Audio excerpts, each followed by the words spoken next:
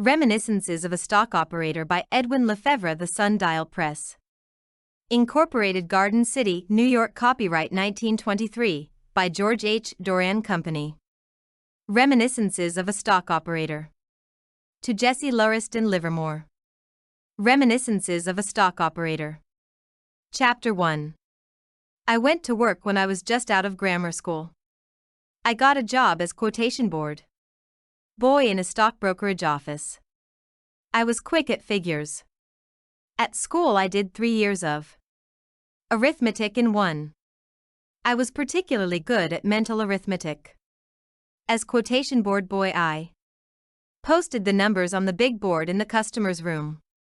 One of the customers usually sat by the ticker and called out the prices. They couldn't come too fast for me. I have always remembered figures. No trouble at all. There were plenty of other employees in that office. Of course I made friends with the other fellows, but the work I did, if the market was active, kept me too busy from 10 a.m. to 3 p.m. to let me do much talking. I don't care for it, anyhow, during business hours. But a busy market did not keep me from thinking about the work. Those quotations did not represent prices of stocks to me, so many dollars per share. They were numbers. Of course, they meant something. They were always changing. It was all I had to be interested in the changes. Why did they change? I didn't know. I didn't care. I didn't think about that. I simply saw that they changed. That was all I had to think about. 5 hours every day and 2 on Saturdays, that they were always changing. That is how I first came to be interested in the behavior of prices. I had a very good memory for figures. I could remember in detail how the prices had acted on the previous day, just before they went up or down. My fondness for mental arithmetic came in very handy. I noticed that in advances as well as declines, stock prices were apt to show certain habits, so to speak. There was no end of parallel cases, and these made precedents to guide me. I was only 14, but after I had taken hundreds of observations in my 1. Reminiscences of a Stock Operator mind, I found myself testing their accuracy, comparing the behavior of stocks today with other days. It was not long before I was anticipating movements in prices. My only guide, as I say, was their past performances. I carried the dope sheets in my mind. I looked for stock prices to run on form. I had clocked them. You know what I mean. You can spot, for instance, where the buying is only a trifle better than the selling. A battle goes on in the stock market and the tape is your telescope. You can depend upon it. 7 out of 10 cases. Another lesson I learned early is that there is nothing new in Wall Street. There can't be. Because speculation is as old as the hills. Whatever happens in the stock market today has happened before and will happen again. I've never forgotten that. I suppose I really managed to remember when and how it happened. The fact that I remember that way is my way of capitalizing experience. I got so interested in my game and so anxious to anticipate advances and declines in all the active stocks that I got a little book. I put down my observations in it. It was not a record of imaginary transactions such as so many people keep merely to make or lose millions of dollars without getting the swelled head or going to the poorhouse. It was rather a sort of record of my hits and misses.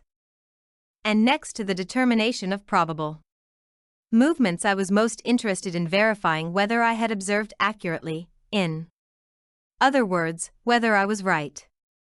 Say that after studying every fluctuation of the day in an active stock, I would conclude that it was behaving as it always did before it broke 8 or 10 points. Well, I would jot down the stock and the price on Monday, and remembering past performances, I would write down what it ought to do on Tuesday and Wednesday. Later I would check up with actual transcriptions from the tape. That is how I first came to take an interest in the message of the tape. The fluctuations were from the first associated in my mind with upward or downward movements. Of course, there is always a reason for fluctuations, but the tape does not concern itself with the why and wherefore. It doesn't go into explanations. I didn't ask the tape why when I was 14, and I don't ask it today, at 40. The reason for what a certain stock does today may not be known for 2 or 3 days, or weeks, or months. But what the dickens does that matter? Your business with the tape is now, not tomorrow. The reason can wait. But you must act instantly or be left. Time and again I see this happen. You'll 2. Reminiscences of a stock operator.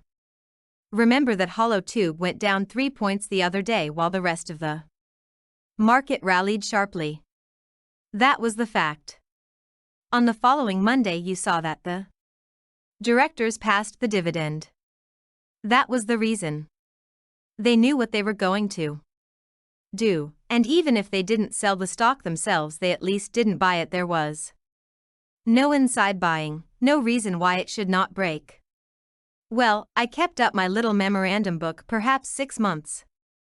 Instead of leaving for home the moment I was through with my work, I'd jot down the figures I wanted and would study the changes, always looking for the repetitions and parallelisms of behavior, learning to read the tape, although I was not aware of it at the time.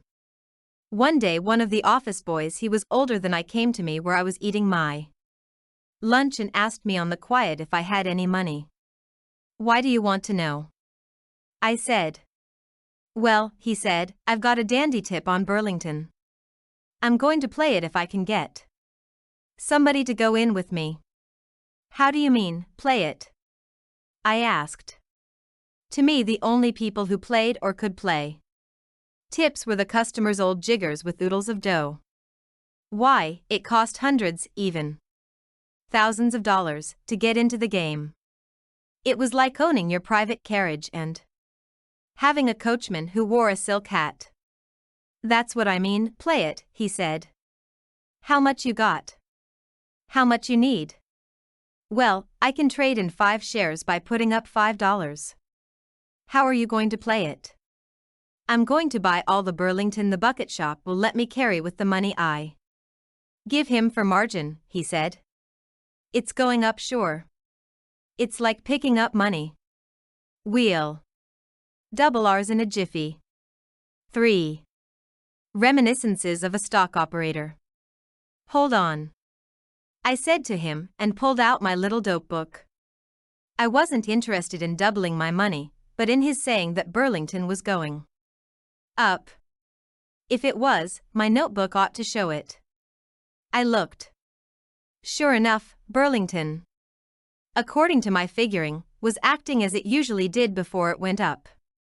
I had never bought or sold anything in my life, and I never gambled with the other boys. But all I could see was that this was a grand chance to test the accuracy of my work, of my hobby. It struck me at once that if my dope didn't work in practice, there was nothing in the theory of it to interest anybody. So I gave him all I had, and with our pooled resources he went to one of the nearby bucket shops and bought some Burlington. 2 days later we cashed in. I made a profit of $3.12.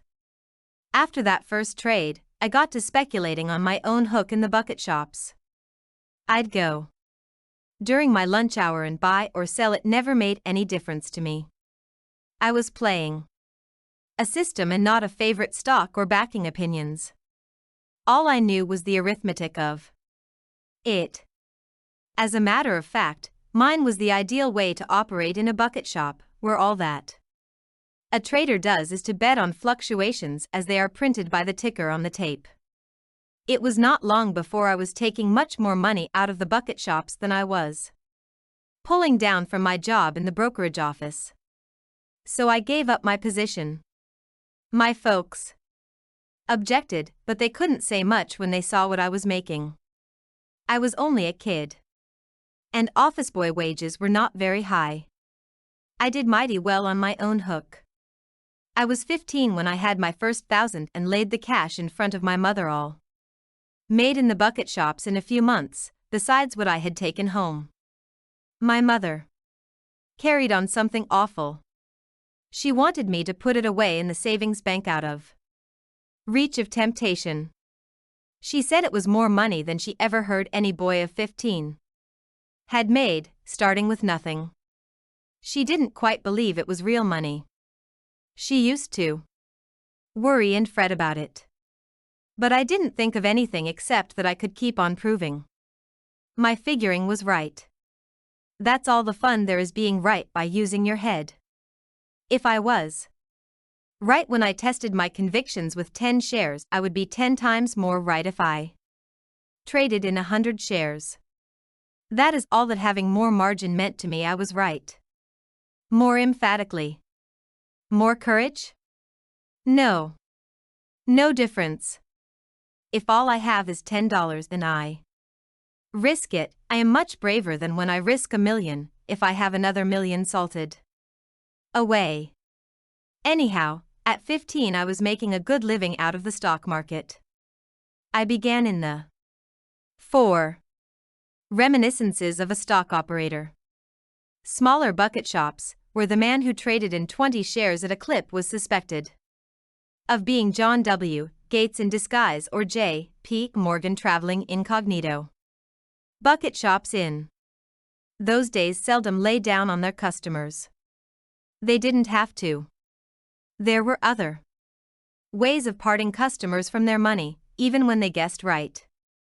The business was tremendously profitable. When it was conducted legitimately, I mean. Straight, as far as the bucket shop went, the fluctuations took care of the shoestrings.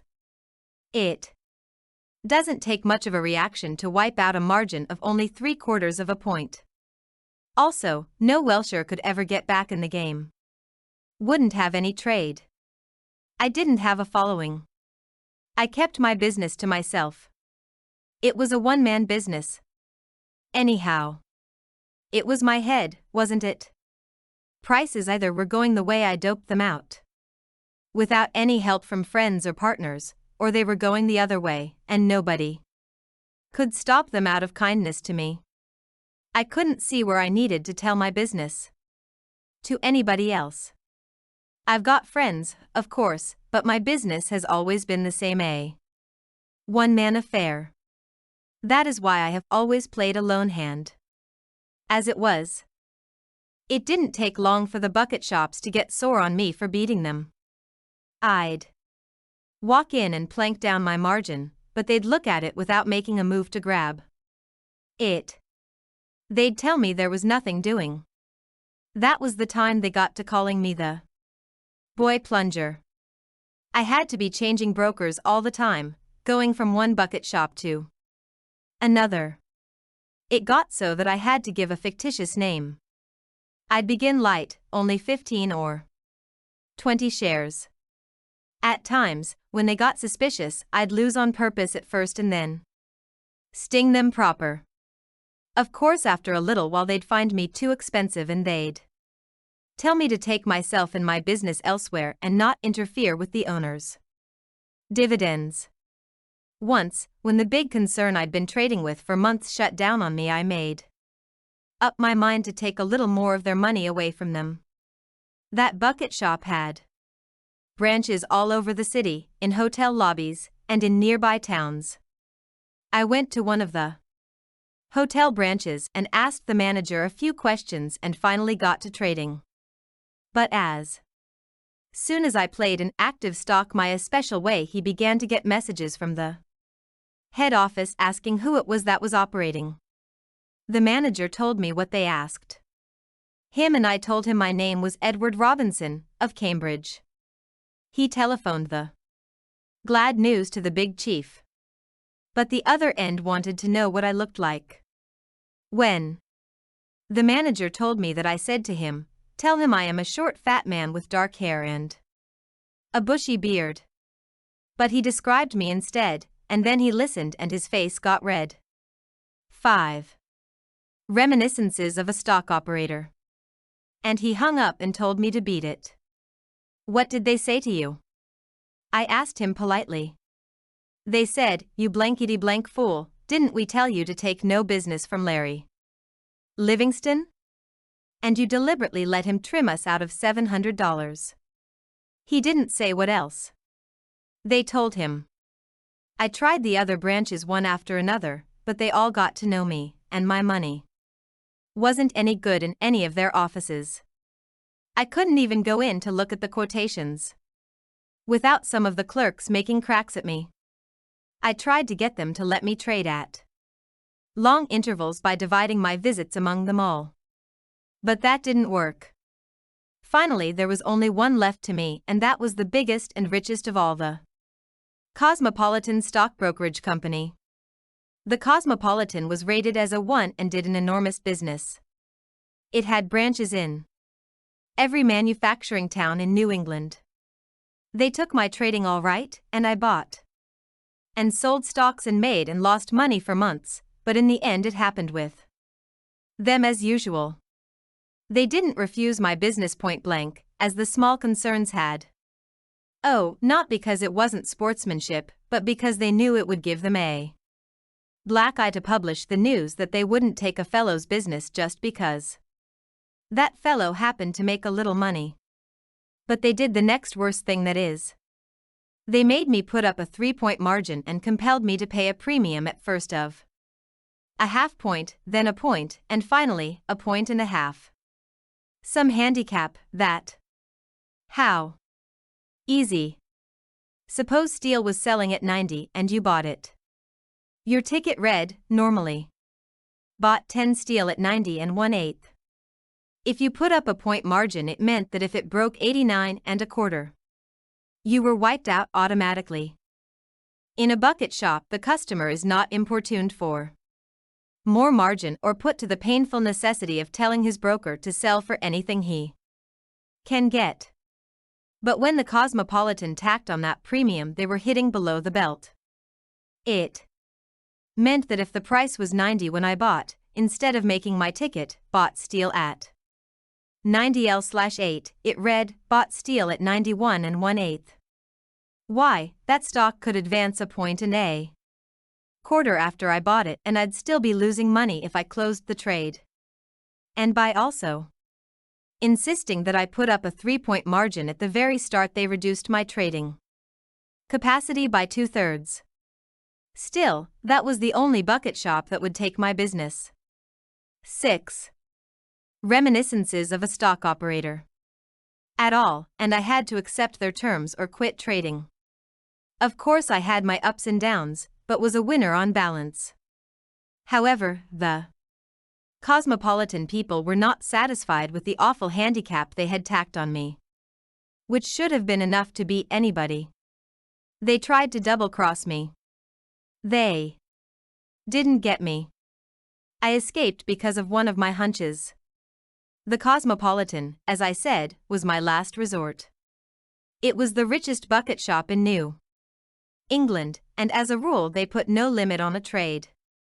I think I was the heaviest individual trader they had, that is, of the steady, everyday customers. They had a fine office and the largest and completest quotation board I have ever seen anywhere. It ran along the whole length of the big room, and every imaginable thing was quoted. I mean stocks dealt in on the New York and Boston stock exchanges, cotton, wheat, provisions, metals, everything that was bought and sold in New York, Chicago, Boston, and Liverpool. You know how they traded in bucket shops. You gave your money to a clerk and told him what you wished to buy or sell. He looked at the tape or the quotation board and took the price from there, the last one, of course.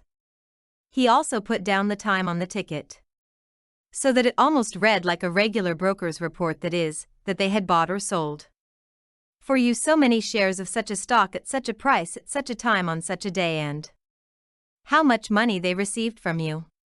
When you wished to close your trade, you went to the clerk the same or another, it depended on the shop, and you told him.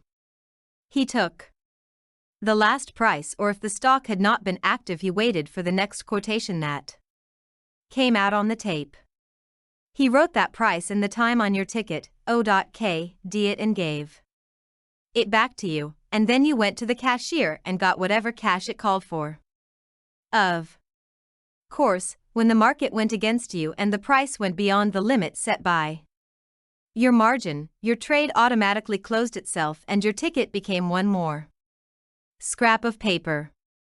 In the humbler bucket shops, where people were allowed to trade in as little as 5 shares, the tickets were little slips, different colors for buying and selling, and at times, as for instance in boiling bull markets, the shops would be hard hit because all the customers were bulls and happened to be right. Then the bucket shop would deduct both buying and selling commissions, and if you bought a stock at 20 the ticket would read 20 and a quarter. You thus had only 3/4 of a point's run for your money. 7. Reminiscences of a stock operator. But the Cosmopolitan was the finest in New England. It had thousands of patrons, and I really think I was the only man they were afraid of. Neither the killing premium nor the 3-point margin they made me put up reduced my trading much. I kept on buying and selling as much as they'd let me. I sometimes had a line of 5,000 shares. Well, on the day the thing happened that I am going to tell you, I was short 3,500 shares of sugar. I had 7 big pink tickets for 500 shares each. The Cosmopolitan used big slips with a blank space on them where they could write down additional margin. Of course, the bucket shops never ask for more margin. The thinner the shoestring the better for them, for their profit lies in your being wiped. In the smaller shops, if you wanted to margin your trade still further, they'd make out a new ticket, so they could charge you the buying commission and only give you a run of 3/4 of a point on each point's decline, for they figured the selling commission also exactly as if it were a new trade. Well, this day I remember I had up over $10,000 in margins. I was only 20 when I first accumulated $10,000 in cash. And you ought to have heard my mother. You'd have thought that $10,000 in cash was more than anybody carried around except old John D., and she used to tell me to be satisfied and go into some regular business. I had a hard time convincing her that I was not gambling, but making money by figuring. But all she could see was that $10,000 was a lot of money, and all I could see was more margin. I had put out my 3,509 shares of sugar at 105 1/4. There was another fellow in the room, Henry Williams, who was short 2,500 shares. I used to sit by the ticker and call out the quotations for the board boy. The price behaved as I thought it would. It promptly went down a couple of points and paused a little to get its breath before taking another dip. The general market was pretty soft and everything looked promising. Then all of a sudden I didn't like the way sugar was doing its hesitating. I began to feel uncomfortable. I thought I ought to get out of the market. Then it sold at 103. That was low for the day, but instead of feeling more confident, I felt more uncertain. I knew something was wrong somewhere, but I couldn't spot it exactly. But if something was coming and I didn't know where from, I couldn't be on my guard against it. That being the case, I'd better be out of the market. You know, I don't do things blindly. I don't like to. I never did. Even as a kid I had to. 8. Reminiscences of a stock operator. Know why I should do certain things. But this time I had no definite reason to give to myself, and yet I was so uncomfortable that I couldn't stand it. I called to a fellow I knew Dave Wyman and said to him, "Dave, you take my place here. I want you to do something for me. Wait a little before you call out the next price of sugar, will you?" He said he would, and I got up and gave him my place by the ticker so he could call out the prices for the boy. I took my 7 sugar tickets out of my pocket and walked over to the counter, to where the clerk was who marked the tickets when you closed your trades. But I didn't really know why I should get out of the market, so I just stood there, leaning against the counter, my tickets in my hand so that the clerk couldn't see them. Pretty soon I heard the clicking of a telegraph instrument and I saw Tom Burnham, the clerk, turn his head quickly and listen. Then I felt that something crooked was hatching, and I decided not to wait any longer. Just then Dave Wyman by the ticker began, "Sue Dash." And quick as a flash I slapped my tickets on the counter in front of the clerk and yelled, "Close sugar," before Dave had finished calling the price. So, of course, the house had to close my sugar at the last quotation. What Dave called turned out to be 103 again. According to my dope, sugar should have broken 103 by now. The engine wasn't hitting right. I had the feeling that there was a trap in the neighborhood.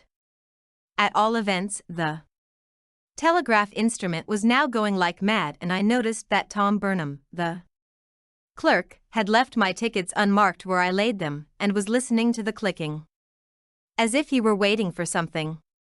So I yelled at him, "Hey, Tom, what in hell are you waiting for? Mark the price on these tickets 103. Get a gate on."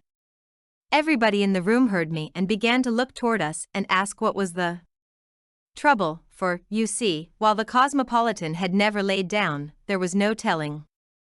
And a run on a bucket shop can start like a run on a bank. If one customer gets suspicious, the others follow suit. So Tom looked sulky, but came over and marked my tickets. Closed at 103, and shoved the 7 of them over toward me. He sure had a sour face. Say, the distance from Tom's place to the cashier's cage wasn't over 8 feet.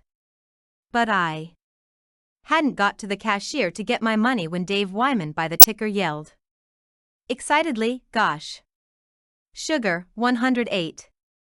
But it was too late, so I just laughed and called over to Tom. "It didn't work that time, did it, old boy?" Of course, it was a put-up job. Henry Williams and I together were short 6,000 shares of sugar.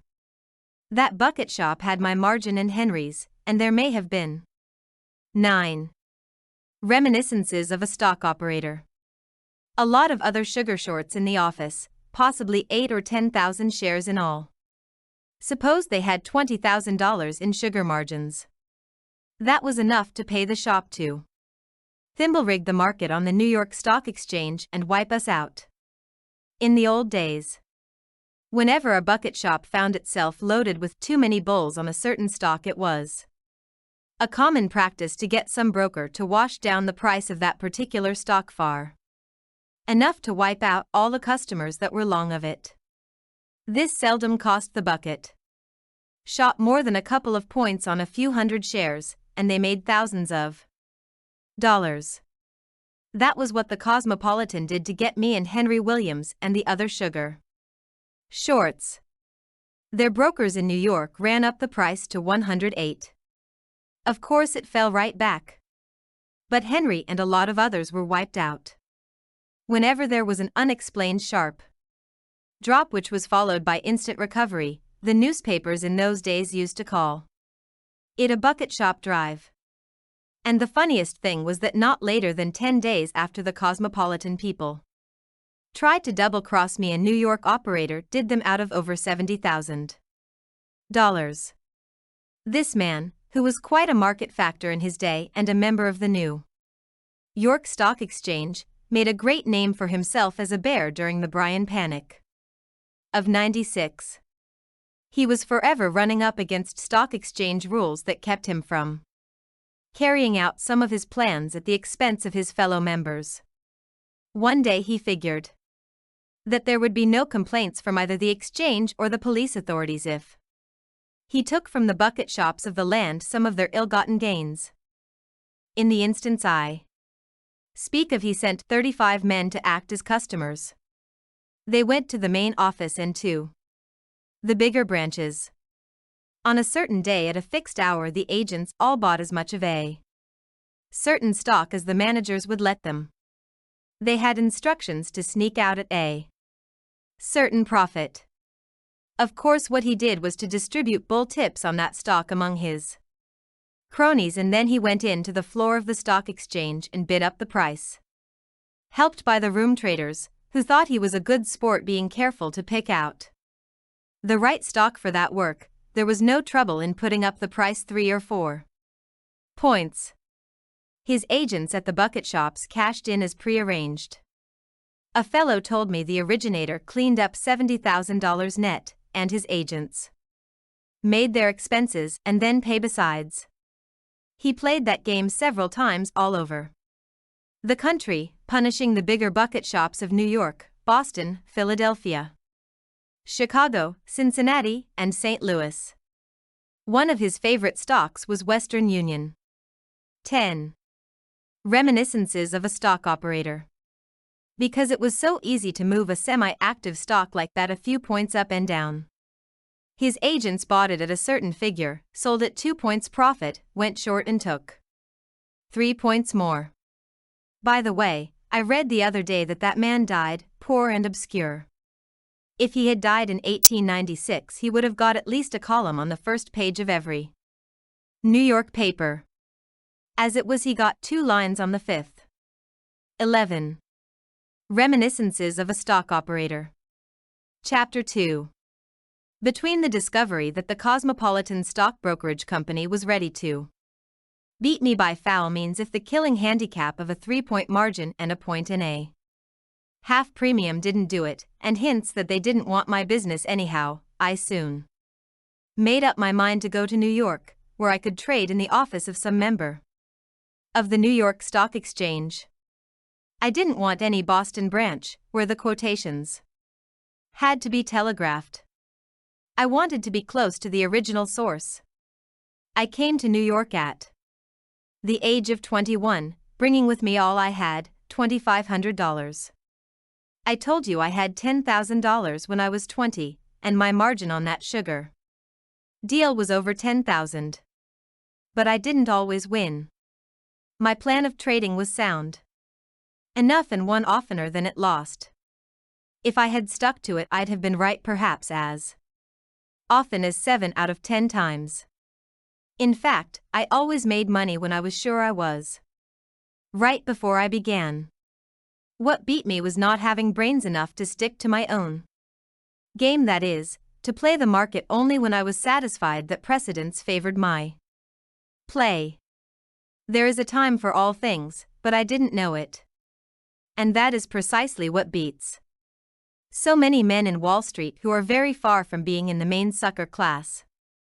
There is the plain fool who does the wrong thing at all times everywhere, but there is the Wall Street fool who thinks he must trade all the time. No man can always have adequate reasons for buying or selling stocks daily, or sufficient knowledge to make his play an intelligent play. I proved it whenever I read the tape. By the light of experience I made money, but when I made a plain fool play I had to lose. I was no exception, was I? There was the huge quotation board staring me in the face, and the ticker going on, and people trading and watching their tickets turn into cash or into waste paper. Of course I let the craving for excitement get the better of my judgment. In a bucket shop where your margin is a shoestring, you don't play for long pulls. You are wiped too easily and quickly. The 12. Reminiscences of a stock operator. Desire for constant action irrespective of underlying conditions is responsible for many losses in Wall Street, even among the professionals, who feel that they must take home some money every day, as though they were working for regular wages. I was only a kid, remember. I did not know then what I learned later, what made me 15 years later, wait 2 long weeks and see a stock on which I was very bullish go up 30 points before I felt that it was safe to buy it. I was broke and was trying to get back, and I couldn't afford to play recklessly. I had to be right, and so I waited. That was in 1915. It's a long story. I'll tell it later in its proper place. Now let's go on from where after years of practice at beating them I let the bucket shops take away most of my winnings. And with my eyes wide open, to boot. And it wasn't the only period of my life when I did it either.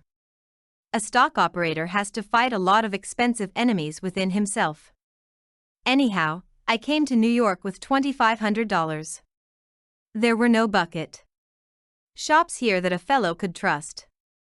The stock exchange and the police between them had succeeded in closing them up pretty tight. Besides, I wanted to find a place where the only limit to my trading would be the size of my stake. I didn't have much of one, but I didn't expect it to stay little forever. The main thing at the start was to find a place where I wouldn't have to worry about getting a square deal. So I went to a New York stock exchange house that had a branch at home where I knew some of the clerks. They have long since gone out of business. I wasn't there long, didn't like one of the partners. And then I went to a R. Fullerton and Company. Somebody must have told them about my early experiences, because it was not long before they all got to calling me the boy trader. I've always looked young. It was a handicap in some ways, but it compelled me to fight for my own because so many tried to take advantage of my youth. The chaps at the bucket shop, seeing what a kid I was, always thought I was a fool for luck and that was the only reason why I beat them so often. Well, it wasn't 6 months before I was broke. I was a pretty active trader and had a sort of reputation as a winner. I guess my commissions amounted to something. I ran up my account quite a little, but, of course, in the end I lost. I played carefully, but I had to lose. I'll tell you the reason. It was my remarkable success in the bucket shops. I could beat the game my way only in a bucket shop, where I was betting on fluctuations. My tape reading had to do with that exclusively. When I bought, the price was there on the quotation board, right in front of me. Even before I bought, I knew exactly the price I'd have to pay for my stock. And I always could sell on the instant. 13. Reminiscences of a stock operator. Could scalp successfully because I could move like lightning. I could follow up my luck or cut my loss in a second. Sometimes, for instance, I was certain a stock would move at least a point. Well, I didn't have to hog it. I could put up a point margin and double my money in a jiffy, or I'd take half a point on 100 or 200 shares a day. That wouldn't be bad at the end of the month, what? The practical trouble with that arrangement, of course, was that even if the bucket shop had the resources to stand a big steady loss, they wouldn't do it. They wouldn't have a customer around the place who had the bad taste to win all the time. At all events, what was a perfect system for trading in bucket shops didn't work in Fullerton's office. There I was actually buying and selling stocks. The price of sugar on the tape might be 105 and I could see a 3-point drop coming. As a matter of fact, at the very moment the ticker was printing 105 on the tape, the real price on the floor of the exchange might be 104 or 103. By the time my order to sell 1,000 shares got to Fullerton's floorman to execute, the price might be still lower. I couldn't tell at what price I had put out my 1,000 shares until I got a report from the clerk, when I surely would have made 3,000 on the same transaction in a bucket shop. I might not make a cent in a stock exchange house. Of course, I have taken an extreme case, but the Fact remains that in R. Fullerton's office the tape always talked ancient history to me. As far as my system of trading went, and I didn't realize it. And then, too, if my order was fairly big, my own sale would tend further to depress the price. In the bucket shop, I didn't have to figure on the effect of my own trading. I lost in New York because the game was altogether different. It was not that I now was playing it legitimately that made me lose, but that I was playing it ignorantly. I have been told that I am a good reader of the tape. But reading the tape like an expert did not save me. I might have made out a great deal better if I had been on the floor myself, a room trader. In a particular crowd, perhaps I might have adapted my system to the conditions immediately before me. But, of course, if I had got to operating on such a scale as I do now, for instance, the system would have equally failed me, on account of the effect of my own trading on prices. In short, I did not know the game of stock speculation. I knew a part of it, a rather important part, which has been very valuable to me at all times. But if with all I had I still lost, what chance does the green outsider have of winning, or, rather, of cashing in? 14. Reminiscences of a stock operator. It didn't take me long to realize that there was something wrong with my play, but I couldn't spot the exact trouble. There were times when my system worked beautifully. And then, all of a sudden, nothing but one swat after another. I was only 22. Remember, not that I was so stuck on myself that I didn't want to know just where I was at fault, but that at that age nobody knows much of anything. The people in the office were very nice to me. I couldn't plunge as I wanted to because of their margin requirements, but old A.R. Fullerton and the rest of the firm were so kind to me that after 6 months of active trading I not only lost all I had brought and all that I had made there, but I even owed the firm a few hundreds. There I was, a mere kid, who had never before been away from home, flat broke, but I knew there wasn't anything wrong with me, only with my play. I don't know whether I make myself plain, but I never lose my temper over the stock market. I never argue with the tape. Getting sore at the market doesn't get you anywhere. I was so anxious to resume trading that I didn't lose a minute, but went to old man Fullerton and said to him, "Say, A.R., lend me $500. "What for?" says he. "I've got to have some money." "What for?" he says again. "For margin, of course," I said. $500, he said, and frowned. You know they'd expect you to keep up a 10% margin, and that means $1,000 on 100 shares. Much better to give you a credit dash. No, I said, I don't want a credit here. I already owe the firm something. What I want is for you to lend me $500 so I can go out and get a roll and come back. How are you going to do it? Asked old A.R. I'll go and trade in a bucket shop, I told him. Trade here, he said. No, I said. I'm not sure yet I can beat the game in this office, but I am sure I can take.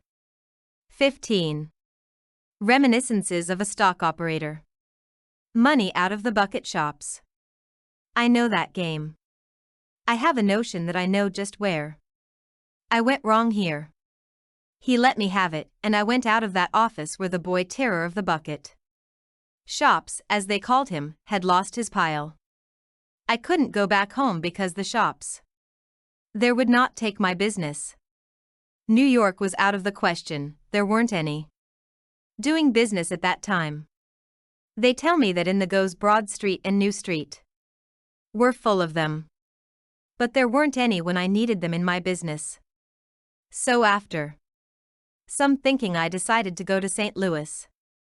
I had heard of 2 concerns there that did an enormous business all through the Middle West. Their profits must have been huge. They had branch offices in dozens of towns. In fact, I had been told that there were no concerns in the East to compare with them for volume of business. They ran openly and the best people traded there without any qualms. A fellow even told me that the owner of one of the concerns was a vice president of the Chamber of Commerce, but that couldn't have been in St. Louis. At any rate, that is where I went with my $500 to bring back a stake to use as margin in the office of R. Fullerton and Company, members of the New York Stock Exchange.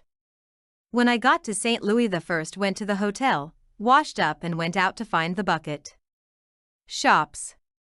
One was the J.G. Dolan Company, and the other was H.S. Teller and Company. I knew I could beat them. I was going to play dead safe, carefully and conservatively. My one fear was that somebody might recognize me and give me away, because the bucket shops all over the country had heard of the boy trader. They are like gambling houses and get all the gossip of the professionals. Dolan was nearer than Teller, and I went there first. I was hoping I might be allowed to do business a few days before they told me to take my trade somewhere else. I walked in. It was a whopping big place, and there must have been at least a couple of hundred people there staring at the quotations. I was glad, because in such a crowd I stood a better chance of being unnoticed. I stood and watched the board and looked them over carefully until I picked out the stock for my initial play. I looked around and saw the order clerk at the window where you put down your money and get your ticket. He was looking at me, so I walked up to him and asked, "Is this where you trade in cotton and wheat?" "Yes, Sonny," says he. 16. Reminiscences of a Stock Operator. "Can I buy stocks too?" "You can if you have the cash," he said. "Oh, I got that all right," I said like a boasting boy. "You have you?" he says with a smile. "How much stock can I buy for $100? I asked, peeved like. 100, if you got the 100. I got the 100. "Yes, and 200 too," I told him. "Oh, my," he said. "Just you buy me 200 shares, I said sharply. 200 what? He asked, serious now. It was business. I looked at the board again as if to guess wisely and told him, 200 Omaha. "All right," he said. He took my money, counted it, and wrote out the ticket. "What's your name?" he asked me, and I answered, "Horace Kent."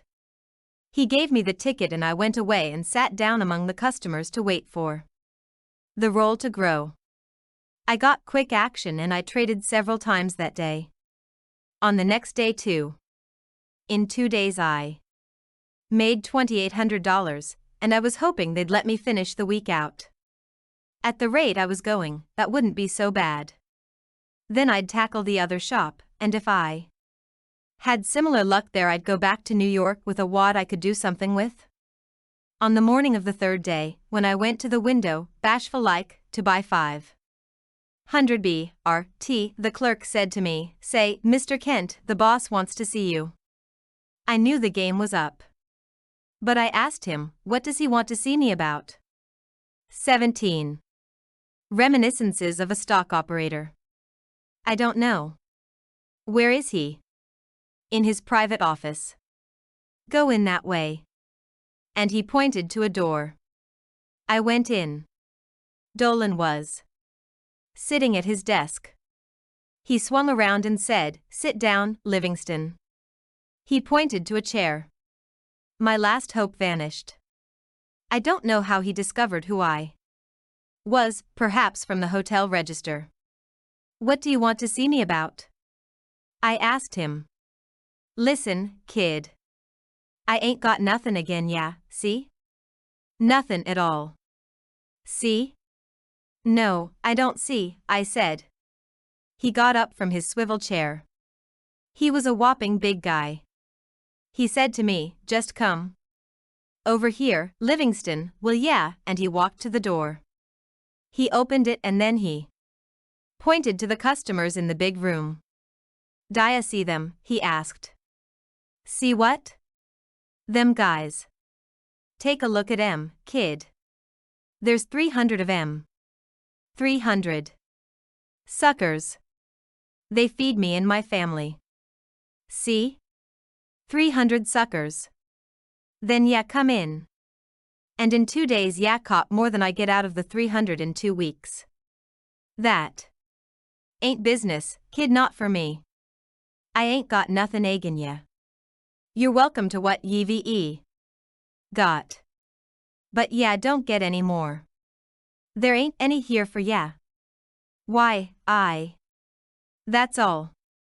I seen ya come in day before yesterday, and I didn't like your looks. On the level, I didn't. I spotted ya for a ringer. I called in that jackass there. He pointed to the guilty clerk and asked what you'd done, and when he told me I said to him, I don't like that guy's looks.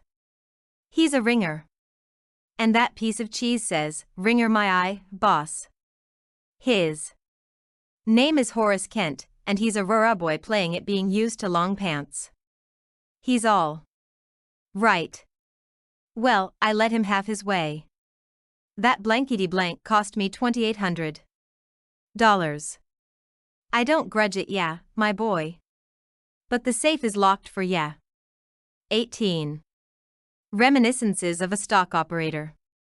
Look here, I began. You look here, Livingston, he said. I've heard all about ya. I make my money coppering suckers' bets, and ya don't belong here. I aim to be a sport, and you're welcome to what ya pride off in us. But more of that would make me a sucker. Now that I know who ya are. So toddle along, sonny. I left Dolan's place with my $2,800 profit. Teller's place was in the same block. I had found out that Teller was a very rich man who also ran up a lot of pool rooms. I decided to go to his bucket shop. I wondered whether it would be wise to start moderately and work up to 1,000 shares, or to begin with a plunge, on the theory that I might not be able to trade more than one day. They get wise mighty quick when they're losing, and I did want to buy 1,000 BRT. I was sure I could take 4 or 5 points out of it. But if they got suspicious, or if too many customers were long of that stock, they might not let me trade at all. I thought perhaps I'd better scatter my trades at first and begin small. It wasn't as big a place as Dolan's, but the fixtures were nicer, and evidently the crowd was of a better class. This suited me down to the ground, and I decided to buy my 1,000 BRT. So I stepped up to the proper window and said to the clerk, I'd like to buy some BRT. What's the limit? There's no limit, said the clerk. You can buy all you please if you've got the money. Buy 1,500 shares, I says, and took my roll from my pocket while the clerk starts to write the ticket. Then I saw a red-headed man just shove that clerk away from the counter.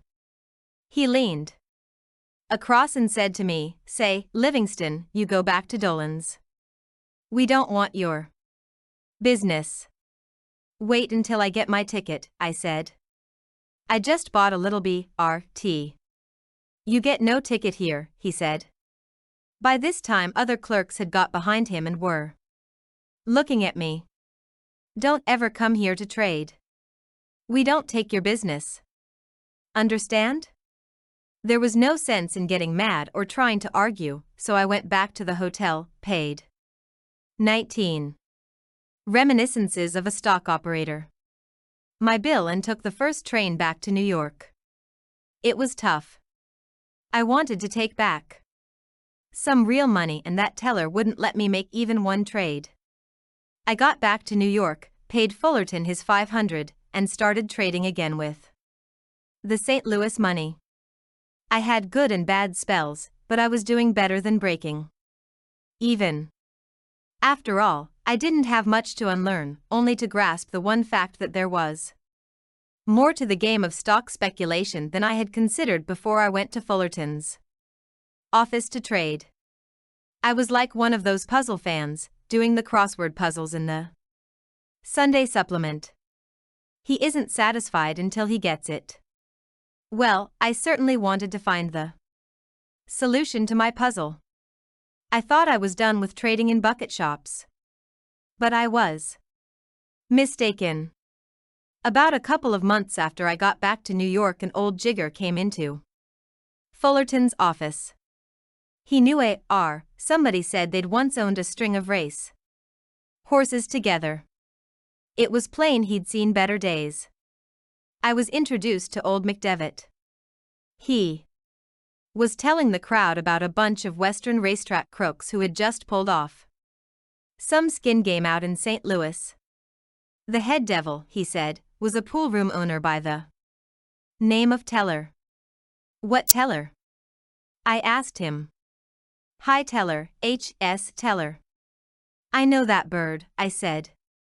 He's no good, said McDevitt. He's worse than that, I said, and I have a little matter to settle with him. Meaning how? The only way I can hit any of these short sports is through their pocketbook. I can't touch him in St. Louis just now, but someday I will. And I told McDevitt my grievance. Well, says old Mac, he tried to connect here in New York and couldn't make it, so he's opened a place in Hoboken. The word's gone out that there is no limit to the play. And that the house roll has got the Rock of Gibraltar faded to the shadow of a bantam. 20. Reminiscences of a stock operator. Flea. What sort of a place? I thought he meant pool room. Bucket shop, said McDevitt. Are you sure it's open? Yes, I've seen several fellows who've told me about it. That's only hearsay, I said. Can you find out positively if it's running, and also how heavy they'll really let a man trade?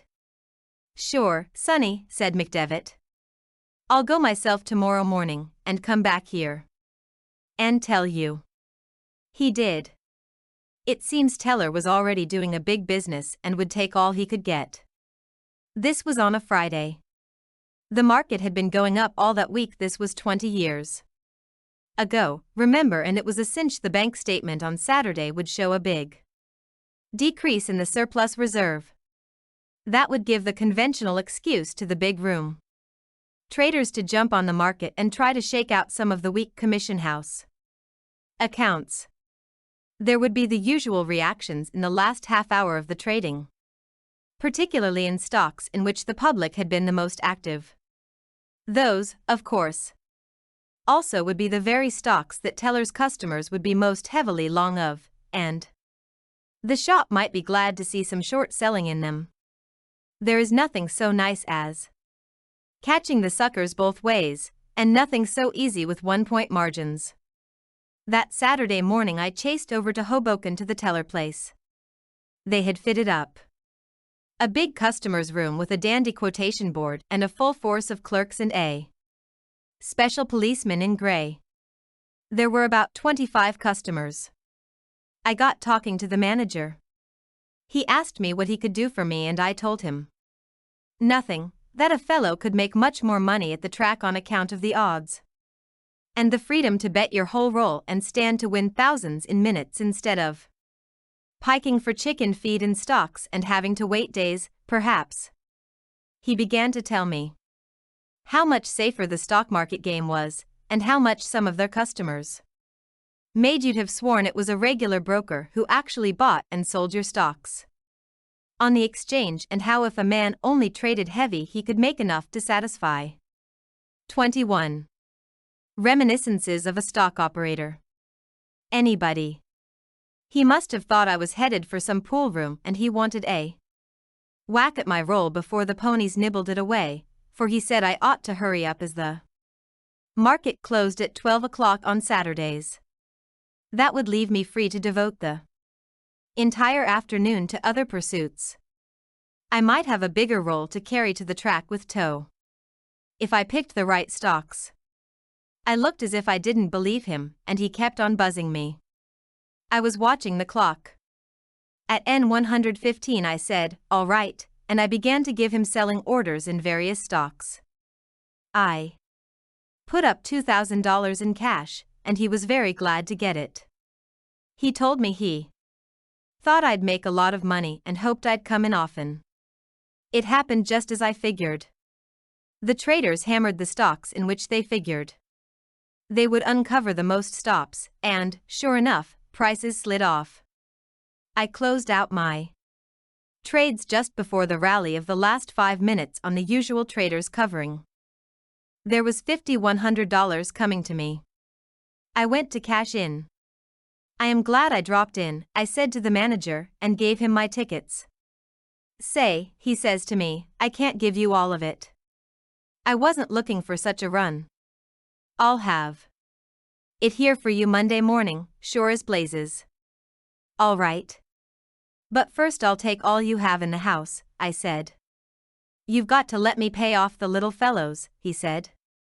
I'll give you back what you put up, and anything that's left. Wait till I cash the other tickets. So I waited while he paid off the other winners. Oh, I knew my money was safe. Teller wouldn't welsh with the office doing such a good business. And if he did, what else could I do better than to take all he had then and there? I got my own $2,000 and about $800 besides, which was all he had in the office. I told him I'd be there Monday morning. He swore the money would be waiting for me. I got to Hoboken a little before 12 on Monday. I saw a fellow talking to the manager that I had seen in the St. Louis office the day Teller told me to go back to Dolan. I knew at once that the manager had telegraphed to the home office and they'd sent up one of their men to investigate the story. Crooks don't trust anybody. I came for the balance of my money, I said to the manager. 22. Reminiscences of a Stock Operator. Is this the man? Asked the St. Louis chap. Yes, said the manager, and took a bunch of yellow backs from his pocket. Hold on, said the St. Louis fellow to him and then turns to me. Say, Livingston, didn't we tell you we didn't want your business? Give me my money first, I said to the manager, and he forked over 2,000s for 500s and 300s. What did you say? I said to St. Louis. We told you we didn't want you to trade in our place. Yes, I said, that's why I came. Well, don't come anymore. Keep away, he snarled at me. The private policeman in gray came over, casual-like. St. Louis shook his fist at the manager and yelled, You ought to be known better, you poor boob, than to let this guy get into you. He's Livingston. You had your orders. Listen, you, I said to the St. Louis man. This isn't St. Louis. You can't pull off any trick here, like your boss did with Belfast boy. You keep away from this office. You can't trade here, he yells. If I can't trade here, nobody else is going to, I told him. You can't get away with that sort of stuff here. Well, St. Louis changed his tune at once. Look here, old boy, he said, all fussed up, do us a favor. Be reasonable. You know, we can't stand this every day. The old man's going to hit the ceiling when he hears who it was. Have a heart, Livingston. I'll go easy, I promised. Listen to reason, won't you? For the love of Pete, keep away. Give us a chance to get a good start. We're new here. Will you? 23. Reminiscences of a Stock Operator. I don't want any of this high-and-mighty business the next time I come, I said, and left him talking to the manager at the rate of $1 million a minute. I'd got some money out of them for the way they treated me in St. Louis. There wasn't any sense in my getting hot or trying to close them up. I went back to Fullerton's office and told McDevitt what had happened. Then I told him that if it was agreeable to him, I'd like to have him go to Teller's place and begin trading in 20 or 30 share lots. to get them used to him. Then, the moment I saw a good chance to clean up big, I'd telephone him and he could plunge. I gave McDevitt $1,000 and he went to Hoboken and did as I told him. He got to be one of the regulars. Then one day when I thought I saw a break impending, I slipped Mac the word and he sold all they'd let him. I cleared $2,800 that day, after giving Mac his rake-off and paying expenses, and I suspect Mac put down a little bet of his own besides.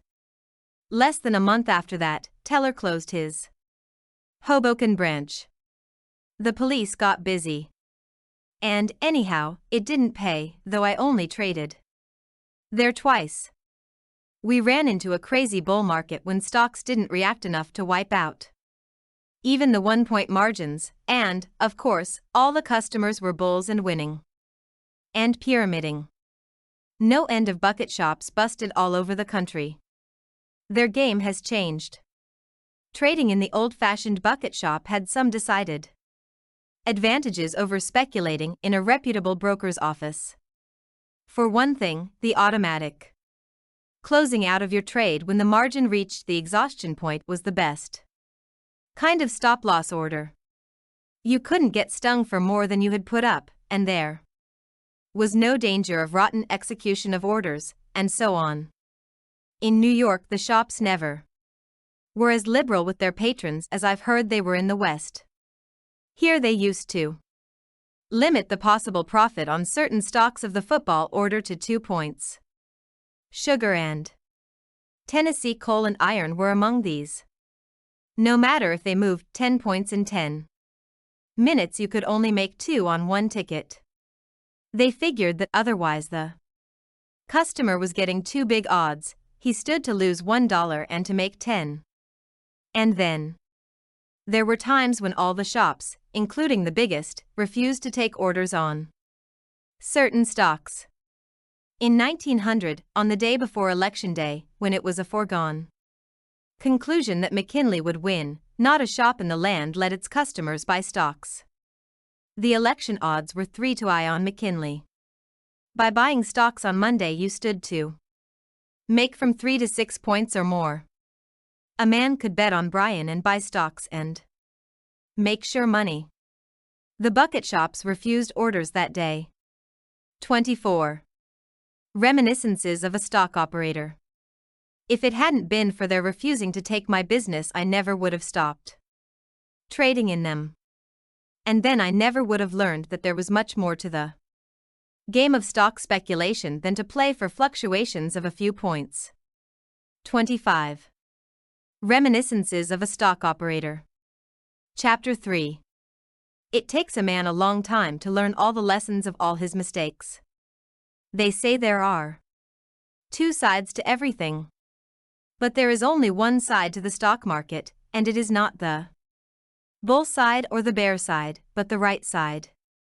It took me longer to get that general principle fixed firmly in my mind than it did most of the more technical phases of the game of stock speculation.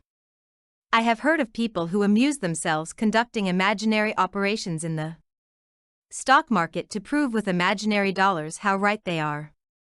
Sometimes these ghost gamblers make millions.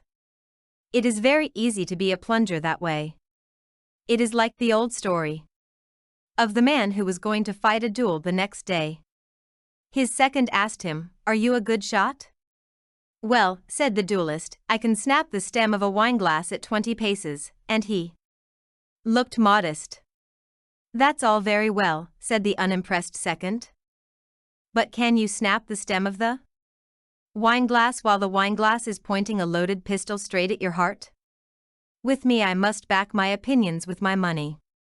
My losses have taught me that I must not begin to advance until I am sure I shall not have to retreat. But if I cannot advance, I do not move at all. I do not mean by this that a man should not limit his losses when he is wrong. He should. But that should not breed indecision. All my life I have made mistakes, but in losing money I have gained experience and accumulated a lot of Valuable don'ts. I have been flat broke several times, but my loss has never been a total loss. Otherwise, I wouldn't be here now. I always knew I would have another chance and that I would not make the same mistake a second time. I believed in myself. 26. Reminiscences of a stock operator. A man must believe in himself and his judgment if he expects to make a living at this game. That is why I don't believe in tips. If I buy stocks on Smith's tip, I must sell those same stocks on Smith's tip. I am depending on him. Suppose Smith is away on a holiday. When the selling time comes around? No, sir, nobody can make big money on what someone else tells him to do. I know from experience that nobody can give me a tip or a series of tips that will make more money for me than my own judgment. It took me 5 years to learn to play the game intelligently enough to make big money when I was right. I didn't have as many interesting experiences as you might imagine. I mean, the process of learning how to speculate does not seem very dramatic at this distance. I went broke several times, and that is never pleasant, but the way I lost money is the way everybody loses money who loses money in Wall Street. Speculation is a hard and trying business.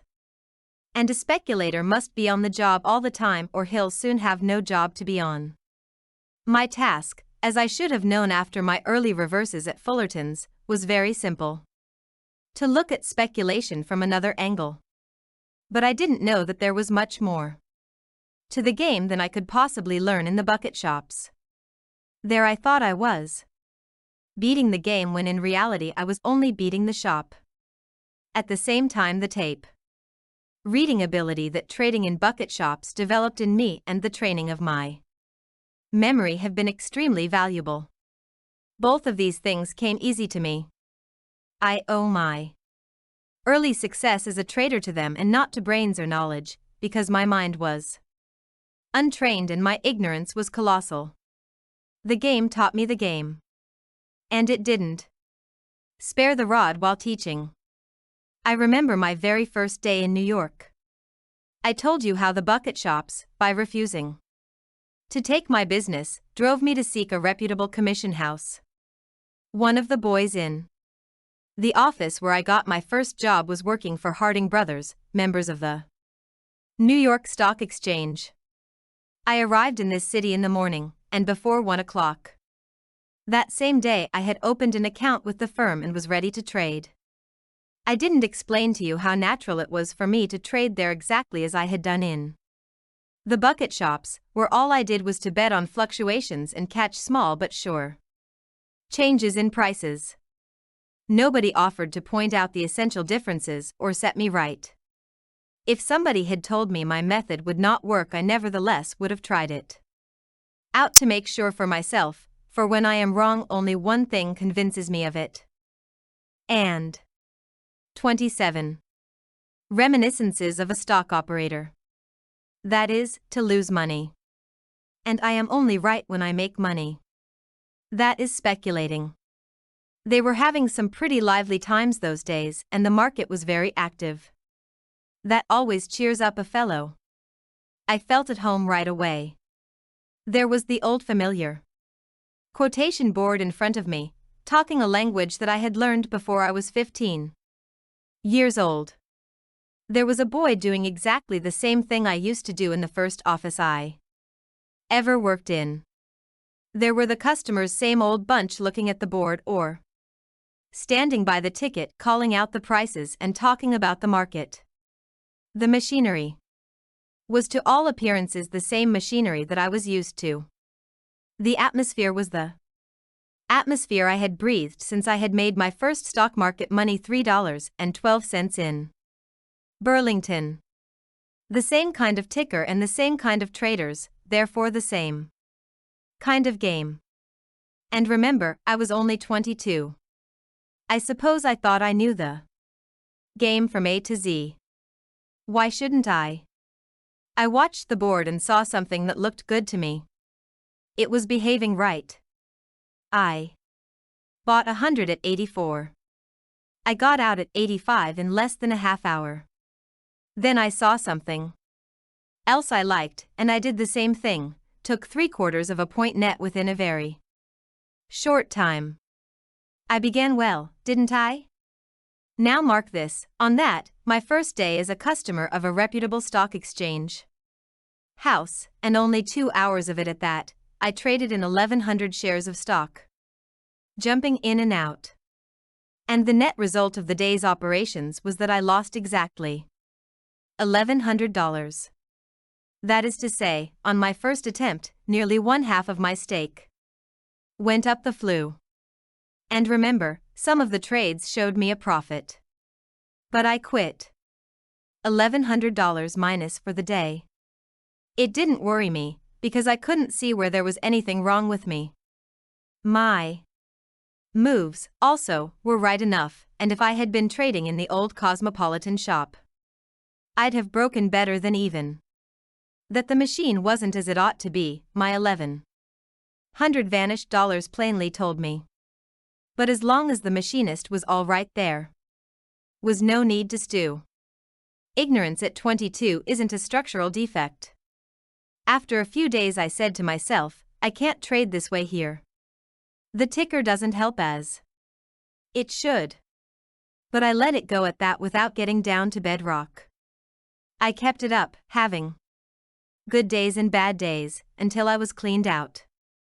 I went to old Fullerton and got him to stake me to $500. And I came back from St. Louis, as I told you, with money I took out of the bucket shops there, a game I could always beat. 28. Reminiscences of a stock operator. I played more carefully and did better for a while. As soon as I was in easy circumstances, I began to live pretty well. I made friends and had a good time. I was not quite 23, remember, all alone in New York with easy money in my pockets, and the belief in my heart that I was beginning to understand the new machine. I was making allowances for the actual execution of my orders on the floor of the exchange and moving more cautiously.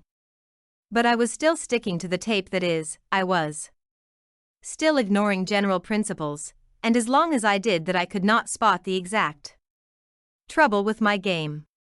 We ran into the big boom of 1901 and I made a great deal of money, that is, for a boy. You remember those times?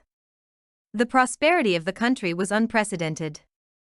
We not only ran into an era of industrial consolidations and combinations of capital that beat anything we had had up to that time, but the public went stock mad. In previous flush times, I have heard, Wall Street used to brag of 250,000 share days, when securities of a par value of $25 million changed hands. But in 1901 we had a 3 million share day. Everybody was making money. The steel crowd came to town, a horde of millionaires with no more regard for money than drunken sailors. The only game that satisfied them was the stock market.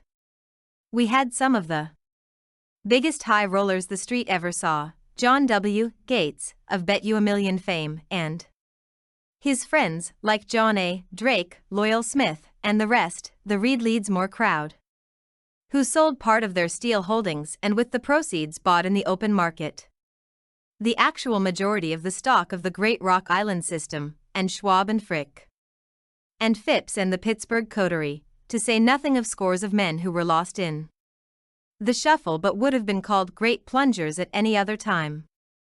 A fellow could buy and sell all the stock there was. Keene made a market for the U.S. Steel shares. A broker sold 100,000 shares in a few minutes. A wonderful time. And there were some wonderful winnings. And no taxes to pay on stock sales. And no day of reckoning in sight. Of course, after a while, I heard a lot of calamity howling, and the old stagers said everybody except themselves had gone crazy. But everybody except themselves was making money. I knew, of course, there must be a limit to the advances and an end to the crazy buying of a OT. Any old thing, and I got bearish. But every time I sold, I lost money, and if it hadn't been that I ran darn quick, I'd have lost a heap more. I looked for a break, but I was playing safe, making money when I bought and chipping it out. 29. Reminiscences of a stock operator. When I sold short so that I wasn't profiting by the boom as much as you'd think when you consider how heavily I used to trade, even as a boy. There was one stock that I wasn't short of, and that was Northern Pacific. My tape reading came in handy. I thought most stocks had been bought to a standstill, but little Nipper behaved as if it were going still higher. We know now that both the common and the preferred were being steadily absorbed by the Kuhn-Loeb-Harriman combination. Well, I was long 1,000 shares of Northern Pacific Common, and held it against the advice of everybody in the office. When it got to about 110, I had 30 points profit, and I grabbed it. It made my balance at my broker's nearly $50,000, the greatest amount of money I had been able to accumulate up to that time. It wasn't so bad for a chap who had lost every cent trading in that self-same office a few months before. If you remember, the Harriman crowd notified Morgan and Hill of their intention to be represented in the Burlington Great Northern Pacific combination, and then the Morgan people at first instructed Keene to buy 50,000 shares of NP to keep the control in their possession. I have heard that Keene told Robert Bacon to make the order 150,000 shares, and the bankers did. At all events, Keene sent one of his brokers, Eddie Norton, into the NP crowd, and he bought 100,000 shares of the stock. This was followed by another order, I think, of 50,000 shares additional, and the famous corner followed. After the market closed on May 8, 1901, the whole world knew that a battle of financial giants was on. No two such combinations of capital had ever opposed each other in this country. Harriman against Morgan, an irresistible force meeting an immovable object. There I was on the morning of May 9 with nearly $50,000 in cash and no stocks. As I told you, I had been very bearish for some days, and here was my chance. At last. I knew what would happen: an awful break and then some wonderful bargains. There would be a quick recovery and big profits for those who had picked up the bargains. It didn't take a Sherlock Holmes to figure this out. We were going to have an opportunity to catch them coming and going, not only for big money but for sure money. Everything happened as I had foreseen. I was dead right, and I lost every cent I had. I was wiped out by something that was unusual. If the unusual never happened, there would be no difference in people, and then there wouldn't be any fun in life. The game would become merely a matter of addition and subtraction. It would make of us a race of 30. Reminiscences of a stock operator. Bookkeepers with plodding minds. It's the guessing that develops a man's brain power. Just consider what you have to do to guess right. The market fairly boiled, as I had expected. The transactions were enormous and the fluctuations unprecedented in extent. I put in a lot of selling orders at the market. When I saw the opening prices, I had a fit. The breaks were so awful. My brokers were on the job. They were as competent and conscientious as any, but by the time they executed my orders, the stocks had broken 20 points more. The tape was way behind the market, and reports were slow in coming in by reason of the awful rush of business. When I found out that the stocks I had ordered sold when the tape said the price was, say, 100, and they got mine off at 80, making a total decline of 30 or 40 points from the previous night's close, it seemed to me that I was putting out shorts at a level that made the stocks I sold the very bargains I had planned to buy. The market was not going to drop right through to China. So I decided instantly to cover my shorts and go long. My brokers bought, not at the level that had made me turn, but at the prices prevailing in the stock exchange when their floorman got my orders. They paid an average of 15 points more than I had figured on. A loss of 35 points in one day was more than anybody could stand. The ticker beat me by lagging so far behind the market. I was accustomed to regarding the tape as the best little friend I had because I bet according to what it told me. But this time the tape double-crossed me. The divergence between the printed and the actual prices undid me. It was the sublimation of my previous unsuccess, the self-same thing that had beaten me before. It seems so obvious now that tape reading is not enough, irrespective of the broker's execution, that I wonder why I didn't then see both my trouble and the remedy for it. I did worse than not see it. I kept on trading, in and out, regardless of the execution. You see, I never could trade with a limit. I must take my chances with the market. That is what I am trying to beat the market, not the particular price. When I think I should sell, I sell. When I think stocks will go up, I buy. My adherence to that general principle of speculation saved me. To have traded at limited prices simply would have been my old bucket shop method inefficiently adapted for use in a reputable commission broker's office. I would never have learned to know what stock speculation is, but would have kept on betting on what a limited experience told me was a sure thing. 31. Reminiscences of a stock operator. Whenever I did try to limit the prices in order to minimize the disadvantages of trading at the market when the ticker lagged, I simply found that the market got away from me. This happened so often that I stopped trying. I can't tell you how it came to take me so many years to learn that instead of placing piking bets on what the next few quotations were going to be, my game was to anticipate what was going to happen in a big way. After my May 9th mishap, I plugged along, using a modified but still defective method. If I hadn't made money some of the time, I might have acquired market wisdom quicker. But I was making enough to enable me to live well. I liked friends and a good time. I was living down the Jersey coast that summer, like hundreds of prosperous Wall Street men. My winnings were not quite enough to offset both my losses and my living expenses. I didn't keep on trading the way I did through stubbornness. I simply wasn't able to state my own problem to myself, and, of course, it was utterly hopeless to try to solve it. I harp on this topic so much to show what I had to go through before I got to where I could really make money. My old shotgun and BB shot could not do the work of a high-power repeating rifle against big game. Early that fall I not only was cleaned out again, but I was so sick of the game I could no longer beat that I decided to leave New York and try something else some other place. I had been trading since my 14th year. I had made my first $1,000 when I was a kid of 15, and my first *N$1,000 before I was 21. I had made and lost a $10,000 stake more than once.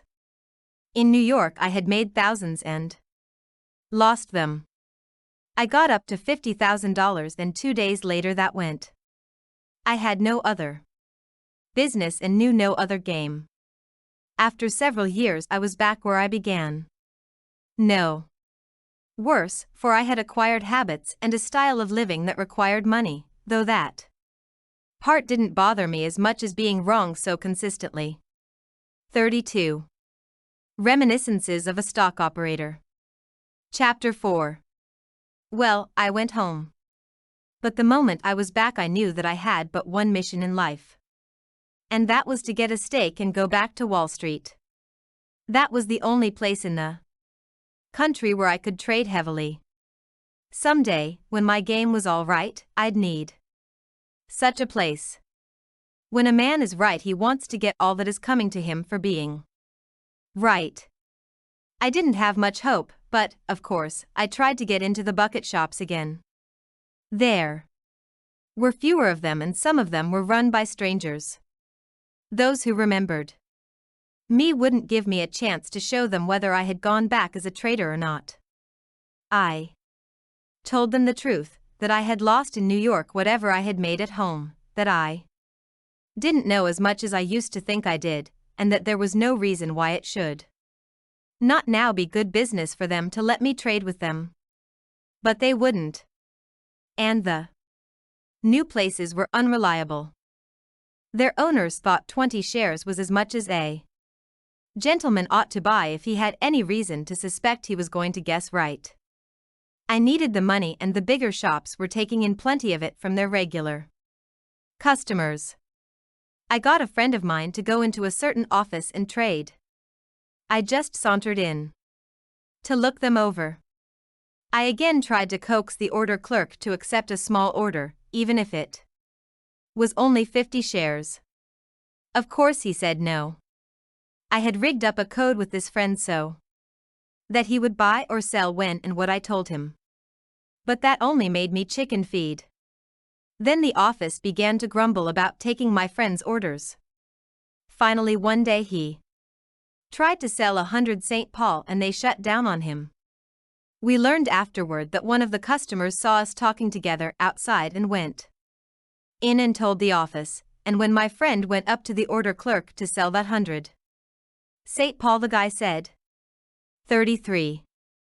Reminiscences of a stock operator. We're not taking any selling orders in St. Paul, not from you. Why, what's the matter, Joe? Asked my friend. Nothing doing, that's all, answered Joe. Isn't that money any good? Look it over. It's all there. And my friend passed over the 100 my 110s. He tried to look indignant, and I was looking unconcerned. But most of the other customers were getting close to the combatants, as they always did when there was loud talking or the slightest semblance of a scrap between the shop and any customer. They wanted to get a line on the merits of the case in order to get a line on the solvency of the concern. The clerk, Joe, who was a sort of assistant manager, came out from behind his cage, walked up to my friend, looked at him, and then looked at me. It's funny, he said slowly, it's damned funny that you never do a single thing here when your friend Livingston isn't around. You just sit and look at the board by the hour. Never a peep. But after he comes in you get busy all of a sudden. Maybe you're acting for yourself, but not in this office anymore. We don't fall for Livingston tipping you off. Well, that stopped my board money. But I had made a few hundred more than I had spent, and I wondered how I could use them for the need of making enough money to go back to New York with was more urgent than ever. I felt that I would do better the next time. I had had time to think calmly of some of my foolish plays, and then one can see the whole better when one sees it from a little distance. The immediate problem was to make the new stake. One day I was in a hotel lobby, talking to some fellows I knew, who were pretty steady traders. Everybody was talking stock market. I made the remark that nobody could beat the game on account of the rotten execution he got from his brokers, especially when he traded at the market, as I did. A fellow piped up and asked me what particular brokers I meant. I said, the best in the land, and he asked who might they be. I could see he wasn't going to believe I ever dealt with first-class houses. 34. Reminiscences of a stock operator. But I said, I mean any member of the New York Stock Exchange. It isn't that they are crooked or careless, but when a man gives an order to buy at the market, he never knows what that stock is going to cost him until he gets a report from the brokers. There are more moves of 1 or 2 points than of 10 or 15. But the outside trader can't catch the small rises or drops because of the execution. I'd rather trade in a bucket shop any day in the week, if they'd only let a fellow trade big. The man who had spoken to me I had never seen before. His name was Roberts. He seemed very friendly disposed. He took me aside and asked me if I had ever traded in any of the other exchanges, and I said no. He said he knew some houses that were members of the Cotton Exchange and the Produce Exchange and the smaller stock exchanges. These firms were very careful and paid special attention to the execution. He said that they had confidential connections with the biggest and smartest houses on the New York Stock Exchange, and through their personal pull and by guaranteeing a business of hundreds of thousands of shares a month, they got much better service than an individual customer could get. They really cater to the small customer, he said. They make a specialty of out-of-town business, and they take just as much pains with a 10-share order as they do with one for 10,000. They are very competent and honest. Yes. But if they pay the stock exchange house the regular 8th commission, where do they come in? Well, they are supposed to pay the 8th. But you know. He winked at me. Yes, I said. But the one thing a stock exchange firm will not do is to split commissions. The governor's wow, I rather remember committed murder, arson and bigamy than to do business for outsiders for less than a kosher 8th. The very life of the stock exchange depends upon their not violating that one rule. He must have seen that I had talked with stock exchange people, for he said, listen. Every now and then one of those pious stock exchange houses is suspended for a year. For violating that rule, isn't it?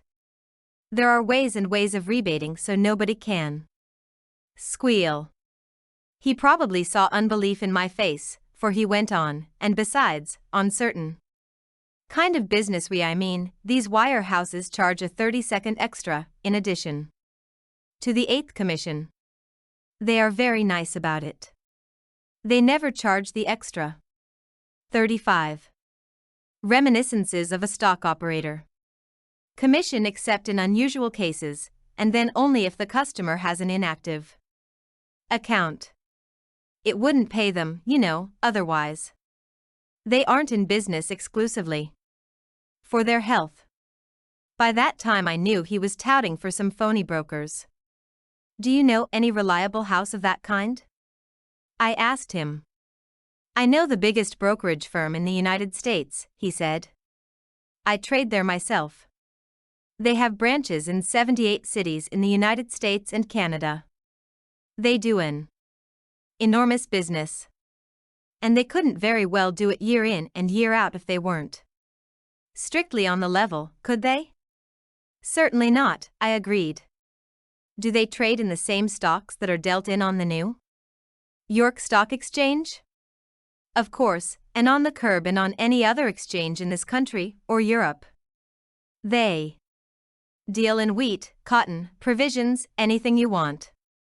They have correspondents everywhere and memberships in all the exchanges, either in their own name or on the quiet. I knew by that time, but I thought I'd lead him on. Yes, I said, but that does not alter the fact that the orders have to be executed by somebody, and nobody living can guarantee how the market will be or how close the ticker's prices are to the actual prices on the floor of the exchange. By the time a man gets the quotation here and he hands in an order and it's telegraphed to New York, some valuable time has gone. I might better go back to New York and lose my money therein.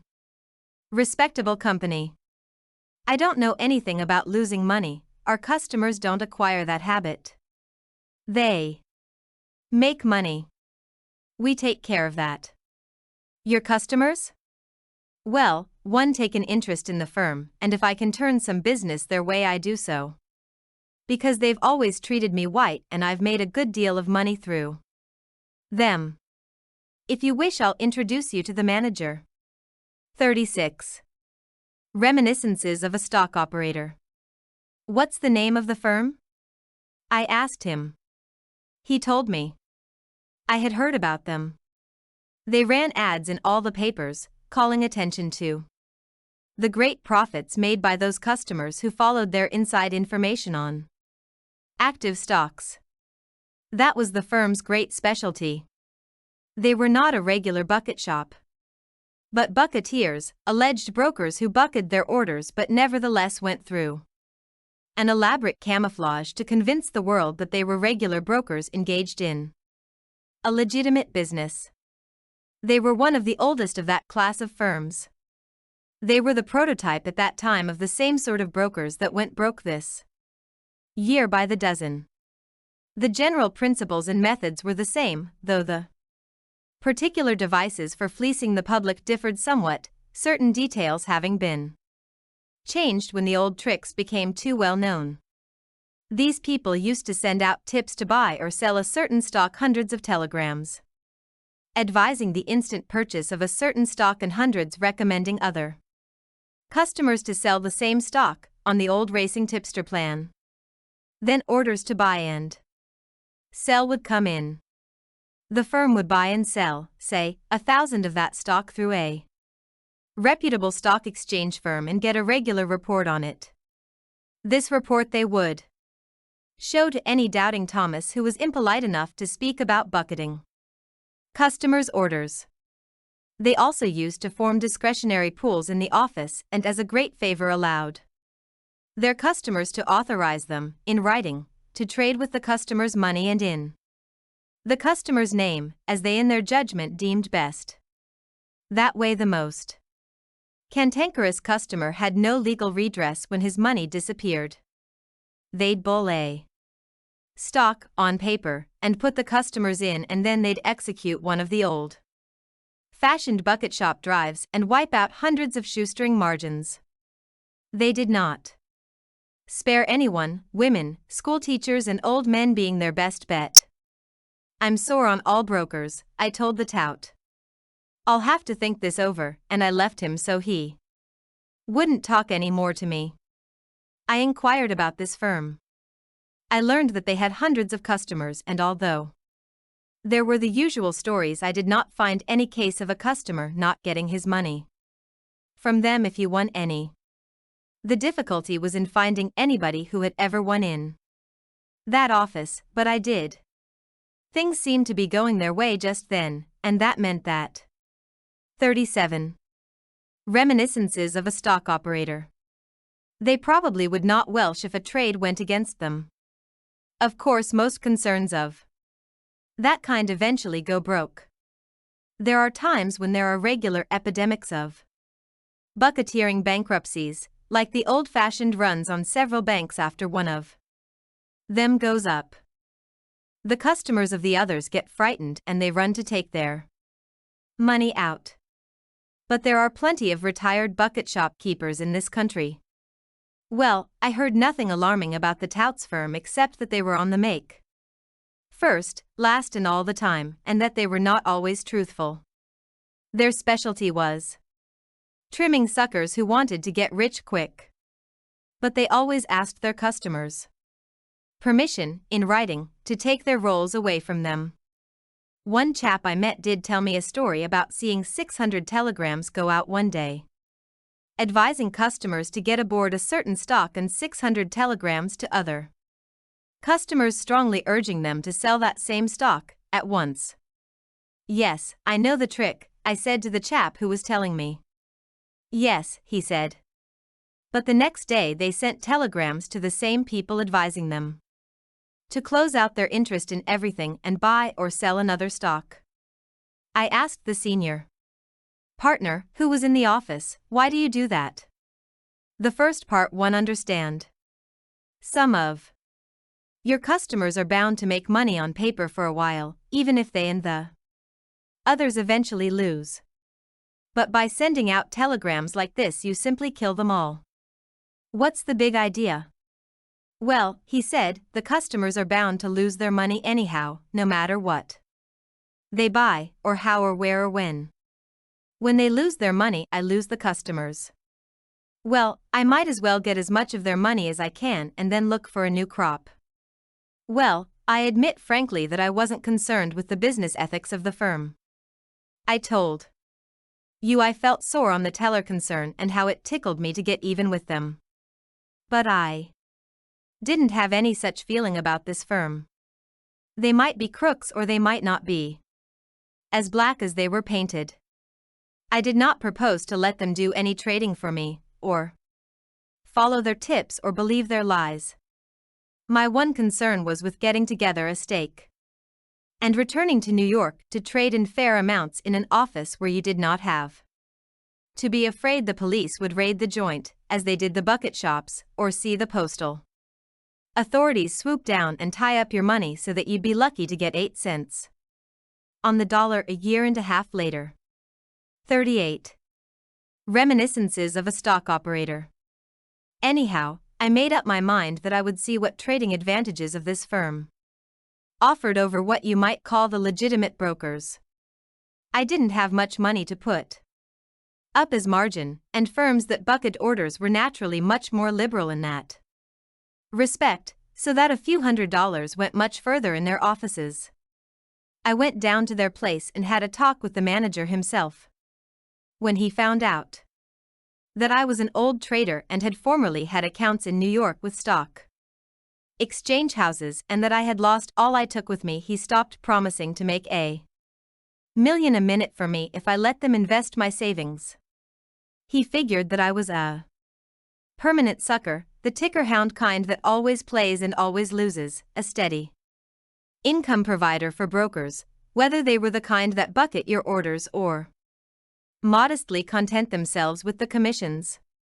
I just told the manager that what I was looking for was decent execution, because I always traded at the market and I didn't want to get reports that showed a difference of a half or a whole point from the ticker price.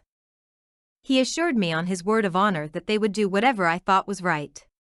They wanted my business because they wanted to show me what high-class brokering was. They had in their employ the best talent in the business. In fact, they were famous for their execution. If there was any difference between the ticker price and the report, it was always in favor of the customer, though of course they didn't guarantee that. If I opened an account with them, I could buy and sell at the price which came over the wire. They were so confident of their brokers. Naturally, that meant that I could trade there to all intents and purposes as though I were in a bucket shop, that is, they'd let me trade at the next quotation. I didn't want to appear too anxious, so I shook my head and told him I guessed I wouldn't open an account that day, but I'd let him know. He urged me strongly to begin right away as it was a good market to make money in. It was for them, a dull market with prices seesawing slightly. Just the kind to get customers in and then wipe them out with a sharp drive in the tipped stock. I had some trouble in getting away. I had given him my name and address, and that very same day I began to get prepaid telegrams and letters urging me to get aboard of some stock or other in which they said they knew an inside pool was operating for a 50-point rise. 39. Reminiscences of a stock operator. I was busy going around and finding out all I could about several other brokerage concerns of the same bucketing kind. It seemed to me that if I could be sure of getting my winnings out of their clutches, the only way of my getting together some real money was to trade in these near bucket shops. When I had learned all I could, I opened accounts with 3 firms. I had taken a small office and had direct wires run to the 3 brokers. I traded in a small way so they wouldn't get frightened off at the very start. I made money on balance, and they were not slow in telling me that they expected real business from customers who had direct wires to their offices. They did not hanker for pikers. They figured that the more I did, the more I'd lose, and the more quickly I was wiped out, the more they'd make. It was a sound enough theory when you consider that these people necessarily dealt with averages, and the average customer was never long-lived. Financially speaking, a busted customer can't trade. A half-crippled customer can whine. and insinuate things and make trouble of one or another kind that hurts business. I also established a connection with a local firm that had a direct wire to its New York correspondent, who were also members of the New York Stock Exchange. I had a stock ticker put in and I began to trade conservatively. As I told you, it was pretty much like trading in bucket shops, only it was a little slower. It was a game that I could beat, and I did.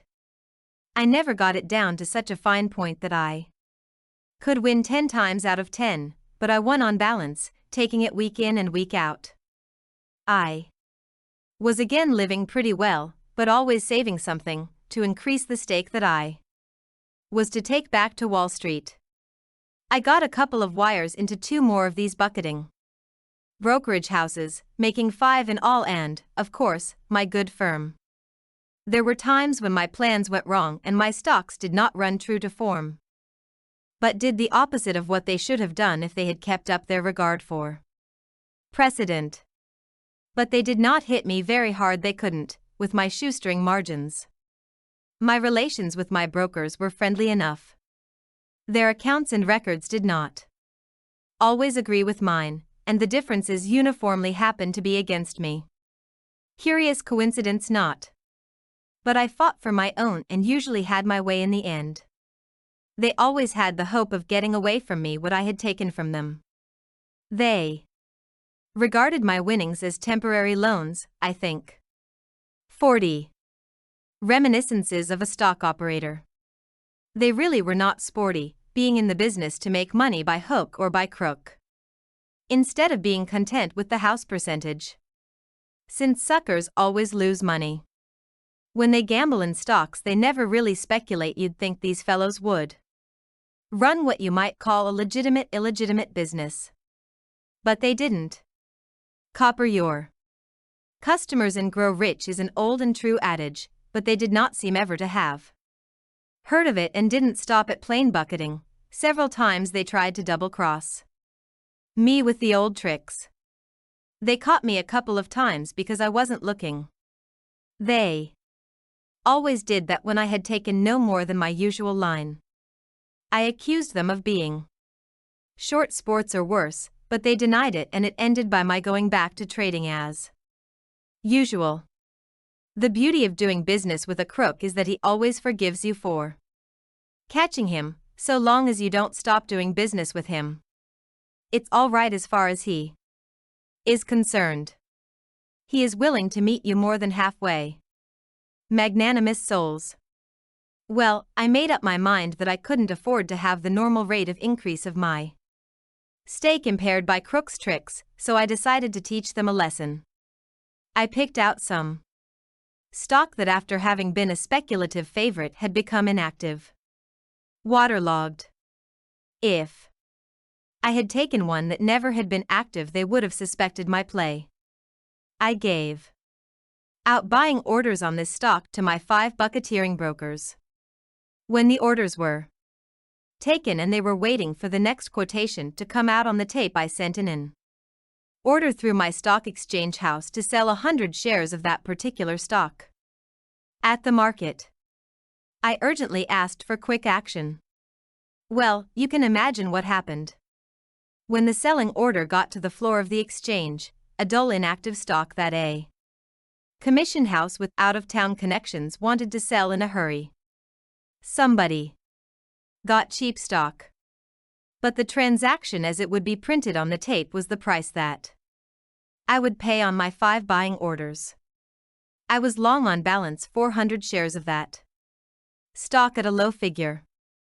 The wire house asked me what I'd heard, and I said I had a tip on it.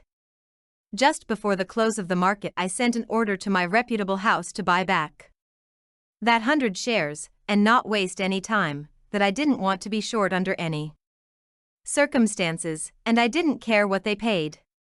So they wired to New York, and the order to buy that 100 quick resulted in a sharp advance. I, of course, had put in selling orders for the 500 shares that my friends had bucket.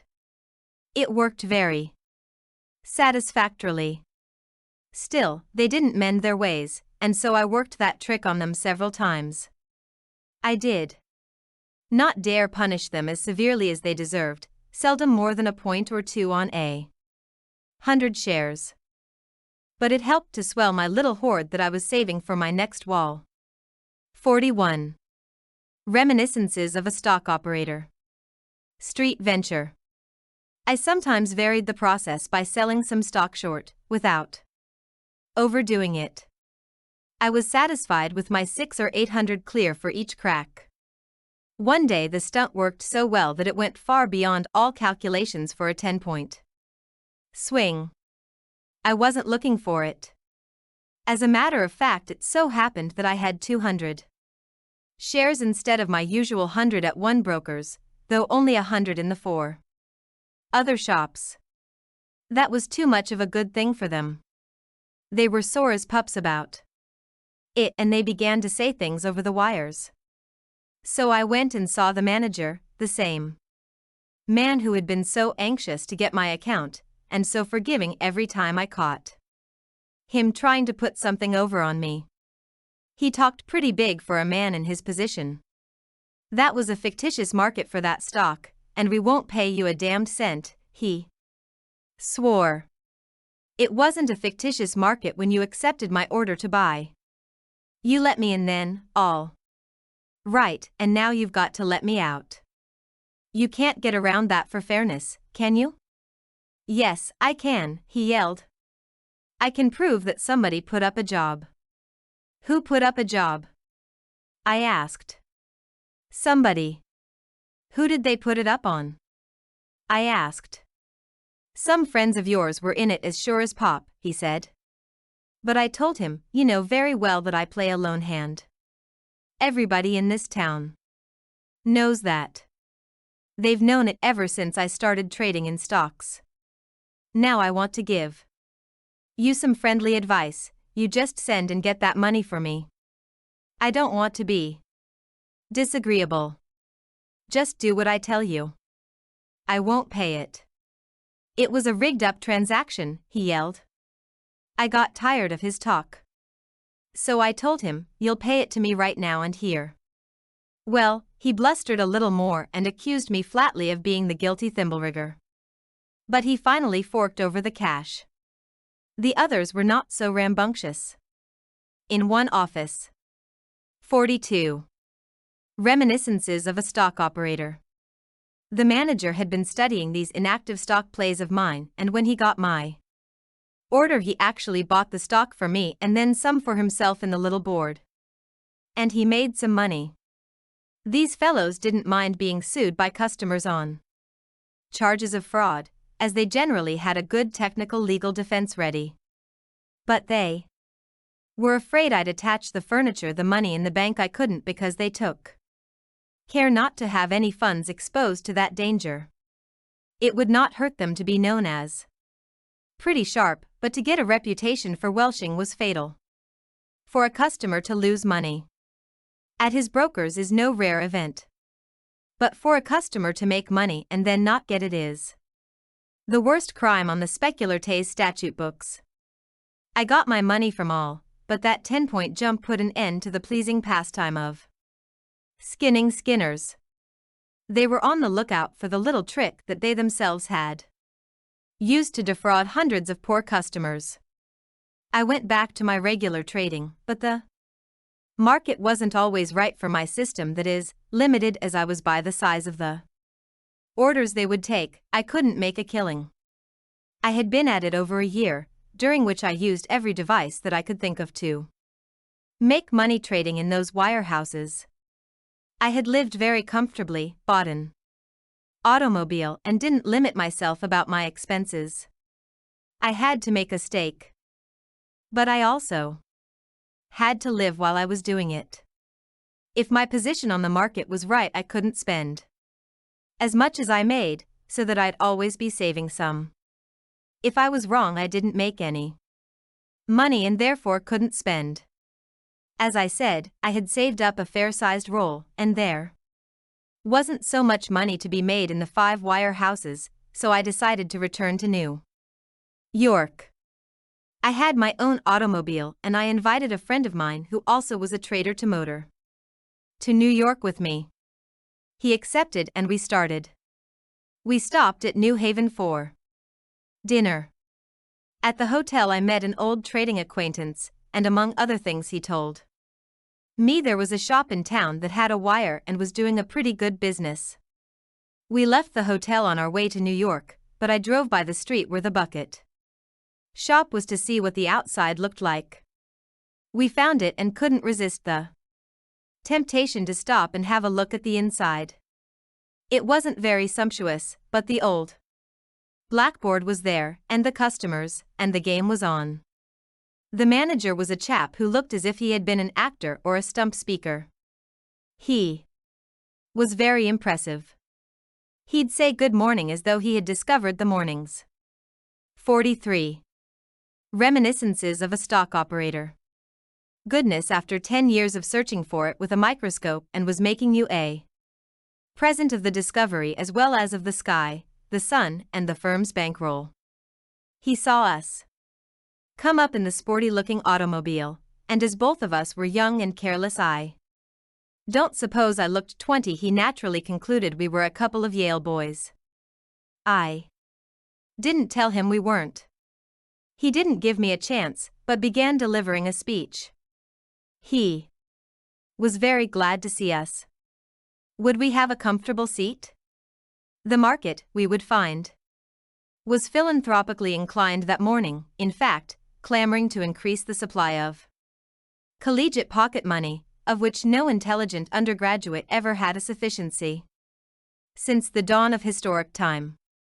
But here and now, by the beneficence of the ticker, a small initial investment would return thousands more pocket money than anybody could spend was what the stock market yearned to yield. Well, I thought it would be a pity not to do as the nice man of the bucket shop was so anxious to have us do, so I told him I would do as he wished, because I had heard that lots of people made lots of money in the stock market. I began to trade, very conservatively, but increasing the line as I won. My friend followed me. We stayed overnight in New Haven and the next morning found us at the hospitable shop at 5 minutes to 10. The orator was glad to see us, thinking his turn would coney day. But I cleaned up within a few dollars of 1,500.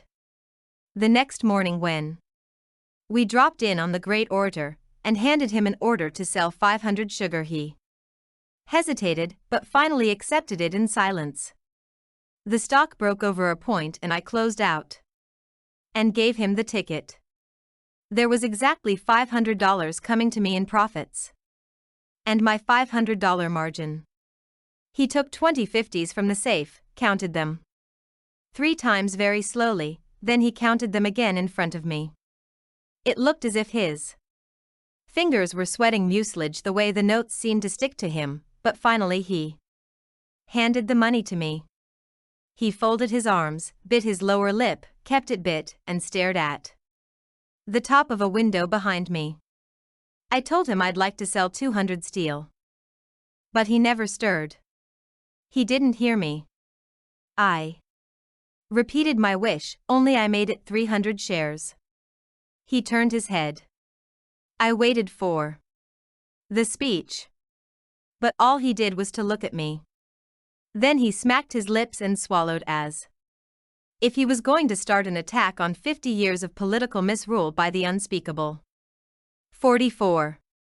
Reminiscences of a stock operator.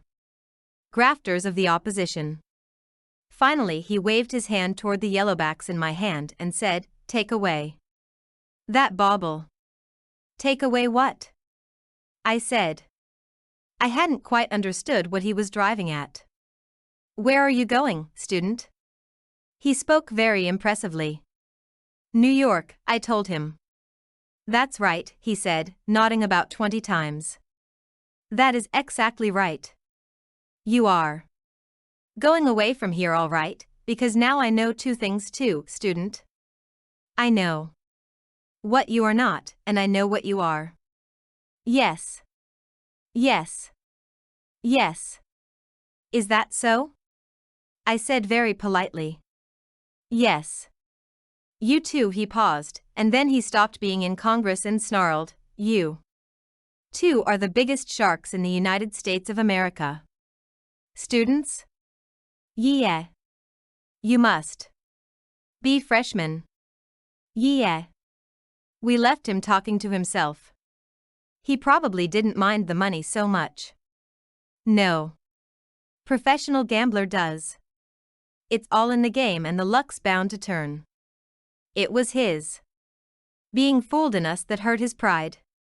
That is how I came back to Wall Street for a third attempt. I had been studying, of course, trying to locate the exact trouble with my system that had been responsible for my defeats in R. Fullerton and Company's office. I was 20 when I made my first 10,000, and I lost that. But I knew how and why, because I traded out of season all the time, because when I couldn't play according to my system, which was based on study and experience, I went in and gambled. I hoped to win, instead of knowing that I ought to win on form. When I was about 22, I ran up my stake to $50,000. I lost it on May 9th. But I knew exactly why and how. It was the laggard tape and the unprecedented violence of the movements that awful day. But I didn't know why. I had lost after my return from St. Louis or after the May 9th panic. I had theories that remedies for some of the faults that I thought I found in my play. But I needed actual practice. 45. Reminiscences of a stock operator. There is nothing like losing all you have in the world for teaching you what not to do. And when you know what not to do in order not to lose money, you begin to learn what to do in order to win. Did you get that? You begin to learn. 46. Reminiscences of a stock operator. Chapter 5. The average ticker hound, or, as they used to call him, tapeworm, goes wrong, I suspect, as much from overspecialization as from anything else. It means a highly expensive inelasticity. After all, the game of speculation isn't all mathematics or set rules, however rigid the main laws may be. Even in my tape reading, something enters that is more than mere arithmetic. There is what I call the behavior of a stock, actions that enable you to judge whether or not it is going to proceed in accordance with the precedents that your observation has noted. If a stock doesn't act right, don't touch it, because, being unable to tell precisely what is wrong, you cannot tell which way it is going. No diagnosis, no prognosis. No prognosis, no profit. It is a very old thing, this of noting the behavior of a stock and studying its past performances. When I first came to New York, there was a broker's office where a Frenchman used to talk about his chart. At first I thought he was a sort of pet freak kept by the firm because they were good-natured. Then I learned that he was a persuasive and most impressive talker. He said that the only thing that didn't lie because it simply couldn't was mathematics. By means of his curves he could forecast market movements. Also he could analyze them and tell, for instance, why Keene did the right thing in his famous Atchison preferred bull manipulation, and later why he went wrong in his Southern Pacific pool. At various times one or another of the professional traders tried the Frenchman's system and then went back to their old unscientific methods of making a living. Their hit-or-miss system was cheaper, they said. I heard that the Frenchman said Keene admitted that the chart was 100% right but claimed that the method was too slow for practical use in an active market. Then there was one office where a chart of the daily movement of prices was kept. It showed at a glance just what each stock had done for months. By comparing individual curves with the general market curve and keeping in mind certain rules, the customers. 47. Reminiscences of a stock operator. could tell whether the stock on which they got an unscientific tip to buy was fairly entitled to a rise. They used the chart as a sort of complimentary tipster.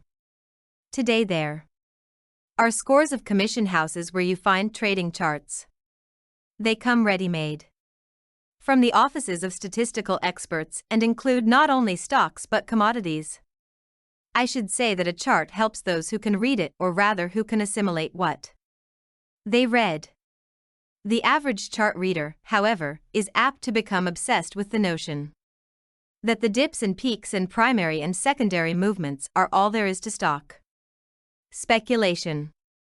If he pushes his confidence to its logical limit, he is bound to go broke. There is an extremely able man, a former partner of a well-known stock exchange house, who is really a trained mathematician. He is a graduate of a famous technical school. He devised charts based upon a very careful and minute study of the behavior of prices in many markets: stocks, bonds, grain, cotton, money, and so on. He went back years and years and traced the correlations and seasonal movements. Oh, everything. He used his charts in his stock trading for years. What he really did was to take advantage of some highly intelligent averaging. They tell me he won regularly until the World War knocked all precedents into a cocked hat. I heard that he and his large following lost millions before they desisted. But not even a world war can keep the stock market from being a bull market when conditions are bullish, or a bear market when conditions are bearish. And all a man needs to know to make money is to appraise conditions. I didn't mean to get off the track like that, but I can't help it when I think of my first few years in Wall Street. I know now what I did not know then, and I think of the mistakes of my ignorance, because those are the very mistakes that the average stock speculator makes year in and year out. After I got back to New York to try for the third time to beat the market in a stock exchange house, I traded quite actively. I didn't expect to do as well as I did in the bucket shops, but I thought that after a while I would do much better because I would be able to swing a much heavier line. Yet, I can see now that my main trouble was my failure to grasp the vital difference between stock gambling and stock speculation. Still, by reason of my 7 years' experience in reading the tape and a certain natural aptitude for the game, my stake was earning not indeed a fortune but a very high rate of interest. I won and lost as before, but I was winning on balance. The more I made, the more I spent. This is the usual experience with most men. No, not necessarily with easy money pickers, but with every human being who is not a slave of the hoarding instinct. 48. Reminiscences of a stock operator. Some men, like old Russell Sage, have the money-making and the money-hoarding instinct equally well developed, and of course they die disgustingly rich. The game of beating the market exclusively interested me from 10 to 3 every day. And after 3, the game of living my life. Don't misunderstand me. I never allowed pleasure to interfere with business. When I lost, it was because I was wrong and not because I was suffering from dissipation or excesses. There never were any shattered nerves or rum-shaken limbs to spoil my game. I couldn't afford anything that kept me from feeling physically and mentally fit. Even now I am usually in bed by 10. As a young man, I never kept late hours, because I could not do business properly on insufficient sleep. I was doing better than breaking even, and that is why I didn't think there was any need to deprive myself of the good things of life. The market was always there to supply them. I was acquiring the confidence that comes to a man from a professionally dispassionate attitude toward his own method of providing bread and butter for himself. The first change I made in my play was in the matter of time. I couldn't wait for the sure thing to come along and then take a point or two out of it as I could in the bucket shops. I had to start much earlier if I wanted to catch the move in Fullerton's office. In other words, I had to study what was going to happen, to anticipate stock movements. That sounds asininely commonplace, but you know what I mean. It was the change in my own attitude toward the game that was of supreme importance to me. It taught me, little by little, the essential difference between betting on fluctuations and anticipating inevitable advances and declines, between gambling and speculating. I had to go further back than an hour in my studies of the market, which was something I never would have learned to do in the biggest bucket shop in the world. I interested myself in trade reports and railroad earnings and financial and commercial statistics. Of course, I loved to trade heavily, and they called me the boy plunger, but I also liked to study the moves. I never thought that anything was irksome if it helped me to trade more intelligently. Before I can solve a problem, I must state it to myself. When I think I have found the solution, I must prove I am right. I know of only one way to prove it, and that is with my own money. Slow as my progress seems now, I suppose I learned as fast as I possibly could, considering that I was making money on balance. If I had lost oftener, perhaps it might. 49. Reminiscences of a stock operator have spurred me to more continuous study. I certainly would have had more mistakes to spot, but I am not sure of the exact value of losing, for if I had lost more, I would have lacked the money to test out the improvements in my methods of trading. Studying my winning plays in Fullerton's office, I discovered that although I often was 100% right on the market, that is, in my diagnosis of conditions and general trend, I was not making as much money as my market tightness entitled me to. Why wasn't I? There was as much to learn from partial victory as from defeat. For instance, I had been bullish from the very start of a bull market, and I had backed my opinion by buying stocks. An advance followed, as I had clearly foreseen. So far, all very well. But what else did I do? Why, I listened to the elder statesmen and curbed my youthful impetuousness. I made up my mind to be wise and play carefully, conservatively. Everybody knew that the way to do that was to take profits and buy back your stocks on reactions. And that is precisely what I did, or rather what I tried to do, for I often took profits and waited for a reaction that never came. And I saw my stock go kiting up 10 points more, and I sitting there with my 4-point profit safe in my conservative pocket. They say you never grow poor taking profits. No, you don't. But neither do you grow rich taking a 4-point profit in a bull market. Where I should have made $20,000, I made $2,000.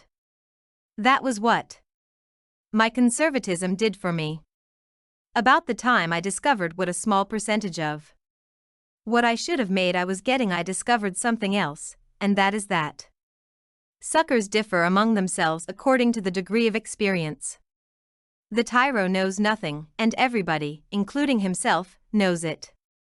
But the next, or second, grade thinks he knows a great deal and makes others feel that way too. He is the experienced sucker, who has studied not the market itself but a few remarks about the market made by a still higher grade of suckers. The second-grade sucker knows how to keep from losing his money in some of the ways that get the raw beginner.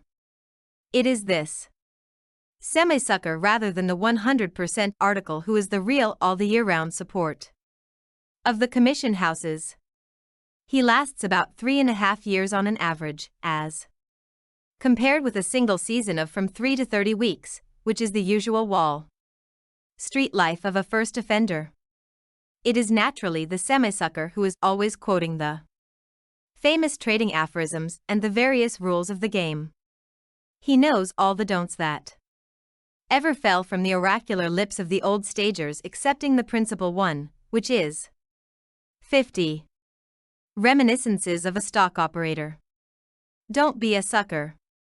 This semi-sucker is the type that thinks he has cut his wisdom teeth because he loves to. Buy on declines. He waits for them. He measures his bargains by the number of points it has sold off from the top. In big bull markets, the plain unadulterated sucker, utterly ignorant of rules and precedents, buys blindly because he hopes blindly. He makes most of the money until one of the healthy reactions takes it away from him at one fell swoop. But the careful Mike sucker does what I did when I thought I was playing the game intelligently according to the intelligence of others. I knew I needed to change my bucket shop methods, and I thought I was solving my problem with any change, particularly one that essayed high gold values according to the experienced traders among the customers. Most, let us call M customers, are alike. You find very few who can truthfully say that Wall Street doesn't owe them money. In Fullerton's there were the usual crowd. All grades. Well, there was one old chap who was not like the others. To begin with, he was a much older man. Another thing was that he never volunteered advice and never bragged of his winnings. He was a great hand for listening very attentively to the others. He did not seem very keen to get tips, that is, he never asked the talkers what they'd heard or what they knew. But when somebody gave him one, he always thanked the tipster very politely. Sometimes he thanked the tipster again when the tip turned out okay. But if it went wrong, he never whined, so that nobody could tell whether he followed it or let it slide by. It was a legend of the office that the old jigger was rich and could swing quite a line. But he wasn't donating much to the firm in the way of commissions, at least not that anyone could see. His name was Partridge, but they nicknamed him Turkey behind his back because he was so thick-chested and had a habit of strutting about the various rooms, with the point of his chin resting on his breast. The customers, who were all eager to be shoved and forced into doing things so as to lay the blame for failure on others, used to go to old Partridge and tell him what some friend of an insider had advised them to do in a certain stock. They would tell him what they had not done with the tip, so he would tell them what they ought to do. But whether the tip they had was to buy or to sell, the old chap's answer was always the same. The customer would finish the tale of his perplexity and then ask, "What do you think I?" 51. Reminiscences of a Stock Operator. Ought to do?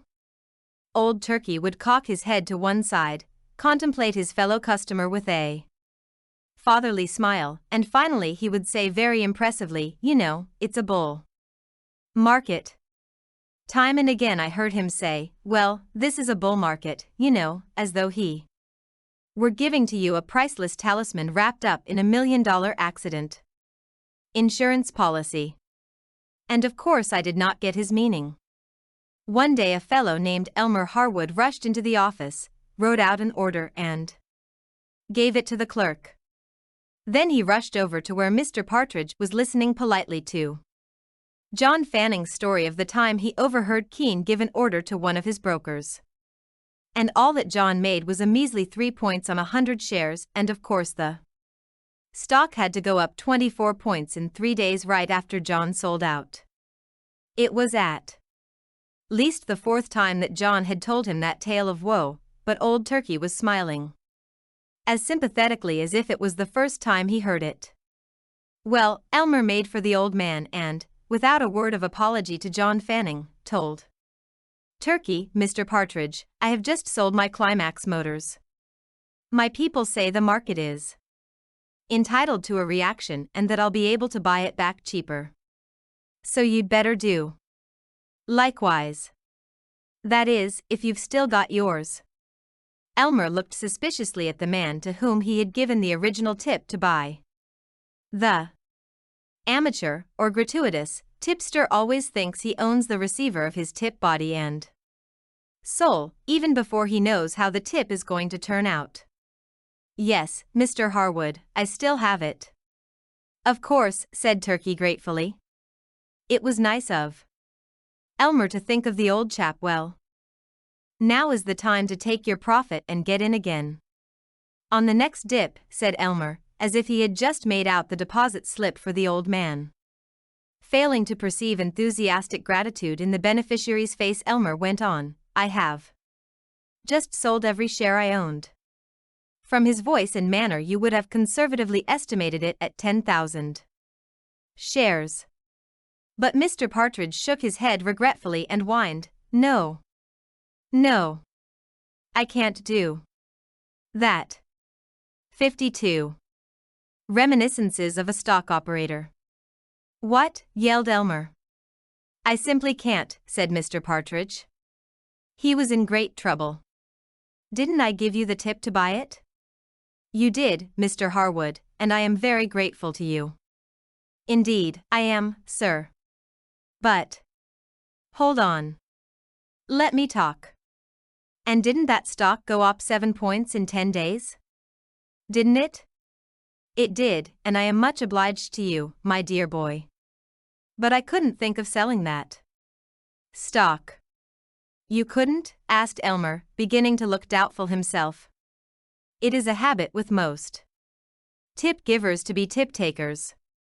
No, I couldn't. Why not? And Elmer drew nearer. Why, this is a bull market. The old fellow said it as though he had given a long and detailed explanation. That's all right, said Elmer, looking angry because of his disappointment. I know this is a bull market as well as you do. But you'd better slip them that stock of yours and buy it back on the reaction. You might as well reduce the cost to yourself. My dear boy, said old Partridge, in great distress, my dear boy, if I sold that stock now, I'd lose my position, and then where would I be? Elmer Harwood threw up his hands, shook his head and walked over to me to get sympathy. Can you beat it? He asked me in a stage whisper. I ask you one. I didn't say anything. So he went on, I give him a tip on Climax Motors. He buys 500 shares. He's got 7 points profit and I advise him to get out and buy M. Back on the reaction that's overdue even now. And what does he say when I tell him? He says that if he sells he'll lose his job. What do you know about that? I beg your pardon, Mr. Harwood, I didn't say I'd lose my job, cut in old Turkey. I said 53. Reminiscences of a Stock Operator. I'd lose my position. And when you are as old as I am and you've been through as many booms and panics as I have, you'll know that to lose your position is something nobody can afford, not even John D. Rockefeller. I hope the stock reacts and that you will be able to repurchase your line at a substantial concession, sir. But I myself can only trade in accordance with the experience of many years. I paid a high price for it and I don't feel like throwing away a second tuition fee. But I am as much obliged to you as if I had the money in the bank. It's a bull market, you know. And he strutted away, leaving Elmer dazed. What old Mr. Partridge said did not mean much to me until I began to think about my own numerous failures to make as much money as I ought to when I was so right on the general market.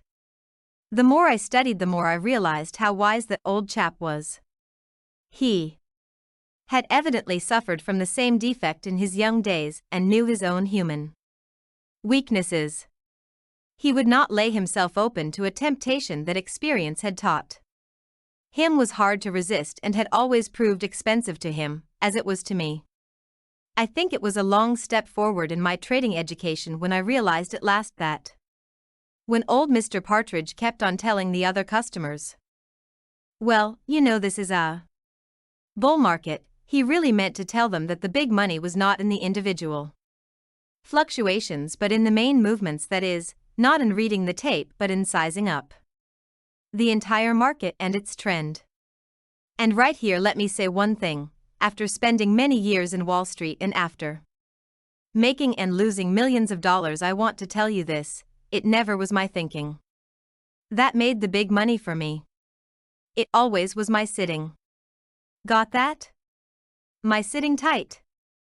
It is no trick at all to be right on the market. You always find lots of early bulls in bull markets and early bears in bear markets. I've known many men who were right at exactly the right time and began buying or selling stocks when prices were at the very level which should show the greatest profit. And their experience invariably matched mine, that is, they made no real money out of it. Men who can both be right and sit tight are uncommon. I found it one of the hardest things to learn. But it is only after a stock operator has firmly grasped this that he can make big money. It is literally true that millions come easier to a trader after he knows how to trade than hundreds did in the days of his ignorance. The reason is that a man may see straight and clearly and yet become impatient or 54. Reminiscences of a stock operator. Doubtful when the market takes its time about doing as he figured it must do. That is why so many men in Wall Street, who are not at all in the sucker class, not even in the third grade, nevertheless lose money. The market does not beat them. They beat themselves, because though they have brains they cannot sit tight. Old Turkey was dead right in doing and saying what he did.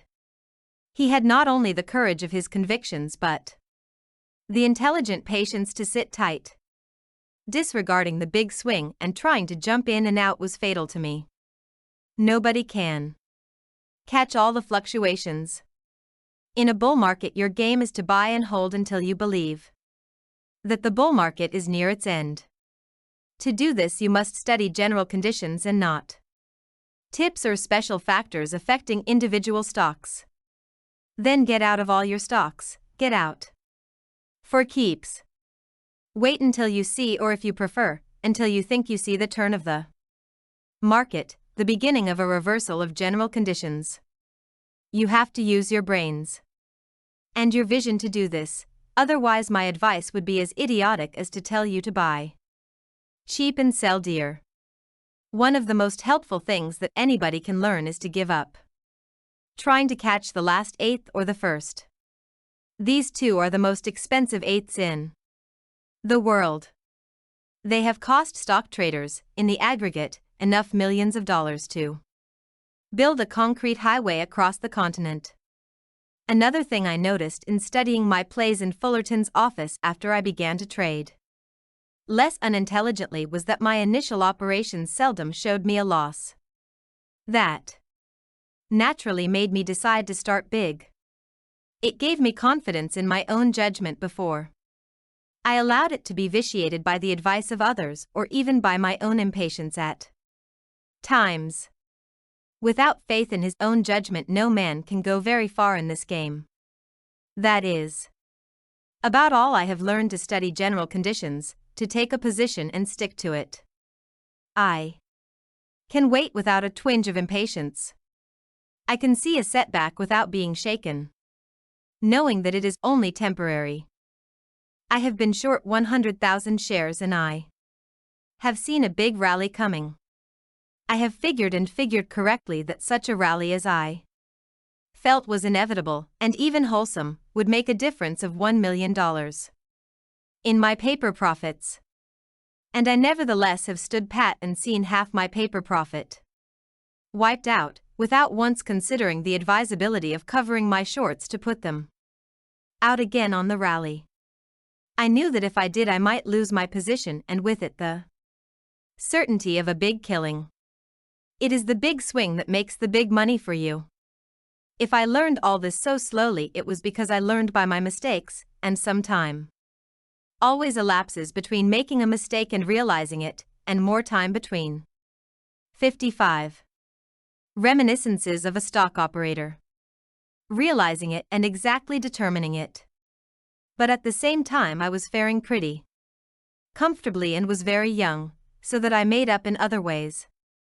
Most of my winnings were still made in part through my tape reading because the kind of markets we were having lent themselves fairly well to my method. I was not losing either as often or as irritatingly as in the beginning of my New York experiences. It wasn't anything to be proud of when you think that I had been broke 3 times in less than 2 years. And, as I told you, being broke is a very efficient educational agency. I was not increasing my stake very fast because I lived up to the handle all the time. I did not deprive myself of many of the things that a fellow of my age and tastes would want. I had my own automobile and I could not see any sense in skimping on living when I was taking it out of the market. The ticker only stopped Sundays and holidays, which was as it should be. Every time I found the reason for a loss or the why and how of another mistake, I added a brand new don't to my schedule of assets. And the nicest way to capitalize my increasing assets was by not cutting down on my living expenses. Of course, I had some amusing experiences and some that were not so amusing, but if I told them all in detail, I'd never finish. As a matter of fact, the only incidents that I remember without special effort are those that taught me something of definite value to me in my trading, something that added to my store of knowledge of the game and of myself. 56. Reminiscences of a Stock Operator. Chapter 6. In the spring of 1906, I was in Atlantic City for a short vacation. I was out of stocks and was thinking only of having a change of air and a nice rest. By the way, I had gone back to my first brokers, Harding Brothers, and my account had got to be pretty active. I could swing 3,000 or 4,000 shares. That wasn't much more than I had done in the old Cosmopolitan shop when I was barely 20 years of age. But there was some difference between my 1-point margin in the bucket shop and the margin required by brokers who actually bought or sold stocks for my account on the New York Stock Exchange. You may remember the story I told you about that time when I was short 3,500 sugar in the Cosmopolitan and I had a hunch something was wrong and I'd better close the trade? Well, I have often had that curious feeling. As a rule, I yield to it. But at times I have pooh-poohed the idea and have told myself that it was simply asinine to follow any of these sudden blind impulses to reverse my position. I have ascribed my hunch to a state of nerves resulting from too many cigars or insufficient sleep or a torpid liver or something of that kind. When I have argued myself into disregarding my impulse and have stood pat, I have always had cause to regret it. A dozen instances occur to me when I did not sell as per hunch, and the next day I'd go downtown and the market would be strong, or perhaps even advance, and I'd tell myself how silly it would have been to obey the blind impulse to sell. But on the following day there would be a pretty bad drop. Something had broken loose somewhere and I'd have made money by not being so wise and logical. The reason plainly was not physiological but psychological. I want to tell you only about one of them because of what it did for me. It happened when I was having that little vacation in Atlantic City in the spring of 1906. I had a friend with me who also was a customer of Harding Brothers. I had no interest in the market one way or another and was enjoying my rest. I can always give up trading too. 57. Reminiscences of a Stock Operator. Play, unless of course it is an exceptionally active market in which my commitments are rather heavy. It was a bull market, as I remember it. The outlook was favorable for general business and the stock market had slowed down, but the tone was firm and all indications pointed to higher prices. One morning after we had breakfasted and had finished reading all the New York morning papers, and had got tired of watching the seagulls picking up clams and flying up with them 20 feet in the air and dropping them on the hard wet sand to open them, For their breakfast, my friend and I started up the boardwalk. That was the most exciting thing we did in the daytime. It was not noon yet, and we walked up slowly to kill time and breathe the salt air. Harding Brothers had a branch office on the boardwalk, and we used to drop in every morning and see how they'd opened. It was more force of habit than anything else, for I wasn't doing anything. The market, we found, was strong and active. My friend, who was quite bullish, was carrying a moderate line purchased several points lower. He began to tell me what an obviously wise thing it was to hold stocks for much higher prices. I wasn't paying enough attention to him to take the trouble to agree with him. I was looking over the quotation board, noting the changes. They were mostly advances until I came to Union Pacific. I got a feeling that I ought to sell it. I can't tell you more. I just felt like selling it.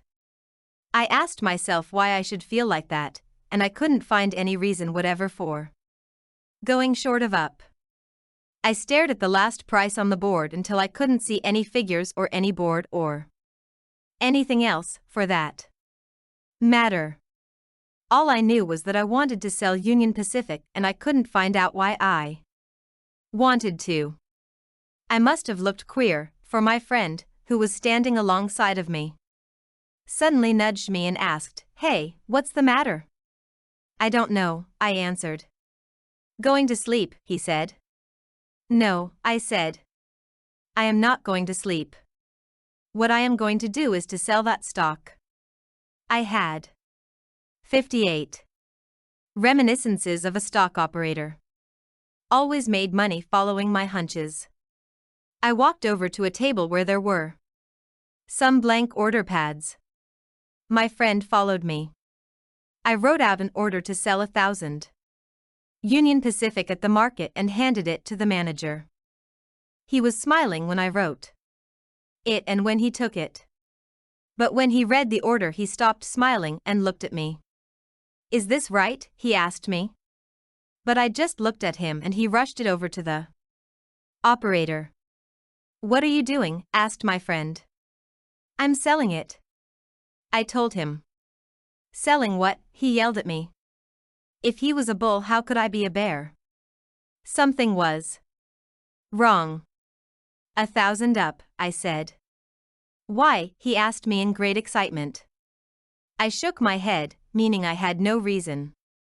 But he must have thought I'd got a tip, because he took me by the arm and led me outside into the hall, where we could be out of sight and hearing of the other customers and rubbering chair warmers.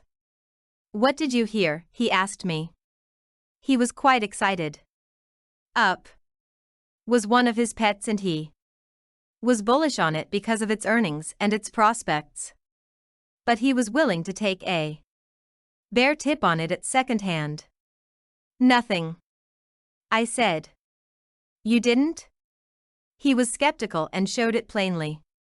"I didn't hear a thing." "Then why in blazes are you selling?" "I don't know," I told him. I spoke gospel truth. "Oh, come across, Larry," he said. He knew it was my habit to know why I traded. I had sold 1,000 shares of Union Pacific. I must have a very good reason to sell that much stock in the face of the strong market. 59 Reminiscences of a Stock Operator. "I don't know," I repeated. "I just feel that something is going to happen." "What's going to happen?" "I don't know. I can't give you any reason. All I know is that I want to sell that stock. And I'm going to let M have another 1,000. I walked back into the office and gave an order to sell a second 1,000. If I was right in selling the first 1,000, I ought to have out a little more. "What could possibly happen?" persisted my friend, who couldn't make up his mind to follow my lead. If I'd told him that I had heard up was going down, he'd have sold it, without asking me from whom I'd heard it or why. "What could possibly happen?" he asked again. "A million things could happen. But I can't promise you that any of them will." I can't give you any reasons and I can't tell fortunes, I told him. Then you're crazy, he said. Stark crazy, selling that stock without rhyme or reason. You don't know why you want to sell it? I don't know why I want to sell it. I only know I do want to, I said. I want to, like everything. The urge was so strong that I sold another 1,000. That was too much for my friend. He grabbed me by the arm and said, "Here. Let's get out of this place before you sell the entire capital stock." I had sold as much as I needed to satisfy my feeling, so I followed him without waiting for a report on the last 2,000 shares. It was a pretty good jag of stock for me to sell even with the best of reasons. It seemed more than enough to be short of without any reason whatever, particularly when the entire market was so strong and there was nothing in sight to make anybody think of the bear side. But I remembered that on previous occasions when I had the same urge to sell and didn't do it, I always had reasons to regret it. 60. Reminiscences of a stock operator. I have told some of these stories to friends, and some of million. And Jim Fisk just looked at him and said, "Go ahead. Do. Sell it short and invite me to your funeral." Yes, I said, and if that chap had sold it short, look at the killing he would have made. Sell some up yourself. Not I. I'm the kind that thrives best on not rowing against wind and tide. On the following day, when fuller reports came in, the market began to slide off, but even then not as violently as it should. Knowing that nothing under the sun could stave off a substantial break, I doubled up and sold 5,000 shares. Oh, by that time it was plain to most people, and my brokers were willing enough. It wasn't reckless of them or of me, not the way I sized up the market. On the day following, the market began to go for fair. There was the dickens to pay. Of course I pushed my luck for all it was worth. I doubled up again and sold 10,000 shares more. It was the only play possible. I wasn't thinking of anything except that I was right, 100% right, and that this was a heaven-sent opportunity. It was up to me to take advantage of it. I sold more. Did I think that with such a big line of shorts out, it wouldn't take much of a rally to wipe out my paper profits and possibly my principal? I don't know whether I thought of that or not, but if I did, it didn't carry much weight with me. I wasn't plunging recklessly. I was really playing conservatively. There was nothing that anybody could do to undo the earthquake, was there? They couldn't restore the crumpled buildings overnight, free, gratis, for nothing, could they? The money in the world couldn't help much in the next few hours, could it? I was not betting blindly. I wasn't a crazy bear. I wasn't drunk with success or thinking that because Frisco was pretty well wiped off the map, the entire country was headed for the scrap heap. No, indeed. I didn't look for a panic. Well, the next day I cleaned up. I made $250,000. It was my biggest winnings up to that time. It was all made in a few days. The street paid no attention to the earthquake the first day or two. They'll tell you that it was because the first dispatches were not so alarming, but I think it was because it took so long to change the point of view of the public toward the securities markets. Even the professional traders, for the most part, were slow and short-sighted. 61. Reminiscences of a stock operator. I have no explanation to give you, either scientific or childish. I am telling you what I did, and why, and what came of it. I was much less concerned with the mystery of the hunch than with the fact that I got $250,000 out of it.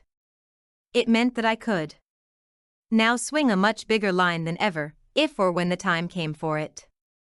That summer I went to Saratoga Springs. It was supposed to be a vacation for me, but I kept an eye on the market. To begin with, I wasn't so tired that it bothered me to think about it. And then, everybody I knew up there had or had had an active interest in it.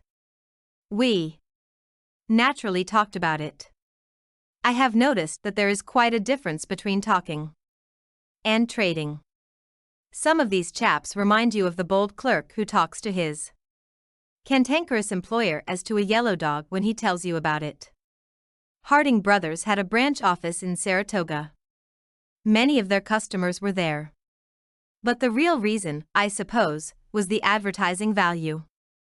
Having a branch office in a resort is simply high-class billboard advertising. I used to drop in and sit around with the rest of the crowd. The manager was a very nice chap from the New York office who was there to give the glad hand to friends and strangers and, if possible, to get business. It was a wonderful place for tips, all kinds of tips, horse race, stock market, and waiters. The office knew I didn't take any, so the manager didn't come and whisper confidentially in my ear what he'd just got on the QT from the New York office. He simply passed over the telegrams, saying, "This is what they're sending out," or something of the kind. Of course I watched the market. With me, to look at the quotation board and to read the signs is one process. My good friend Union Pacific, I noticed, looked like going up. The price was high, but the stock acted as if it were being accumulated. I watched it a couple of days without trading in it, and the more I watched it the more convinced I became that it was being bought on balance by somebody who was no piker, somebody who not only had a big bankroll but knew what was what. Very clever accumulation, I thought.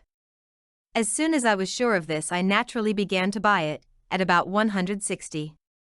It kept on acting all hunky, and so I kept on buying it, 500 shares at a clip. The more I bought, the stronger it got, without any spurt, and I was feeling very comfortable.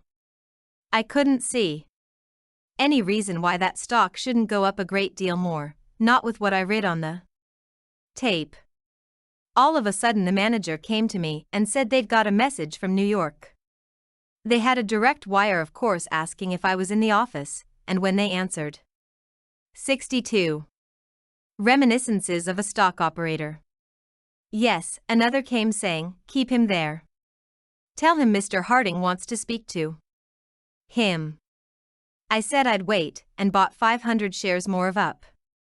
I couldn't imagine what Harding could have to say to me. I didn't think it was anything about business. My margin was more than ample for what I was buying. Pretty soon the manager came and told me that Mr. Ed Harding wanted me on the long-distance telephone. "Hello, Ed," I said. But he said, "What the devil's the matter with you? Are you crazy? Are you?" I said. "What are you doing?" he asked. "What do you mean? Buying all that stock? Why, isn't my margin all right?" "It isn't a case of margin, but of being a plain sucker." "I don't get you. Why are you buying all that Union Pacific?" "It's going up," I said. "Going up, hell. Don't you know that the insiders are feeding it out to you? You're just about the easiest mark up there. You'd have more fun losing it on the ponies. Don't let them kid you." "Nobody is kidding me," I told him. "I haven't talked to a soul about it." But he came back at me, "You can't expect a miracle to save you every time you plunge in that stock. Get out while you've still got a chance," he said. "It's a crime to be long of that stock at this level when these highbinders are shoveling it out by the ton." 63. Reminiscences of a Stock Operator. "The tape says they're buying it," I insisted. "Larry, I got heart disease when your orders began to come in. For the love of Mike, don't be a sucker. Get out right away." It's liable to bust wide open any minute. I've done my duty. Goodbye. And he hung up. Ed Harding was a very clever chap, unusually well-informed and a real friend. Disinterested and kind-hearted. And what was even more, I knew he was in position to hear things. All I had to go by, in my purchases of up, was my years of studying the behavior of stocks and my perception of certain symptoms which experience had taught me usually accompanied a substantial rise. I don't know what happened to me, but I suppose I must have concluded that my tape reading told me the stock was being absorbed simply because very clever manipulation by the insiders made the tape tell a story that wasn't true. Possibly I was impressed by the pains Ed Harding took to stop me from making what he was so sure would be a colossal mistake on my part. Neither his brains nor his motives were to be questioned. Whatever it was that made me decide to follow his advice, I cannot tell you, but follow it, I did. I sold out all my Union Pacific. Of course, if it was unwise to be long of it, it was equally unwise not to be short of it. So after I got rid of my long stock, I sold 4,000 shares short. I put out most of it around 162. The next day, the directors of the Union Pacific Company declared a 10% dividend on the stock. At first, nobody in Wall Street believed it. It was too much like the desperate maneuver of cornered gamblers. All the newspapers jumped on the directors. But while the Wall Street talent hesitated to act, the market boiled over. Union Pacific led, and on huge transactions made a new high record price. Some of the room traders made fortunes in an hour, and I remember later hearing about a rather dull-witted specialist who made a mistake that put $350,000 in his pocket. He sold his seat the following week and became a gentleman farmer the following month. Of course, I realized, the moment I heard the news of the declaration of that unprecedented 10% dividend, that I got what I deserved for disregarding the voice of experience and listening to the voice of a tipster. My own convictions I had set aside for the suspicions of a friend, simply because he was disinterested and as a rule knew what he was doing. 64. Reminiscences of a stock operator. As soon as I saw Union Pacific making new high records, I said to myself, this is no stock for me to be short of. All I had in the world was up as margin in Harding's office. I was neither cheered nor made stubborn by the knowledge of that fact. What was plain was that I had read the tape accurately and that I had been a ninny to let Ed Harding shake my own resolution. There was no sense in recriminations, because I had no time to lose, and besides, what's done is done. So I gave an order to take in my shorts. The stock was around 165 when I sent in that order to buy in the 4,000 up. At the market, I had a 3-point loss on it at that figure. Well, my brokers paid 172 and 174 for some of it before they were through. I found when I got my reports that Ed Harding's kindly intentioned interference cost me $40,000. A low price for a man to pay for not having the courage of his own convictions. It was a cheap lesson. I wasn't worried, because the tape said still higher prices. It was an unusual move and there were no precedents for the action of the directors, but I did this time what I thought I ought to do. As soon as I had given the first order to buy 4,000 shares to cover my shorts, I decided to profit by what the tape indicated, and so I went along. I bought 4,000 shares and held that stock until the next morning. Then I got out. I not only made up the $40,000 I had lost, but about $15,000 besides. If Ed Harding hadn't tried to save me money, I'd have made a killing. But he did me a very Great service, for it was the lesson of that episode that, I firmly believe, completed my education as a trader. It was not that all I needed to learn was not to lake tips but follow my own inclination. It was that I gained confidence in myself and I was able finally to shake off the old method of trading. That Saratoga experience was my last haphazard, hit-or-miss operation. From then on I began to think of basic conditions instead of individual stocks. I promoted myself to a higher grade in the hard school of speculation. It was a long and difficult step to take. 65. Reminiscences of a Stock Operator. Chapter 7. I never hesitate to tell a man that I am bullish or bearish. But I do not tell people to buy or sell any particular stock. In a bear market, all stocks go down, and in a bull market, they go up.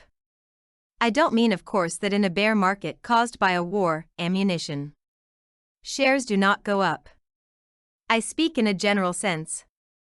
But the average man doesn't wish to be told that it is a bull or a bear market. What he desires is to be told specifically which particular stock to buy or sell. He wants to get something for nothing. He does not wish to work. He doesn't even wish to have to think. It is too much bother to have to count the money that he picks up from the ground. Well, I wasn't that lazy, but I found it easier to think of individual stocks than of the general market, and therefore of individual fluctuations rather than of general movements. I had to change, and I did. People don't seem to grasp easily the fundamentals of stock trading. I have often said that to buy on a rising market is the most comfortable way of buying stocks. Now, the point is not so much to buy as cheap as possible or go short at top prices, but to buy or sell at the right time. When I am bearish and I sell a stock, each sale must be at a lower level than the previous sale. When I am buying, the reverse is true.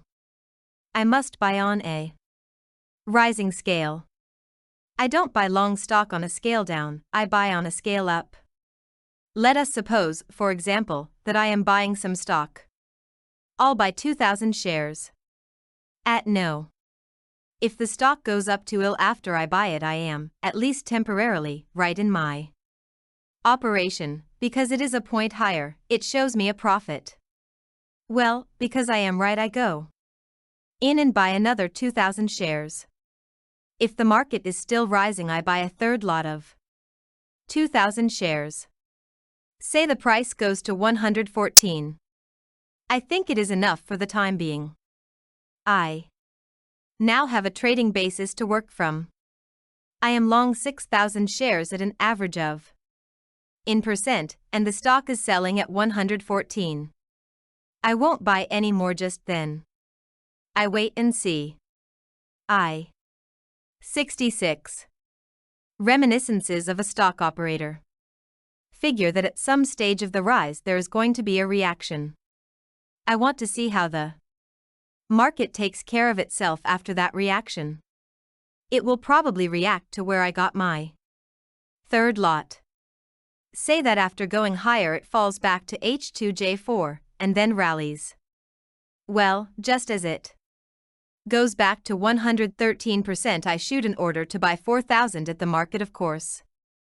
Well, if I get that 4,000 at 113%, I know something is wrong and I'll give a testing order, that is, I'll sell 1,000 shares to see how the market takes it. But suppose that of the order to buy the 4,000 shares that I put in when the price was 113 to the power of 4, I get 2,000 at 114 and 500 at 114 carat and the rest on the way up, so that for the last 500 I pay 115 carat. Then I know I am right. It is the way I get the 4,000 shares that tells me whether I am right in buying that particular stock at that particular time, for of course I am working on the assumption that I have checked up general conditions pretty well and they are bullish. I never want to buy stocks too cheap. or too easily. I remember a story I heard about Deacon S.V. White when he was one of the big operators of the street. He was a very fine old man, clever as they make them, and brave. He did some wonderful things in his day, from all I've heard. It was in the old days when sugar was one of the most continuous purveyors of fireworks in the market. H.O. Havmeyer, president of the company, was in the heyday of his power. I gather from talks with the old-timers that H.O. and his following had all the resources of cash and cleverness necessary to put through successfully any deal in their own stock.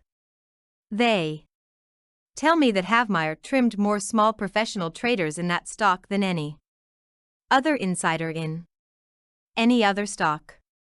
As a rule, the floor traders are more likely to thwart the insider's game than help it. One day a man who knew Deacon White rushed into the office all excited and said, "Deacon, you told me if I ever got any good information to come to you at once with it. And if you used it you'd carry me for a few hundred shares." He paused for breath and for confirmation.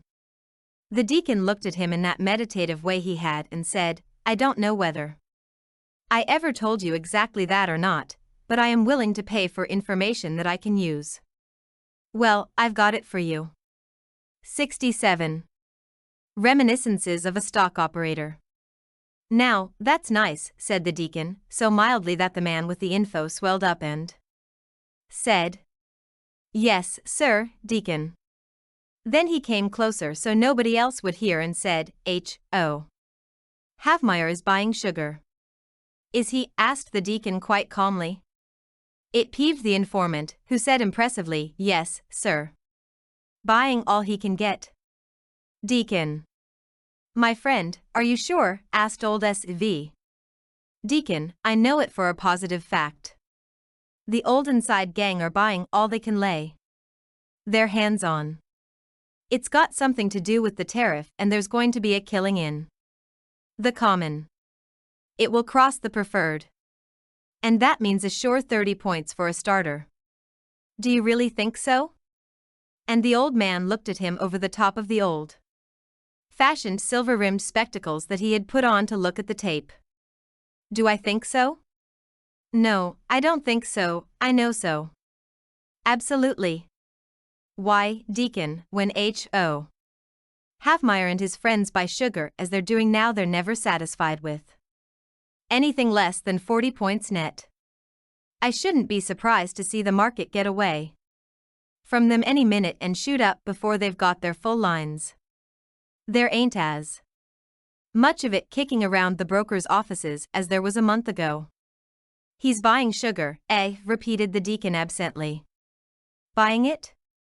Why, he's scooping it in as fast as he can without putting up the price on himself." "So," said the deacon. That was all. But it was enough to nettle the tipster, and he said, "Yes, sirree. And I call that very good information. Why, it's absolutely straight." "Is it?" "Yes, and it ought to be worth a whole lot." "Are you going to use it?" 68. Reminiscences of a Stock Operator. "Oh, yes. I'm going to use it." "When?" asked the information bringer suspiciously. "Right away." And the deacon called Frank. It was the first name of his shrewdest broker, who was then in the adjoining room. "Yes, sir," said Frank. "I wish you'd go over to the board and sell 10,000 sugar." "Sell," yelled the tipster. There was such suffering in his voice that Frank, who had started out at a run, halted in his tracks. "Why, yes," said the deacon mildly. "But I told you H.O. Havmeyer was buying it." "I know you did, my friend," said the deacon calmly, and turning to the broker, "Make haste, Frank." The broker rushed out to execute the order and the tipster turned red. "I came in here," he said furiously, "with the best information I ever had. I brought it to you because I thought you were my friend, and square. I expected you to act on it. I am acting on it, interrupted the deacon in a tranquilizing voice. But I told you H.O. and his gang were buying. That's right. I heard you. Buying. Buying. I said buying, shrieked the tipster. Yes, buying. That is what I understood you to say, the deacon assured him. He was 69. Reminiscences of a stock operator. Standing by the ticker, looking at the tape. But you are selling it. Yes, 10,000 shares. And the deacon nodded. Selling it, of course. He stopped talking to concentrate on the tape, and the tipster approached to see what the deacon saw, for the old man was very foxy. While he was looking over the deacon's shoulder, a clerk came in with a slip, obviously the report from Frank. The deacon barely glanced at it. He had seen on the tape how his order had been executed. It made him say to the clerk, "Tell him to sell another 10,000 sugar." "Deacon, I swear to you that they really are buying the stock." "Did Mr. Havmeyer tell you?" asked the deacon quietly. "Of course not. He never tells anybody anything. He would not bat an eyelid to help his best friend make a nickel. But I know this is true. Do not allow yourself to become excited, my friend." And the deacon held up a hand. He was looking at the tape.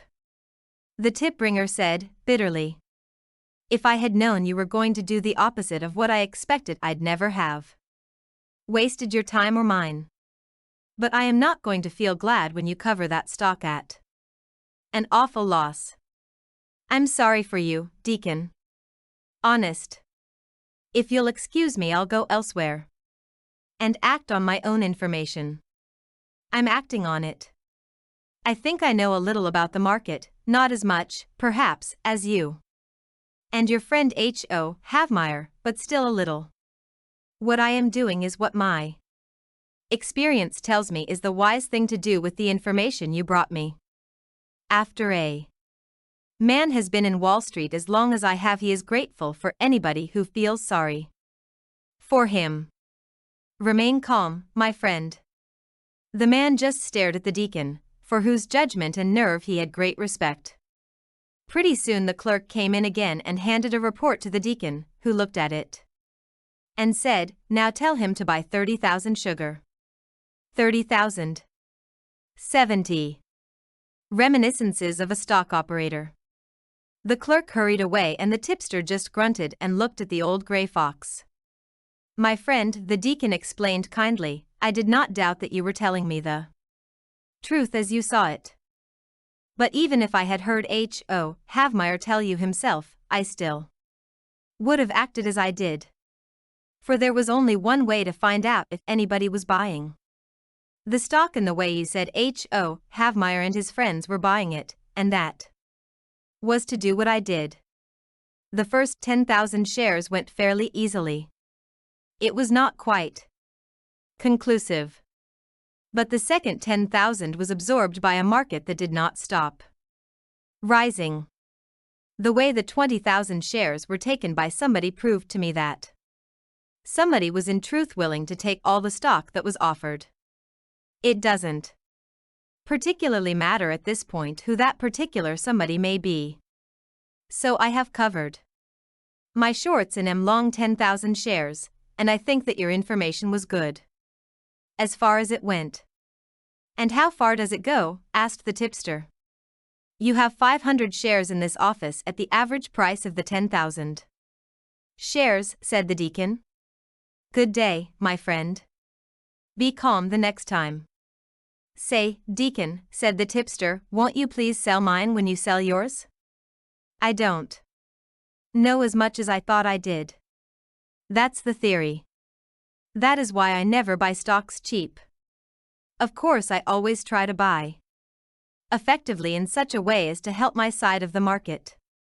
When it comes to selling stocks, it is plain that nobody can sell unless somebody wants those stocks. If you operate on a large scale, you will have to bear that in mind all the time. A man studies conditions, plans his operations carefully, and proceeds to act He swings a pretty fair line and he accumulates a big profit on paper. Well, that man can't sell at will. You can't expect the market to absorb 50,000 shares of one stock as easily as it does 100. He will have to wait until he has a market there to take it. There comes the time when he thinks the requisite buying power is there. When that opportunity comes, he must seize it. As a rule, he will have been waiting for it. He has to sell when he can, not when he wants to. To learn the time, he has to watch and test. It is no trick to tell when the market can take what you give it. But in starting a movement, it is unwise to take on your full line unless you are convinced that conditions are exactly right. Remember that stocks are never too high for you to begin buying or too low to begin. 71. Reminiscences of a stock operator. Selling. But after the initial transaction, don't make a second unless the first shows you a profit. Wait and watch. That is where your tape reading comes in to enable you to decide as to the proper time for beginning. Much depends upon beginning at exactly the right time. It took me years to realize the importance of this. It also cost me some hundreds of thousands of dollars. I don't mean to be understood as advising persistent pyramiding. A man can pyramid and make big money that he couldn't make if he didn't pyramid, of course. But what I meant to say was this: suppose a man's line is 500 shares of stock. I say that he ought not to buy it all at once, not if he is speculating. If he is merely gambling, the only advice I have to give him is, don't. Suppose he buys his first 100, and that promptly shows him a loss. Why should he go to work and get more stock? He ought to see at once that he is in wrong, at least temporarily. 72. Reminiscences of a stock operator. Chapter 8. The Union Pacific incident in Saratoga in the summer of 1906 made me more independent than ever of tips and talk, that is, of the opinions and surmises and suspicions of other people, however friendly or however able they might be personally. Events, not vanity, proved for me that I could read the tape more accurately than most of the people about me. I also was better equipped than the average customer of Harding Brothers in that I was utterly free from speculative prejudices. The bear side doesn't appeal to me any more than the bull side, or vice versa. My one steadfast prejudice is against being wrong. Even as a lad, I always got my own meanings out of such facts as I observed. It is the only way in which the meaning reaches me. I cannot get out of facts what somebody tells me to get. They are my facts, don't you see? If I believe something, you can be sure it is because I simply must. When I am long of stocks, it is because my reading of conditions has made me bullish. But you find many people, reputed to be intelligent, who are bullish because they have stocks. I do not allow my possessions or my prepossessions either to do any thinking for me. That is why I repeat that I never argue with the tape. To be angry at the market because it unexpectedly or even illogically goes against you is like getting mad at your lungs because you have pneumonia. I had been gradually approaching the full realization of how much more than tape reading there was to stock speculation. Old man Partridge's insistence on the vital importance of being continuously bullish in a bull market doubtless made Tanae mind dwell on the need above all other things of determining the kind of market a man is trading in. I began to realize that the big money must necessarily be in the big swing. Whatever might seem to give a big swing its initial impulse, the fact is that its continuance is not the result of manipulation by pools or artifice by financiers, but depends upon basic conditions. And no matter who opposes it, the swing must inevitably. 73. Reminiscences of a Stock Operator. Run as far and as fast and as long as the impelling forces determine. After Saratoga, I began to see more clearly, perhaps I should say more maturely, that since the entire list moves in accordance with the main current, there was not so much need as I had imagined to study individual plays or the behavior of this or the other stock. Also, by thinking of the swing, a man was not limited in his trading. He could buy or sell the entire list. In certain stocks, a short line is dangerous after a man sells more than a certain percentage of the capital stock, the amount depending upon how, where, and by whom the stock is held. But he could sell 1,000,000 shares of the general list if he had the price, without the danger of being squeezed. A great deal of money used to be made periodically by insiders in the old days out of the shorts and their carefully fostered fears of corners and squeezes. Obviously, the thing to do was to be bullish in a bull market and bearish in a bear market. Sounds silly, doesn't it? But I had to grasp that general principle firmly before I saw that to put it into practice really meant to anticipate probabilities.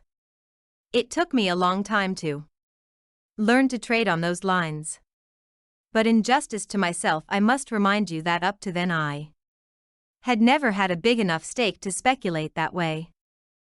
A big swing will mean big money if your line is big, and to be able to swing a big line you need a big balance at your brokers. I always had or felt that I had to make my daily bread out of the stock market. It interfered with my efforts to increase the stake available for the more profitable but slower and therefore more immediately expensive method of trading on swings. But now not only did my confidence in myself grow stronger, but my brokers ceased to think of me as a sporadically lucky boy plunger. They had made a great deal out of me in commissions, but now I was in a fair way to become their star customer and as such to have a value beyond the actual volume of my trading. A customer who makes money is an asset to any broker's office. The moment I ceased to be satisfied with merely studying the tape, I ceased to concern myself exclusively with the daily fluctuations in specific stocks, and when that happened, I simply had to study the game from a different angle. I worked back from the quotation to first principles, from price fluctuations to basic conditions. Of course, I had been reading the Daily Dope regularly for a long time. All traders do. But 74. Reminiscences of a Stock Operator. Much of it was gossip, some of it deliberately false, and the rest merely the personal opinion of the writers. The reputable weekly reviews, when they touched upon underlying conditions, were not entirely satisfactory to me. The point of view of the financial editors was not mine as a rule. It was not a vital matter for them to marshal their facts and draw their conclusions from them, but it was for me. Also, there was a vast difference in our appraisal of the element of time. The analysis of the week that had passed was less important to me than the forecast of the weeks that were to come. For years I had been the victim of an unfortunate combination of inexperience, youth, and insufficient capital. But now I felt the elation of a discoverer. My new attitude toward the game explained my repeated failures to make big money in New York. But now, with adequate resources, experience, and confidence, I was in such a hurry to try the new key that I did not notice that there was another lock on the door, a time lock. It was a perfectly natural oversight. I had to pay the usual tuition, a good whack per each step forward. I studied the situation in 1906, and I thought that the money outlook was particularly serious. Much actual wealth the world over had been destroyed. Everybody must sooner or later feel the pinch, and therefore nobody would be in position to help anybody. It would not be the kind of hard times that comes from the swapping of a house worth $10,000 for a carload of racehorses worth $8,000. It was the Complete destruction of the house by fire and of most of the horses by a railroad wreck.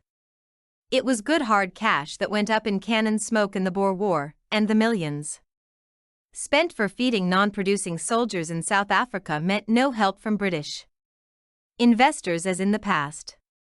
Also, the earthquake and the fire in San Francisco and other disasters touched everybody: manufacturers, farmers, merchants, laborers, and millionaires. The railroads must suffer greatly. I figured that nothing could stave off one peach of a smash. Such being the case, there was but one thing to do: sell stocks. I told you I had already observed that my initial transaction, after I made up my mind which way I was going to trade, was apt to show me a profit. And now when I decided to sell, I plunged. Since we undoubtedly were entering upon a genuine bear market, I was sure I should make the biggest killing of my career. The market went off. Then it came back. It shaded off, and then it began to advance steadily. My paper profits vanished and my paper losses grew. One day it looked as if 75 Reminiscences of a Stock Operator. Not a bear would be left to tell the tale of the strictly genuine bear market. I couldn't stand the gaff. I covered. It was just as well. If I hadn't, I wouldn't have had enough left to buy a postal card. I lost most of my fur, but it was better to live to fight another day. I had made a mistake. But where? I was bearish in a bear market. That was wise. I had sold stocks short. That was proper. I had sold them too soon. That was costly. My position was right, but my play was wrong. However, every day brought the market nearer to the inevitable smash. So I waited, and when the rally began to falter and pause, I let them have as much stock as my sadly diminished margins permitted. I was right this time for exactly one whole day, for on the next there was another rally. Another big bite out of yours truly. So I read the tape and covered and waited. In due course I sold again. And again they went down promisingly, and then they rudely rallied. It looked as if the market were doing its best to make me go back to my old and simple ways of bucket shop trading. It was the first time I had worked with a definite forward-looking plan embracing the entire market instead of one or two stocks. I figured that I must win if I held out. Of course, at that time I had not developed my system of placing my bets, or I would have put out my short line on a declining market, as I explained to you the last time. I would not then have lost so much of my margin. I would have been wrong but not hurt. You see, I had observed certain facts but had not learned to coordinate them. My incomplete observation not only did not help but actually hindered. I have always found it profitable to study my mistakes. Thus I eventually discovered that it was all very well not to lose your bear position in a bear market, but that at all times the tape should be read to determine the propitiousness of the time for operating. If you begin right, you will not see your profitable position seriously menaced, and then you will find no trouble in sitting tight. Of course, today I have greater confidence in the accuracy of my observations, in which neither hopes nor hobbies play any part, and also I have greater facilities for verifying my facts as well as for variously testing the correctness of my views. But in 1906 the succession of rallies dangerously impaired my margins. I was nearly 27 years old. I had been at the game 12 years. But the first time I traded because of a crisis that was still to come, I found that I had been using a telescope. Between my first glimpse of the storm cloud and the time for cashing in on the big break, the stretch was evidently so much greater than I had thought that I began to 76 Reminiscences of a Stock Operator. Wonder whether I really saw what I thought I saw so clearly. We had had many warnings and sensational ascensions in call money rates. Still, some of the great financiers talked hopefully at least to newspaper reporters, and the ensuing rallies in the stock market gave the lie to the calamity howlers. Was I fundamentally wrong in being bearish, or merely temporarily wrong in having begun to sell short too soon? I decided that I began too soon, but that I really couldn't help it.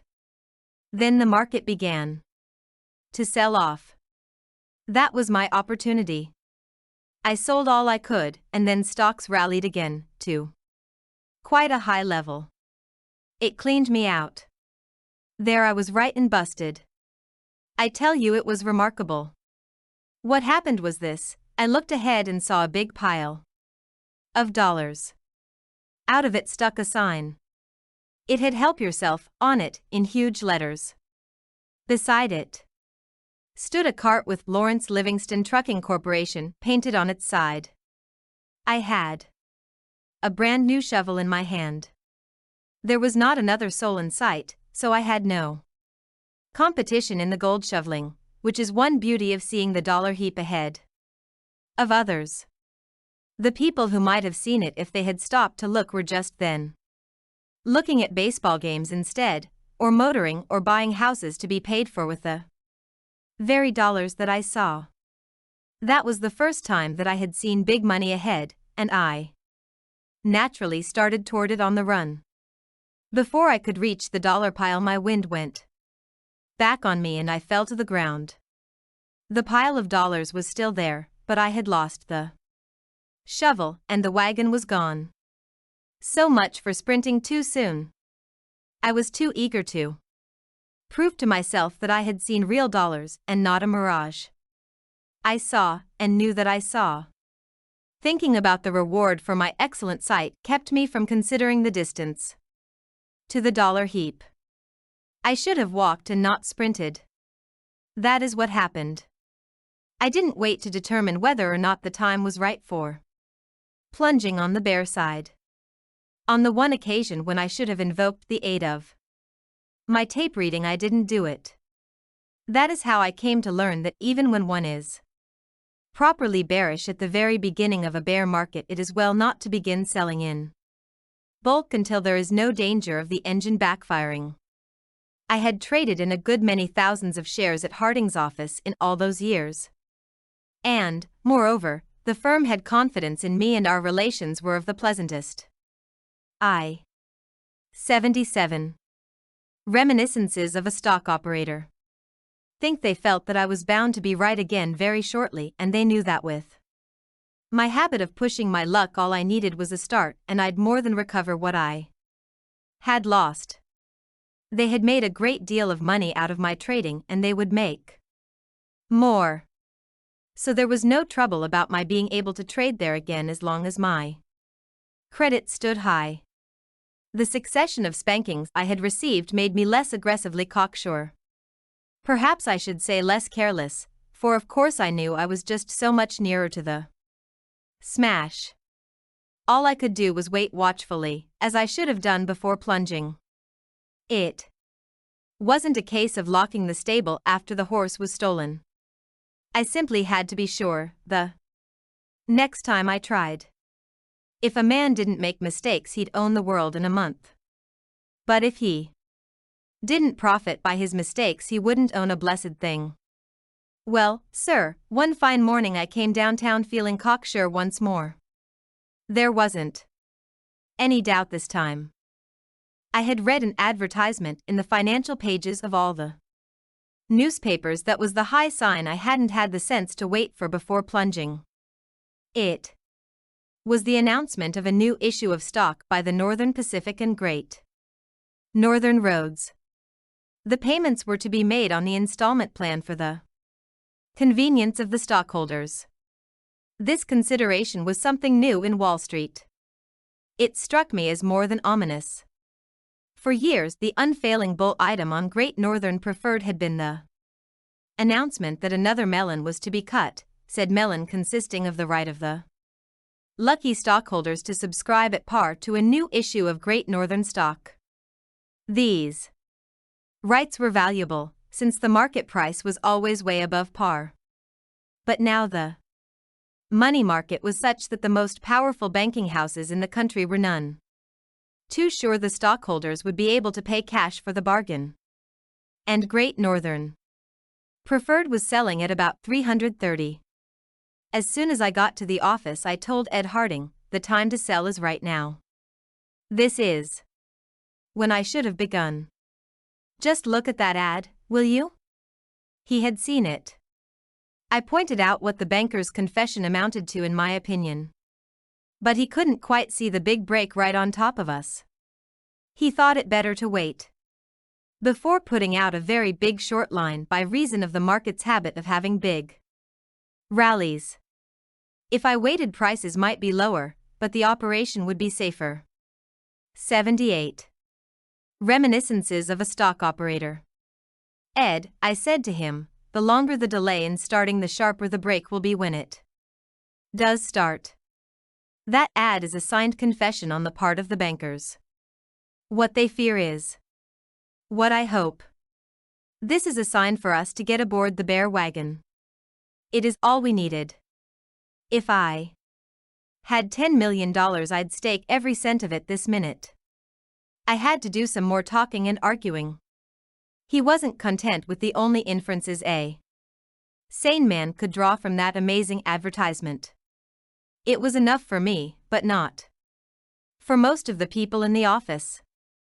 I sold a little, too little. A few days later, St. Paul very kindly came out with an announcement of an issue of its own, either stock or notes, I forget which. But that doesn't matter. What mattered then was that I noticed the moment I read it that the date of payment was set ahead of the Great Northern and Northern Pacific payments, which had been announced earlier.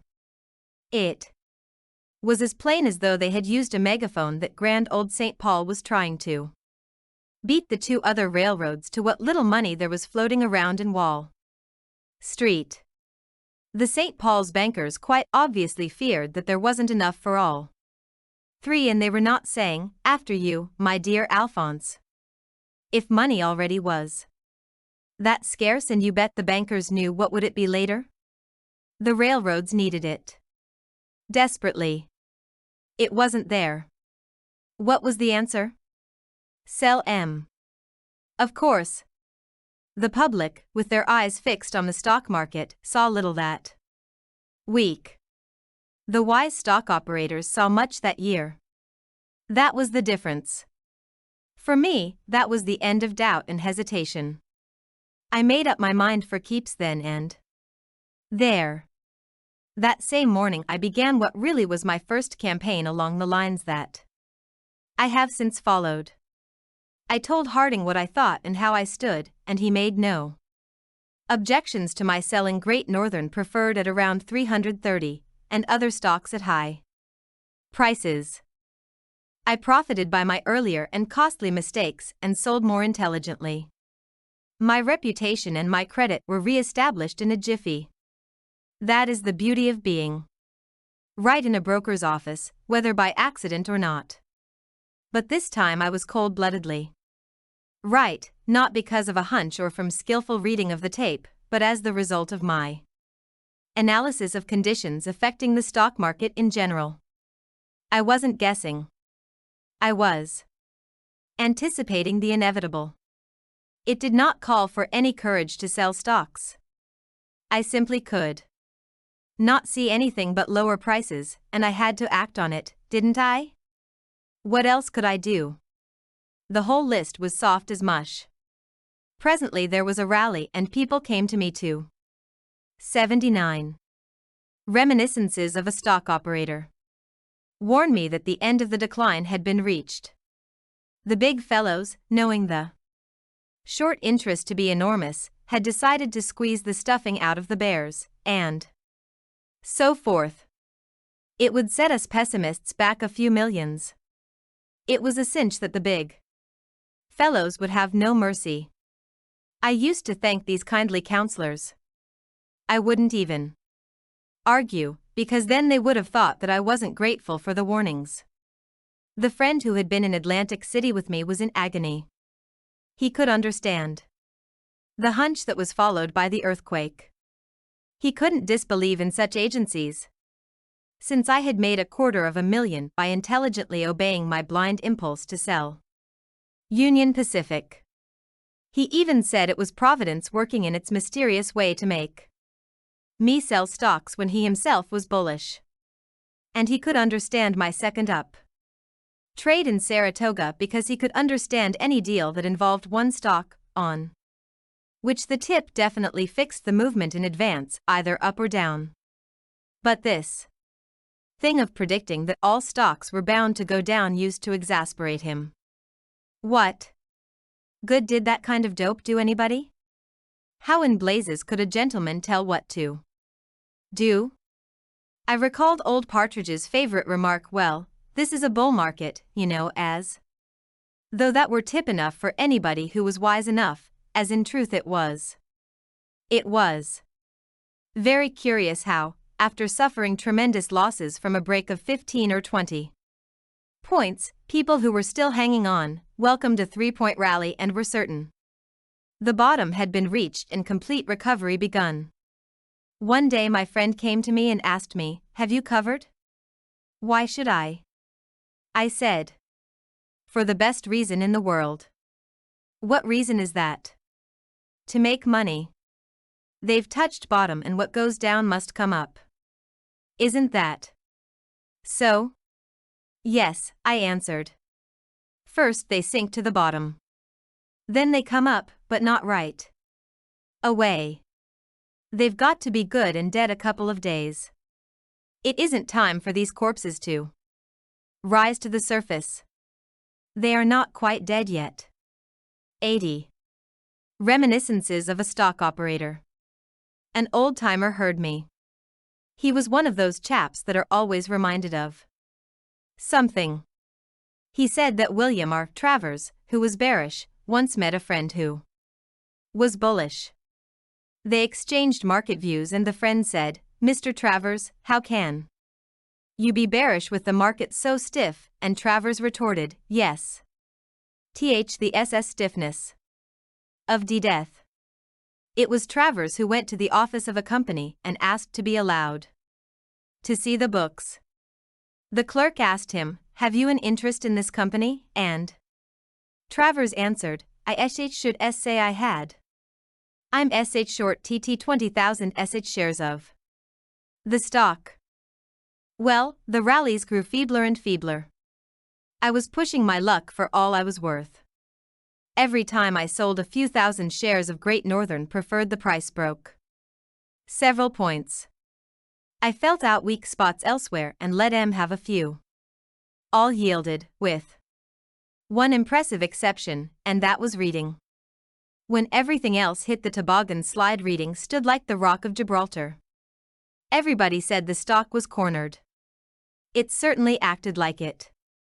They used to tell me it was plain suicide to sell reading short. There were people in the office who were now as bearish on everything as I was. But when anybody hinted at selling reading, they shrieked for help. I myself had sold some short and was standing pat on it. At the same time, I naturally preferred to seek and hit the soft spots instead of attacking the more strongly protected specialties. My tape reading found easier money for me in other stocks. I heard a great deal about the reading bull pool. It was a mighty strong pool.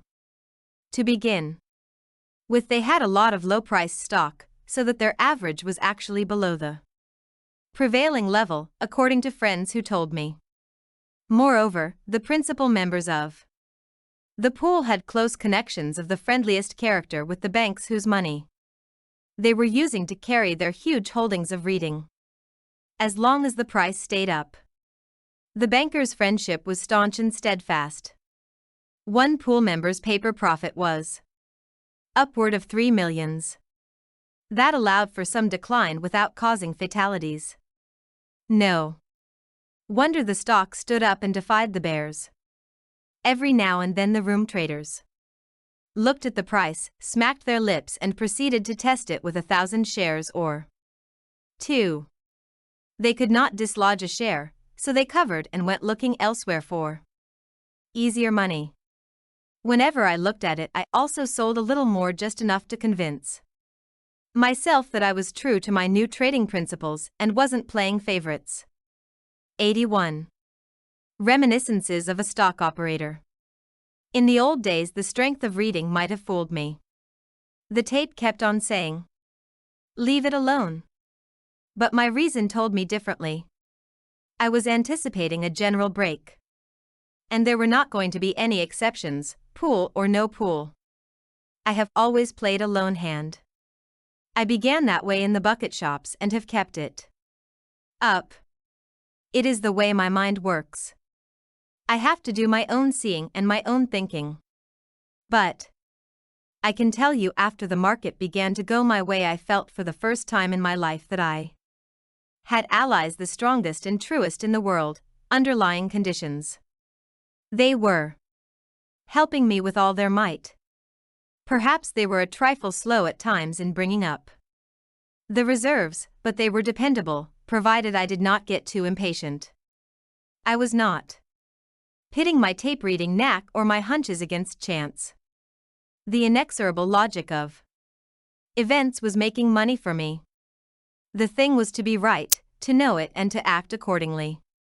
General conditions, my true allies, said down, and reading disregarded the command.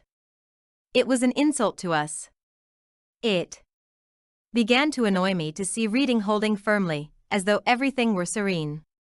It ought to be the best short sale in the entire list because it had not gone down and the pool was carrying a lot of stock that it would not be able to carry when the money stringency grew more pronounced. Some day the banker's friends would fare no better than the friendless public. The stock must go with the others. If reading didn't decline, then my theory was wrong, I was wrong, facts were wrong, logic was wrong. I figured that the price held because the street was afraid to sell it. So on day I gave to 2 brokers each an order to sell 4,000 shares at the same time. You ought to have seen that cornered stock, that it was sure suicide to go short of, take a headlong dive when those competitive orders struck it. I let M have a few thousand more. The price was in when I started selling it. Within a few minutes I took in my entire short line. At 92. I had a wonderful time after that, and in February of 1907 I cleaned up. Great Northern Preferred had gone down 60 or 70 points, and other stocks in proportion. I had made a good bit, but the reason I cleaned up was that I figured that the decline had discounted the immediate future. I looked for a fair recovery, but I wasn't bullish enough to play for a turn. I wasn't going to lose my position entirely. The market would not be right for me to trade in for a while. The first $10,000 I made in the bucket shops I lost because I traded in and out of season, every day, whether or not conditions. 82. Reminiscences of a stock operator. Were right. I wasn't making that mistake twice. Also, don't forget that I had gone broke a little while before because I had seen this break too soon and started selling before it was time. Now when I had a big profit I wanted to cash in so that I could feel I had been right. The rallies had broken me before. I wasn't going to let the next rally wipe me out. Instead of sitting tight, I went to Florida. I love fishing and I needed a rest. I could get both down there. And besides, there are direct wires between Wall Street and Palm Beach. 83. Reminiscences of a stock operator. Chapter 9. I cruised off the coast of Florida. The fishing was good. I was out of stocks. My mind was easy. I was having a fine time. One day off Palm Beach some friends came alongside in a motorboat. One of them brought a newspaper with him. I hadn't looked at one in some days and had not felt any desire to see one. I was not interested in any news. It might print. But I glanced over the one my friend brought to the yacht, and I saw that the market had had a big rally, 10 points and more. I told my friends that I would go ashore with them. Moderate rallies from time to time were reasonable. But the bear market was not over, and here was Wall Street or the fool. Public or desperate bull interests disregarding monetary conditions and marking up prices beyond reason or letting somebody else do it. It was too much for me. I simply had to take a look at the market. I didn't know what I might or might not do. But I knew that my pressing need was the sight of the quotation board. My brokers, Harding Brothers, had a branch office in Palm Beach. When I walked in, I found there a lot of chaps I knew. Most of them were talking bullish. They were of the type that trade on the tape and want quick action. Such traders don't care to look ahead very far because they don't need to with their style of play. I told you how I'd got to be known in the New York office as the boy plunger. Of course, people always magnify a fellow's winnings and the size of the line he swings. The fellows in the office had heard that I had made a killing in New York on the bear side, and they now expected that I again would plunge on the short side. They themselves thought the rally would go to a good deal further, but they rather considered it my duty to fight it. I had come down to Florida on a fishing trip. I had been under a pretty severe strain and I needed my holiday. But the moment I saw how far the recovery in prices had gone, I no longer felt the need of a vacation. I had not thought of just what I was going to do when 84. Reminiscences of a Stock Operator. I came ashore. But now I knew I must sell stocks. I was right, and I must prove it in my old and only way, by saying it with money. To sell the general list would be a proper, prudent, profitable, and even patriotic action. The first thing I saw on the quotation board was that Anaconda was on the point of crossing 300. It had been going up by leaps and bounds, and there was apparently an aggressive bull party in it. It was an old trading theory of mine that when a stock crosses 100 or 200 or 300 for the first time, the price does not stop at the even figure but goes a good deal higher, so that if you buy it as soon as it crosses the line, it is almost certain to show you a profit. Timid people don't like to buy a stock at a new high record. But I had the history of such movements to guide me. Anaconda was only quarter stock, that is, the par of the shares was only $25. It took 400 shares of it to equal the usual 100 shares of other stocks, the par value of which was $100. I figured that when it crossed 300, it ought to keep on going and probably touch 340 in a jiffy. I was bearish, remember, but I was also a tape-reading trader. I knew Anaconda, if it went the way I figured, would move very quickly. Whatever moves fast always appeals to me. I have learned patience and how to sit tight, but my personal preference is for fleet movements, and Anaconda certainly was no sluggard. My buying it because it crossed 300 was prompted by the desire, always strong in me, of confirming my observations. Just then the tape was saying that the buying was stronger than the selling, and therefore the general rally might easily go a bit further. It would be prudent to wait before going short. Still, I might as well pay myself wages for waiting. This would be accomplished by taking a quick 30 points out of Anaconda. Bearish on the entire market and bullish on that one stock. So I bought 32,000 shares of Anaconda, that is, 8,000 full shares. It was a nice little flyer, but I was sure of my premises, and I figured that the profit would help to swell the margin available for bear operations later on. On the next day, the telegraph wires were down on account of a storm up north or something of the sort. I was in Harding's office waiting for news.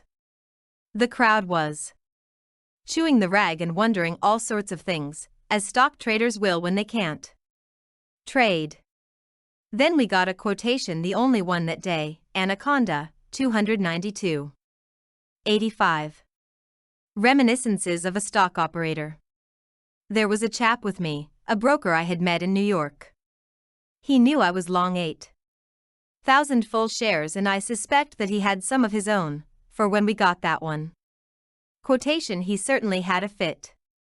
He couldn't tell whether the stock at that very moment had gone off another 10 points or not. The way Anaconda had gone up, it wouldn't have been anything unusual for it to break 20 points. But I said to him, "Don't you worry, John. It will be all right tomorrow." That was really the way I felt. But he looked at me and shook his head. He knew better. He was that kind. So I laughed, and I waited in the office in case some quotation trickled through. But no, sir. That one was all we got. Anaconda, 292. It meant a paper loss to me of nearly $100,000. I had wanted quick action. Well, I was getting it. The next day the wires were working and we got the quotations as usual. Anaconda opened at 298 and went up to 302 to the power of 4, but pretty soon it began to fade away. Also, the rest of the market was not acting just right for a further rally. I made up my mind that if Anaconda went back to 301, I must consider the whole thing a fake movement. On a legitimate advance, the price should have gone to 310 without stopping. If instead it reacted, it meant that precedents had failed me and I was wrong, and the only thing to do when a man is wrong is to be right by ceasing to be wrong. I had bought 8,000 full shares in expectation of a 30 or 40 point rise. It would not be my first mistake. Nor my last. Sure enough, Anaconda fell back to 301. The moment it touched that figure, I sneaked over to the telegraph operator. They had a direct wire to the New York office, and I said to him, "Sell all my Anaconda, 8,000 full shares." I said it in a low voice. I didn't want anybody else to know what I was doing. He looked up at me almost in horror. But I nodded and said, "All I've got." "Surely, Mr. Livingston, you don't meant at the market," and he looked as if he was going to lose a couple of millions of his own through bum execution by a careless broker. But I just told him, "Sell it. Don't argue about it." The two black boys, Jim and Ollie, were in the office, out of hearing of the operator and myself. They were big traders who had come originally from Chicago, where they had been famous plungers in wheat, and were now heavy traders on the New York Stock Exchange. They were very wealthy and were high rollers for fair. 86. Reminiscences of a stock operator. As I left the telegraph operator to go back to my seat in front of the quotation board, Oliver Black nodded to me and smiled. "You'll be sorry, Larry," he said. I stopped and asked him, "What do you mean?" "Tomorrow you'll be buying it back." "Buying what back?" I said. I hadn't told a soul except the telegraph operator. "Anaconda," he said. "You'll be paying 320 for it." "That wasn't a good move of yours, Larry." And he smiled again. "What wasn't?" And I looked innocent. "Selling your 8,000 Anaconda at the market, in fact, insisting on it," said Ollie Black. I knew that he was supposed to be very clever and always traded on inside news. But how he knew my business so accurately was beyond me. I was sure the office hadn't given me away. "Ollie, how did you know that?" I asked him. He laughed and told me, "I got it from Charlie Kratzer." That was the telegraph operator. But he never budged from his place, I said. I couldn't hear you and him whispering, he chuckled. But I heard every word of the message he sent to the New York office for you. I learned telegraphy years ago after I had a big row over a mistake in a message. Since then, when I do what you did just now, give an order by word of mouth to an operator, I want to be sure the operator sends the message as I give it to him. I know what he sends in my name. But you will be sorry you sold that anaconda. It's going to 500. Not this trip, Ollie, I said. He stared at me and said, you're pretty cocky about it. 87. Reminiscences of a stock operator. Not I, the tape, I said. There wasn't any ticker there, so there wasn't any tape. But he knew what I meant. I've heard of those birds, he said, who look at the tape and instead of seeing prices, they see a railroad timetable of the arrival and departure of stocks. But they were in padded cells where they couldn't hurt themselves. I didn't answer him anything because about that time the boy brought me a memorandum. They had sold 5,000 shares at 299 3/4. I knew our quotations were a little behind the market. The price on the board at Palm Beach when I gave the operator the order to sell was 301. I felt so certain that at that very moment the price at which the stock was actually selling on the stock exchange in New York was less, that if anybody had offered to take the stock off my hands at 296, I'd have been tickled to death to accept. What happened shows you that I am right in never trading at limits. Suppose I had limited my selling price to 300? I'd never have got it off. No, sir. When you want to get out, get out. Now, my stock cost me about 300. They got off 500 shares, full shares, of course at 299 3/4. The next 1,000 they sold at 299.5/8. Then 100 at 1/2, 200 at March 8th and 200 at January 4th. The last of my stock went at 298 3/4. It took Harding's cleverest floor man 15 minutes to get rid of that last 100 shares. They didn't want to crack it wide open. The moment I got the report of the sale of the last of my long stock, I started to do what I had really come ashore to do, that is, to sell stocks. I simply had to. There was the market, after its outrageous rally, begging to be sold. Why, people were beginning to talk bullish again. The course of the market, however, told me that the rally had run its course. It was safe to sell them. It did not require reflection. The next day Anaconda opened below 296. Oliver Black, who was waiting for a further rally, had come down early to be Johnny on the spot when the stock crossed 320. I don't know how much of it he was long of or whether he was long of it at all. But he didn't laugh when he saw the opening prices, nor later in the day when the stock broke still more and the report came back to us in Palm Beach that there was no market for it at all. Of course, that was all the confirmation any man needed. My growing paper profit kept reminding me that I was right, hour by hour. Naturally, I sold some more stocks. 88. Reminiscences of a stock operator. Everything. It was a bear market. They were all going down. The next day was Friday, Washington's birthday. I couldn't stay in Florida and fish because I had put out a very fair short line for me. I was needed in New York. Who needed me? I did. Palm Beach was too far, too remote. Too much valuable time was lost telegraphing back and forth. I left Palm Beach for New York. On Monday I had to lie in St. Augustine 3 hours, waiting for a train. There was a broker's office there, and naturally I had to see how the market was acting while I was waiting. Anaconda had broken several points since the last trading day. As a matter of fact, it didn't stop going down until the big break that fall. I got to New York and traded on the bear side for about 4 months. The market had frequent rallies as before, and I kept covering and putting them out again. I didn't, strictly speaking, sit tight.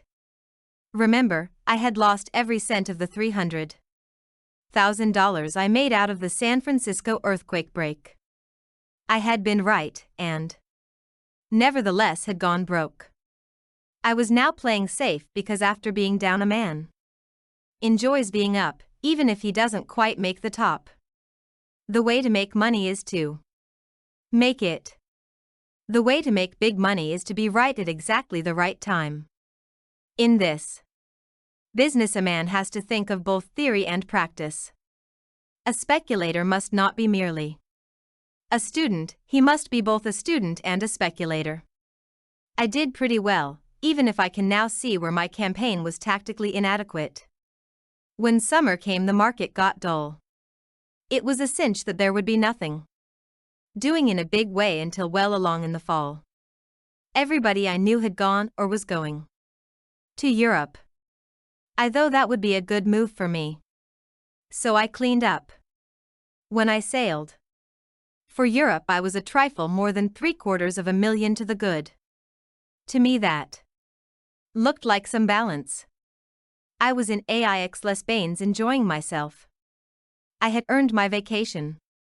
It was good to be in a place like that with plenty of money and friends and acquaintances and everybody intent upon having a good time. Not much trouble about having that, in Aix. Wall Street was so far away that I never thought about it, and that is more than I could say of any resort in the United States. I didn't have to listen to talk about the stock market. I didn't need to trade. I had enough to last me quite a long time, and besides, when I got back I knew what to do to make much more than I could spend in Europe that summer. One day I saw in the Paris Herald a dispatch from New York that smelters had declared 89 reminiscences of a stock operator. An extra dividend. They had run up the price of the stock and the entire market had come back quite strong. Of course that changed everything for me in Aix. The news simply meant that the bull cliques were still fighting desperately against conditions, against common sense and against common honesty, for they knew what was coming and were resorting to such schemes to put up the market in order to unload stocks before the storm struck them.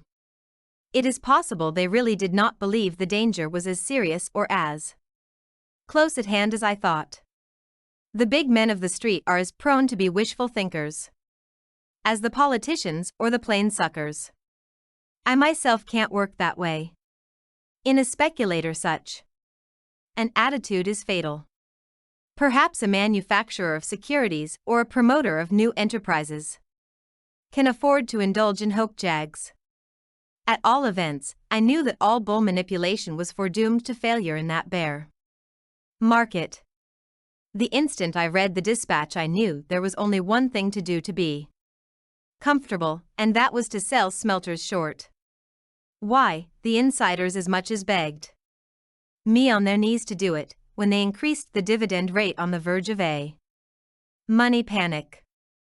It was as infuriating as the old dares of your boyhood. They dared me to sell that particular stock short. I cabled some selling orders in smelters and advised my friends in New York to go short of it. When I got my report from the brokers, I saw the price they got was 6 points below the quotations I had seen in the Paris Herald. It shows you what the situation was. My plans had been to return to Paris at the end of the month and about 3 weeks later sail for New York, but as soon as I received the cabled reports from my brokers, I went back to Paris. The same day I arrived, I called at the steamship offices and found there was a fast boat leaving for New York the next day. I took it. There I was, back in New York, almost a month ahead of my original plans, because it was the most comfortable place to be short of the market in. I had well over $500,000 in cash available for margins. My return was not due to my being bearish but to my being logical. I sold more stocks. As money got tighter, call money rates went higher and prices of stocks lower. I had foreseen it. At first, my foresight broke me. But now I was right and prospering. However, the real joy was in the consciousness that as a trader I was at last on the right track. I still had much to learn, but I knew what to do. No more floundering. No more half-right methods. Tape reading was an important part of the game, so was 90 Reminiscences of a Stock Operator. Beginning at the right time, so was sticking to your position. But my greatest discovery was that a man must study general conditions to size them so as to be able to anticipate probabilities. In short, I had learned that I had to work for my money. I was no longer betting blindly or concerned with mastering the techniques of the game, but with earning my successes by hard study and clear thinking. I also had found out that nobody was immune from the danger of making sucker plays. And for a sucker play a man gets sucker pay, for the paymaster is on the job and never loses the pay envelope that is coming to you. Our office made a great deal of money. My own operations were so successful that they began to be talked about and, of course, were greatly exaggerated. I was credited with starting the breaks in various stocks. People I didn't know by name used to come and congratulate me. They all thought the most wonderful thing was the money I had made. They did not say a word about the time when I first talked bearish to them, and they thought I was a crazy bear with a stock market loser's vindictive grouch. That I had foreseen the money troubles was nothing. That my broker's bookkeeper had used a third of a drop of ink on the credit side of the ledger under my name was a marvelous achievement to them. Friends used to tell me that in various offices the boy plunger in Harding Brothers' office was quoted as making all sorts of threats against the bull cliques that had tried to mark up prices of various stocks long after it was plain that the market was bound to seek a much lower level. To this day they talk of my raids. From the latter part of September on, the money market was megaphoning warnings to the entire world. But a belief in miracles kept people from selling what remained of their speculative holdings. Why, a broker told me a story the first week of October that made me feel almost ashamed of my moderation. You remember that money loans used to be made on the floor of the exchange around the money post. Those brokers who had received notice from their banks to pay call loans knew in a general way how much money they would have to borrow afresh.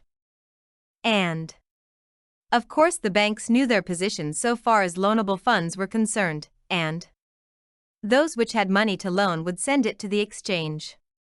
This bank money was handled by a few brokers whose principal business was time loans.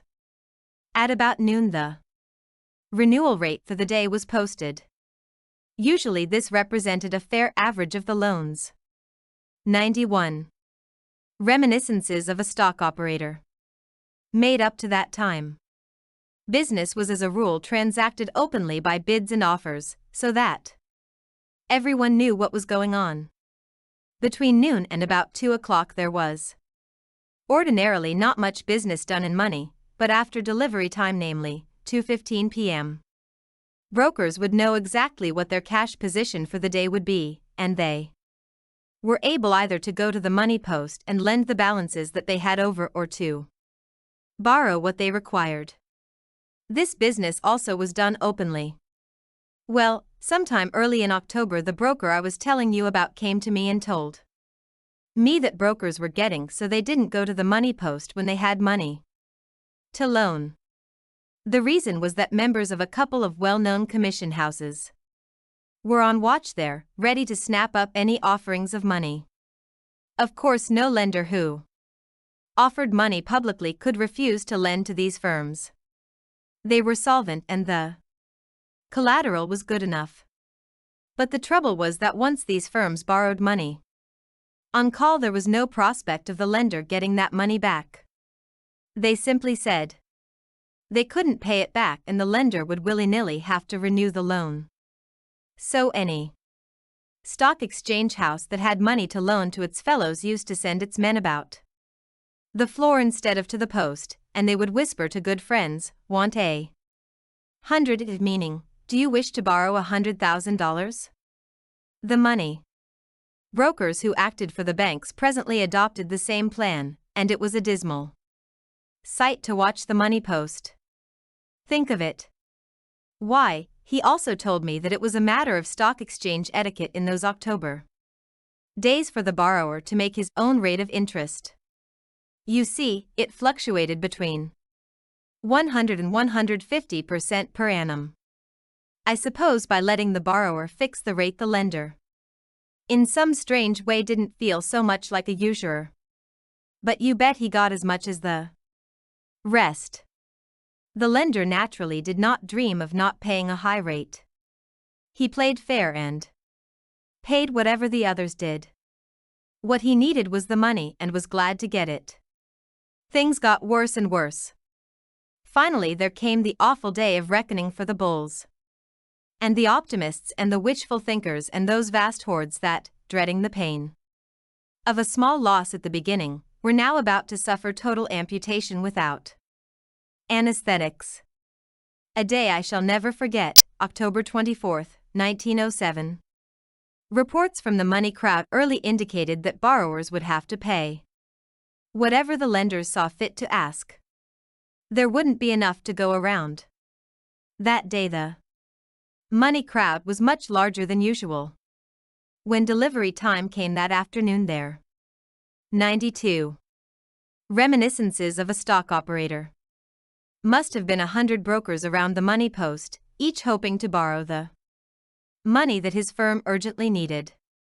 Without money they must sell what stocks they were carrying on margin, sell at any price they could get in a market where buyers were as scarce as money, and just then there was not a dollar in sight. My friend's partner was as bearish as I was. The firm therefore did not have to borrow. But my friend, the broker I told you about, fresh from seeing the haggard faces around the money post, came to me. He knew I was heavily short of the entire market. He said, "My God, Larry, I don't know what's going to happen. I never saw anything like it. It can't go on. Something has got to give. It looks to me as if everybody is busted right now. You can't sell stocks, and there is absolutely no money in there." "How do you mean?" I asked. But what he answered was, "Did you ever hear of the classroom experiment of the mouse in a glass bell when they begin to pump the air out of the bell? You can see the poor mouse breathe faster and faster, its sides heaving like overworked bellows, trying to get enough oxygen out of the decreasing supply in the bell. You watch it suffocate till its eyes almost pop out of their sockets, gasping, dying. Well, that is what I think of when I see the crowd at the money post. No money anywhere, and you can't liquidate stocks because there is nobody to buy them. The whole street is broke at this very moment, if you ask me. It made me think. I had seen a smash coming, but not, I admit, the worst panic in our history. It might not be profitable to anybody if it went much further. Finally, it became plain that there was no use in waiting at the post for money. There wasn't going to be any. Then hell broke loose. The president of the stock exchange, Mr. R. H. Thomas, so I heard later in the day, knowing that every house in the street was headed for disaster, went out in search of succor. He called on James Stillman, president of the National City Bank, the richest bank in the United States. Its boast was that it never loaned money at a higher rate than 6%. Stillman heard what the president of the New York Stock Exchange had to say. Then he. 93. Reminiscences of a Stock Operator. Said, Mr. Thomas, we'll have to go and see Mr. Morgan about this. The two men, hoping to stave off the most disastrous panic in our financial history, went together to the office of J. P. Morgan and Company and saw Mr. Morgan. Mr. Thomas laid the case before him. The moment he got through speaking, Mr. Morgan said, go back to the exchange and tell them that there will be money for them. Where? At the banks. So strong was the faith of all men in Mr. Morgan in those critical times that Thomas didn't wait for further details but rushed back to the floor of the exchange to announce the reprieve to his death-sentenced fellow members. Then, before 2:30 in the afternoon, J. P. Morgan sent John T. Atterbury, of Van Emberg and Atterbury, who was known to have close relations with J. P. Morgan and Company, into the money crowd. My friend said that the old broker walked quickly to the money post. He raised his hand like an exhorter at a revival meeting. The crowd, that at first had been calmed down somewhat by President Thomas's announcement, was beginning to fear that the relief plans had miscarried and the worst was still to come. But when they looked at Mr. Atterbury's face and saw him raise his hand, they promptly petrified themselves. In the dead silence that followed, Mr. Atterbury said, I am authorized to lend $10 million. Take it easy. There will be enough for everybody. Then he began. Instead of giving to each borrower the name of the lender, he simply jotted down the name of the borrower and the amount of the loan and told the borrower, you will be told where your money is. He meant the name of the bank from which the borrower would get the money later. I heard a day or two later that Mr. Morgan simply sent word to the frightened bankers of New York that they must provide the money the stock exchange needed. But we haven't got any. We're loaned up to the hilt, the banks protested. You've got your reserves, snapped J. P. 94. Reminiscences of a Stock Operator. But we're already below the legal limit, they howled. Use them. That's what reserves are for. And the banks obeyed and invaded the reserves to the extent of about $20 million. It saved the stock market. The bank panic didn't come until the following week. He was a man, J. P. Morgan was. They don't come much bigger. That was the day I remember most vividly of all the days of my life as a stock operator. It was the day when my winnings exceeded $1 million. It marked the successful ending of my first deliberately planned trading campaign. What I had foreseen had come to pass. But more than all these things was this, a wild dream of mine had been realized. I had been king for a day. I'll explain, of course. After I had been in New York a couple of years, I used to cudgel my brains trying to determine the exact reason why I couldn't beat in a stock exchange house in New York the game that I had beaten as a kid of 15 in a bucket shop in Boston. I knew that someday I would find out what was wrong and I would stop being wrong. I would then have not alone the will to be right but the knowledge to ensure my being right. And that would mean power. Please do not misunderstand me. It was not a deliberate dream of grandeur or a futile desire born of overweening vanity. It was rather a sort of feeling that the same old stock market that so baffled me in Fullerton's office and in hoardings would one day eat out of my hand. I just felt that such a day would come. And it did. October 24, 1907. The reason why I say it is this, that morning a broker who had done a lot of business for my brokers and knew that I had been plunging on the bare side road down in the company of one of the partners of the foremost banking house in the street. My friend told the banker how heavily I had been trading, for I certainly pushed my luck to the limit. What is the use of being right unless you get all the good possible out of it? Perhaps the broker exaggerated to make his story sound important. Perhaps I had more of a following than I knew. Perhaps the banker knew far better than I how critical the situation was. At all events, my friend said to me, he listened with great interest to what I told him you said the market was going to do when the real selling began, after another push or two. When I got through, he said he might have something for me to do later in the day. 95. Reminiscences of a stock operator. When the commission houses found out there was not a cent to be had at any price, I knew the time had come. I sent brokers into the various crowds. Why, at one time there wasn't a single bid for Union Pacific. Not at any price. Think of it. And in other stocks, the same thing. No money to hold stocks and nobody to buy them. I had enormous paper profits and the certainty that all that I had to do to smash prices.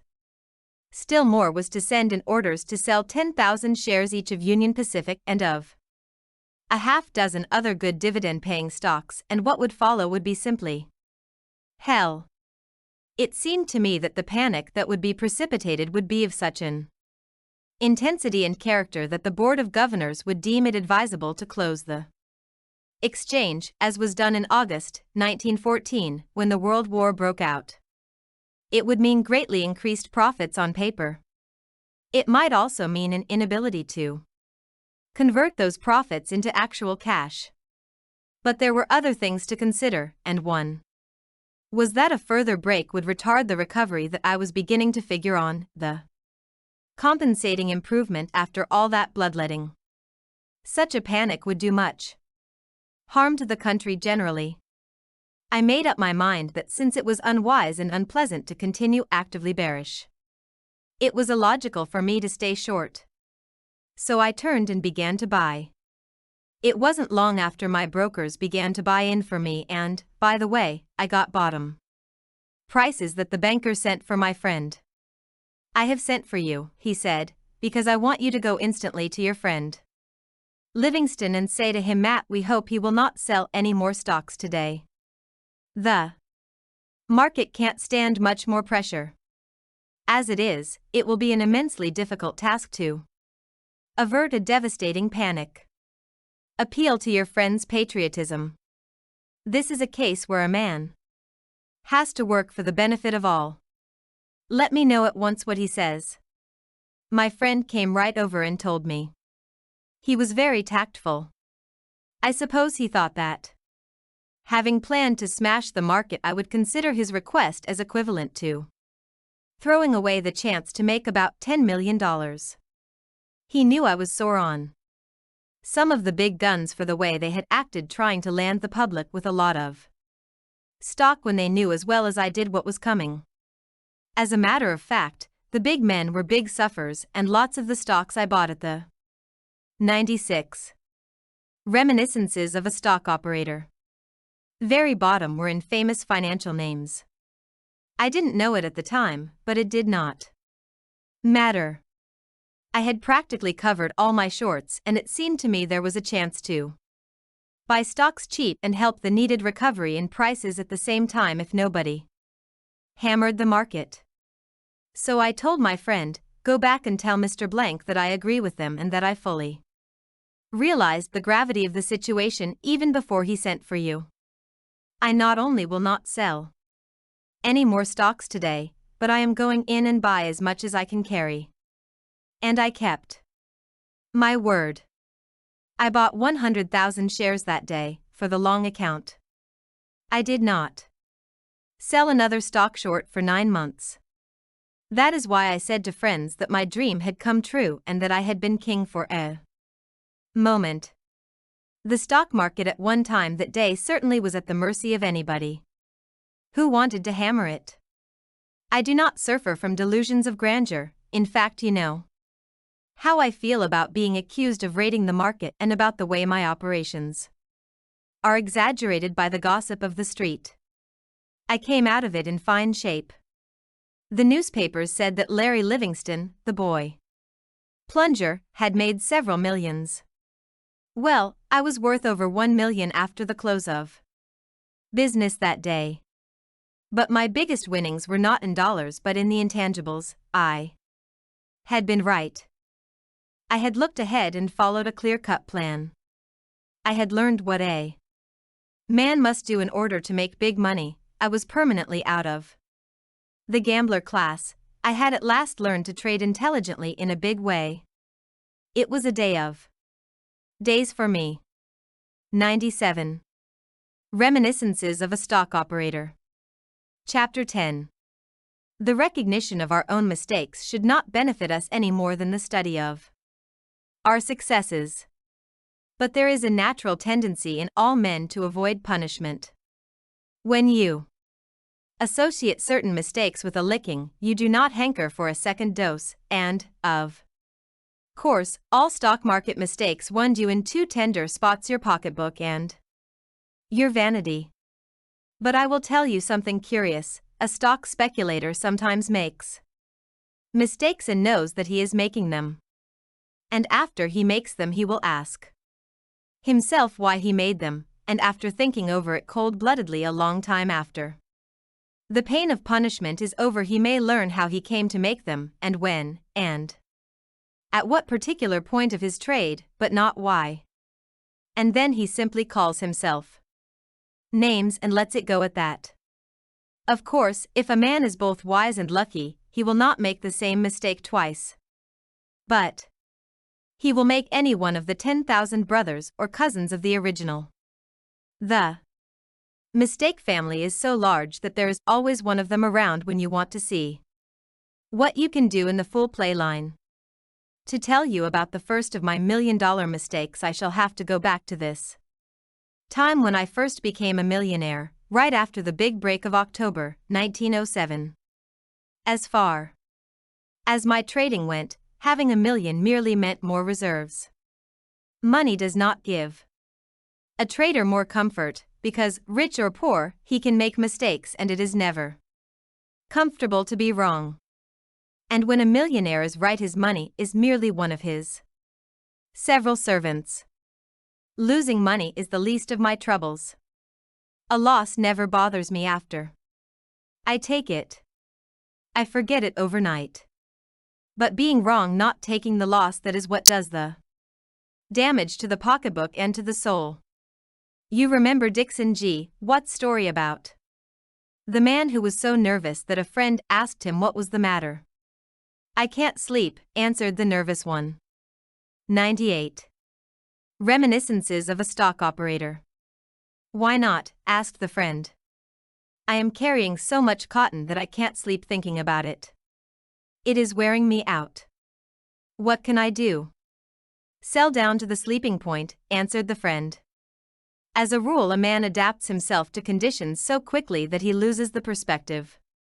He does not feel the difference much, that is, he does not vividly remember how it felt not to be a millionaire. He only remembers that there were things he could not do that he can do now. It does not take a reasonably young and normal man very long to lose the habit of being poor. It requires a little longer to forget that he used to be rich. I suppose that is because money creates needs or encourages their multiplication. I mean that after a man makes money in the stock market, he very quickly loses the habit of not spending. But after he loses his money, it takes him a long time to lose the habit of spending. After I took in my shorts and went long in October, 1907, I decided to take it easy for a while. I bought a yacht and planned to go off on a cruise in southern waters. I am crazy about fishing and I was due to have the time of my life. I looked forward to it and expected to go any day. But I did not. The market wouldn't let me. I always have traded in commodities as well as in stocks. I began as a youngster in the bucket shops. I studied those markets for years, though perhaps not so assiduously as the stock market. As a matter of fact, I would rather play commodities than stocks. There is no question about their greater legitimacy, as it were. It partakes more of the nature of a commercial venture than trading in stocks does. A man can approach it as he might any mercantile problem. It may be possible to use fictitious arguments for or against a certain trend in a commodity market, but success will be only temporary, for in the end, the facts are bound to prevail, so that a trader gets dividends on study and observation, as he does in a regular business. He can watch and weigh conditions, and he knows as much about it as anyone else. He need not guard against inside cliques. Dividends are not unexpectedly passed or increased overnight in the cotton market or in wheat or corn. In the long run, commodity prices are governed but by one law, the economic law of demand and supply. The business of the trader in commodities is simply to get facts about the demand and the supply, present and prospective. He does not indulge in guesses about a dozen things as he does in stocks. It always appealed to me trading in commodities. 99. Reminiscences of a stock operator. Of course, the same things happen in all speculative markets. The message of the tape is the same. That will be perfectly plain to anyone who will take the trouble to think. He will find, if he asks himself questions and considers conditions, that the answers will supply themselves directly. But people never take the trouble to ask questions, leave alone seeking answers. The average American is from Missouri everywhere and at all times except when he goes to the broker's offices and looks at the tape, whether it is stocks or commodities. The one game of all games that really requires study before making a play is the one he goes into without his usual highly intelligent preliminary and precautionary doubts.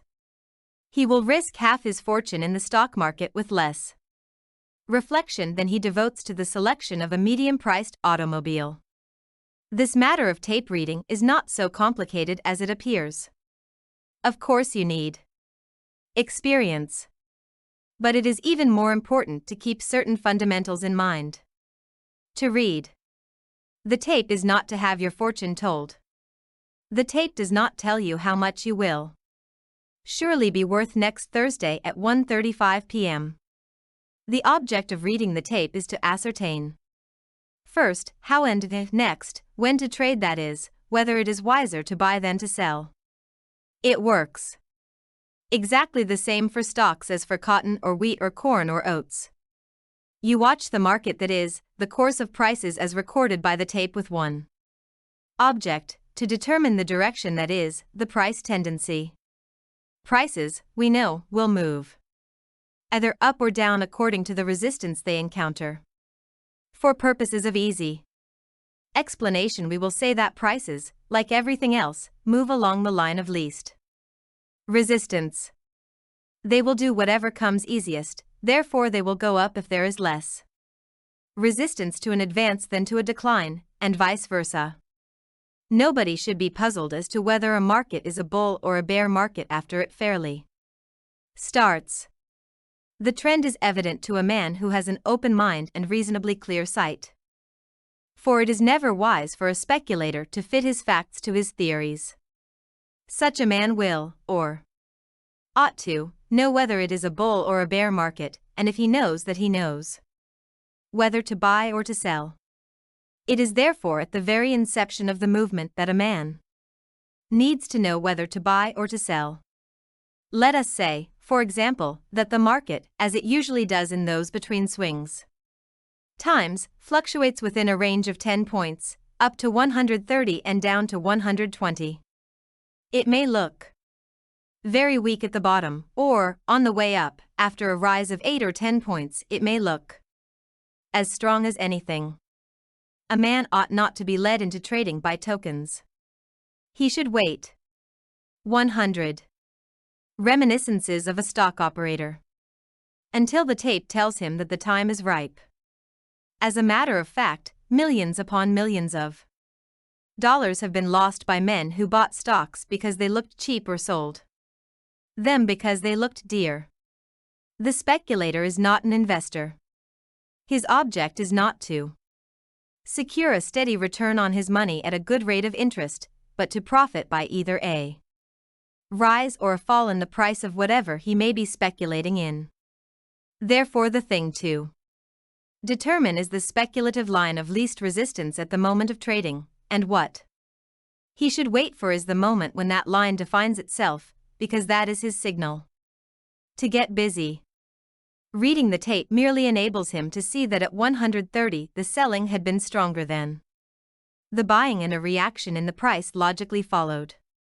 Up to the point where the selling prevailed over the buying, superficial students of the tape may conclude that the price is not going to stop short of 150, and they buy.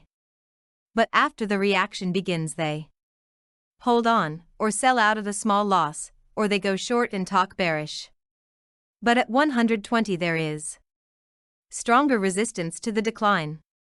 The buying prevails over the selling, there is a rally. And the shorts cover. The public is so often whipsawed that one marvels at their persistence in not learning their lesson. Eventually something happens that increases the power of either the upward or the downward force, and the point of greatest resistance moves up or down, that is, the buying at 130 will for the first time be stronger than the selling, or the selling at 120 be stronger than the buying. The price will break through the old barrier or movement limit and go on. As a rule, there is always a crowd of traders who are short at 120 because it looked so weak, or long at 130 because it looked so strong, and, when the market goes against them, they are forced, after a while, either to change their minds and turn or to close out. In either event, they help to define even more clearly the price line of least resistance. Thus, the intelligent trader who has patiently waited to determine this line will enlist the aid of fundamental trade conditions and also of the force of the trading of that part of the community that happened to guess wrong and must now rectify mistakes. Such corrections tend to push prices along the line of least resistance. And right here I will say that, though I do not give it as a mathematical certainty or as an axiom of speculation, my experience has been that accidents, that is, the unexpected or unforeseen, have always helped me in my market position whenever the latter has been based upon my determination of the line of least resistance. Do you remember that Union Pacific episode at Saratoga that I told you about? Well, I was long because I 101. Reminiscences of a Stock Operator. Found out that the line of least resistance was upward. I should have stayed long instead of letting my broker tell me that insiders were selling stocks. It didn't make any difference what was going on in the directors' minds. That was something I couldn't possibly know. But I could and did know that the tape said, going up. And then came the unexpected raising of the dividend rate and the 30-point rise in the stock. At 164. Prices looked mighty high, but as I told you before, stocks are never too high to buy or too low to sell. The price, per se, has nothing to do with establishing my line of least resistance. You will find in actual practice that if you trade as I have indicated, any important piece of news given out between the closing of one market and the opening of another is usually in harmony with the line of least resistance. The trend has been established before the news is published, and in bull markets bear items are ignored and bull news exaggerated, and vice versa. Before the war broke out, the market was in a very weak condition. There came the proclamation of Germany's submarine policy.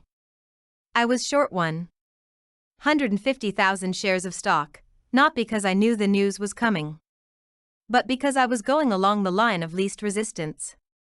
What happened came out of a clear sky, as far as my play was concerned. Of course, I took advantage of the situation, and I covered my shorts that day. It sounds very easy to say that all you have to do is to watch the tape, establish your resistance points and be ready to trade along the line of least resistance as soon as you have determined it. But in actual practice, a man has to guard against many things, and most of all against himself, that is, against human nature. That is the reason why I say that the man who is right always has two forces working in his favor: basic conditions and the men who are wrong. In a bull market, bare factors are ignored. That is human nature, and yet human beings profess astonishment at it. People will tell you that the wheat crop has gone to pot because there has been bad weather in one or two sections, and some farmers have been ruined, when the entire crop is gathered and all the farmers in all the wheat growing sections begin to take their wheat to the elevators. The bulls are surprised at the smallness of the damage. They discover that they merely have helped the bears. When a man makes his play in a commodity market, he must not permit himself set opinions. He must have an open mind and flexibility. It is not wise to disregard the message of the tape, no matter what your opinion of crop conditions or of the probable. 102. Reminiscences of a stock operator. Demand may be. I recall how I missed a big play just by trying to anticipate the starting signal. I felt so sure of conditions that I thought it was not necessary to wait for the line of least resistance to define itself. I even thought I might help it arrive, because it looked as if it merely needed a little assistance. I was very bullish on cotton. It was hanging around 12 cents, running up and down within a moderate range. It was in one of those in-between places, and I could see it. I knew I really ought to wait. But I got to thinking that if I gave it a little push, it would go beyond the upper resistance point. I bought 50,000 bales. Sure enough, it moved up. And sure enough, as soon as I stopped buying, it stopped going up. Then it began to settle back to where it was when I began buying it. I got out and it stopped going down. I thought I was now much nearer the starting signal, and presently I thought I'd start it myself again. I did. The same thing happened. I bid it up, only to see it go down when I stopped. I did this 4 or 5 times, until I finally quit in disgust. It cost me about $200,000. I was done with it. It wasn't very long after that when it began to go up and never stopped till it got to a price that would have meant a killing for me if I hadn't been in such a great hurry to start. This experience has been the experience of so many traders so many times that I can give this rule: in a narrow market, when prices are not getting anywhere to speak of but move within a narrow range, there is no sense in trying to anticipate what the next big movement is going to be, up or down. The thing to do is to watch the market, read the tape to determine the limits of the get-nowhere prices, and make up your mind that you will not take an interest until the price breaks through the limit in either direction. A speculator must concern himself with making money out of the market and not with insisting that the tape must agree with him. Never argue with it or ask it for reasons or explanations. Stock market postmortems don't pay dividends. Not so long ago, I was with a party of friends. They got to talking wheat. Some of them were bullish and others bearish. Finally, they asked me what I thought. Well, I had been studying the market for some time. I knew they did not want any statistics or analyses of conditions. So I said, if you want to make some money out of wheat, I can tell you how to do it. They all said they did, and I told them, if you are sure you wish to make money in 103. Reminiscences of a stock operator. Wheat, just you watch it. Wait. The moment it crosses $1.20, buy it, and you will get a nice quick play in it. Why not buy it now, at $1.14, one of the party asked. Because I don't know yet that it is going up at all. Then why buy it at $1.20? It seems a mighty high price. Do you wish to gamble blindly in the hope of getting a great big profit, or do you wish to speculate intelligently and get a smaller but much more probable profit? They all said they wanted the smaller but surer profit, so I said, then do as I tell you. If it crosses $1.20 buy. As I told you, I had watched it a long time. For months it sold between $1.10 and $1.20. Getting nowhere in particular. Well, sir, one day it closed at above $1.19. I got ready for it. Sure enough, the next day it opened at $1.20-1/2, and I bought.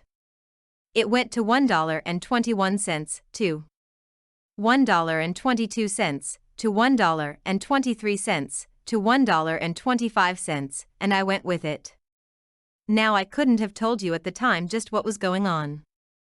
I didn't get any explanations about its behavior during the course of the limited fluctuations. I couldn't tell whether the breaking through the limit would be up through $1.20 or down through $1.10, though I suspected it would be up because there was not enough wheat in the world for a big break in prices. As a matter of fact, it seems Europe had been buying quietly and a lot of traders had gone short of it at around $1.19. Owing to the European purchases and other causes, a lot of wheat had been taken out of the market, so that finally the big movement got started. The price went beyond the $1.20 mark. That was all the point I had, and it was all I needed. I knew that when it crossed $1.20 it would be because the upward movement at last had gathered force to push it over the limit, and something had to happen. In other words, by crossing $1.20 the line of least resistance of wheat prices was established. It was a different story then. I remember that one day was a holiday with us and all our markets were closed. Well, in Winnipeg wheat opened up 6 cents a bushel. When our market opened on the following day, it also was up 6 cents a bushel. The price just went along the line of 104. Reminiscences of a stock operator. Least resistance. What I have told you gives you the essence of my trading system as based on studying the tape. I merely learn the way prices are most probably going to move. I check up my own trading by additional tests to determine the psychological moment. I do that by watching the way the price acts after I begin. It is surprising how many experienced traders there are who look incredulous when I tell them that when I buy stocks for a rise I like to pay top prices, and when I sell I must sell low or not at all. It would not be so difficult to make money if a trader always stuck to his speculative guns, that is, waited for the line of least resistance to define itself and began buying only when the tape said up or selling only when it said down. He should accumulate his line on the way up. Let him buy 1/5 of his full line. If that does not show him a profit, he must not increase his holdings because he has obviously begun wrong. He is wrong temporarily, and there is no profit in being wrong at any time. The same tape that said up did not necessarily lie merely because it is now saying not yet. In cotton, I was very successful in my trading for a long time. I had my theory about it, and I absolutely lived up to it. Suppose I had decided that my line would be 40 to 50,000 bales. Well, I would study the tape as I told you, watching for an opportunity either to buy or to sell. Suppose the line of least resistance indicated a bull movement. Well, I would buy 10,000 bales. After I got through buying that, if the market went up 10 points over my initial purchase price, I would take on another 10,000 bales. Same thing. Then, if I could get 20 points profit, or $1 a bale, I would buy 20,000 more. That would give me my basis for my trading. But if after buying the first 10 or 20,000 bales, it showed me a loss, out I'd go. I was wrong. It might be I was only temporarily wrong. But as I have said before, it doesn't pay to start wrong in anything. What I accomplished by sticking to my system was that I always had a line of cotton in every real movement. In the course of accumulating my full line, I might chip out $50,000 or $60,000 in these feeling out plays of mine. This looks like a very expensive testing, but it wasn't. After the real movement started, how long would it take me to make up the $50,000 I had dropped in order to make sure that I began to load up at exactly the right time? No time at all. It always pays a man to be 105. Reminiscences of a stock operator. Right at the right time. As I think I also said before, this describes what I may call my system for placing my bets. It is simple arithmetic to prove that it is a wise thing to have the big bet down only when you win, and when you lose to lose only a small exploratory bet, as it were. If a man trades in the way I have described, he will always be in the profitable position of being able to cash in on the big bet. Professional traders have always had some system or other based upon their experience, and governed either by their attitude towards speculation or by their desires. I remember I met an old gentleman in Palm Beach whose name I did not catch or did not at once identify. I knew he had been in the street for years, way back in Civil War times, and somebody told me that he was a very wise old codger who had gone through so many booms and panics that he was always saying there was nothing new under the sun, and least of all in the stock market. The old fellow asked me a lot of questions. When I got through telling him about my usual practice in trading, he nodded and said, "Yes. Yes. You're right. The way you're built, the way your mind runs, makes your system a good system for you. It comes easy for you to practice what you preach, because the money you bet is the least of your cares." I recollect Pat Hearn. Ever hear of him?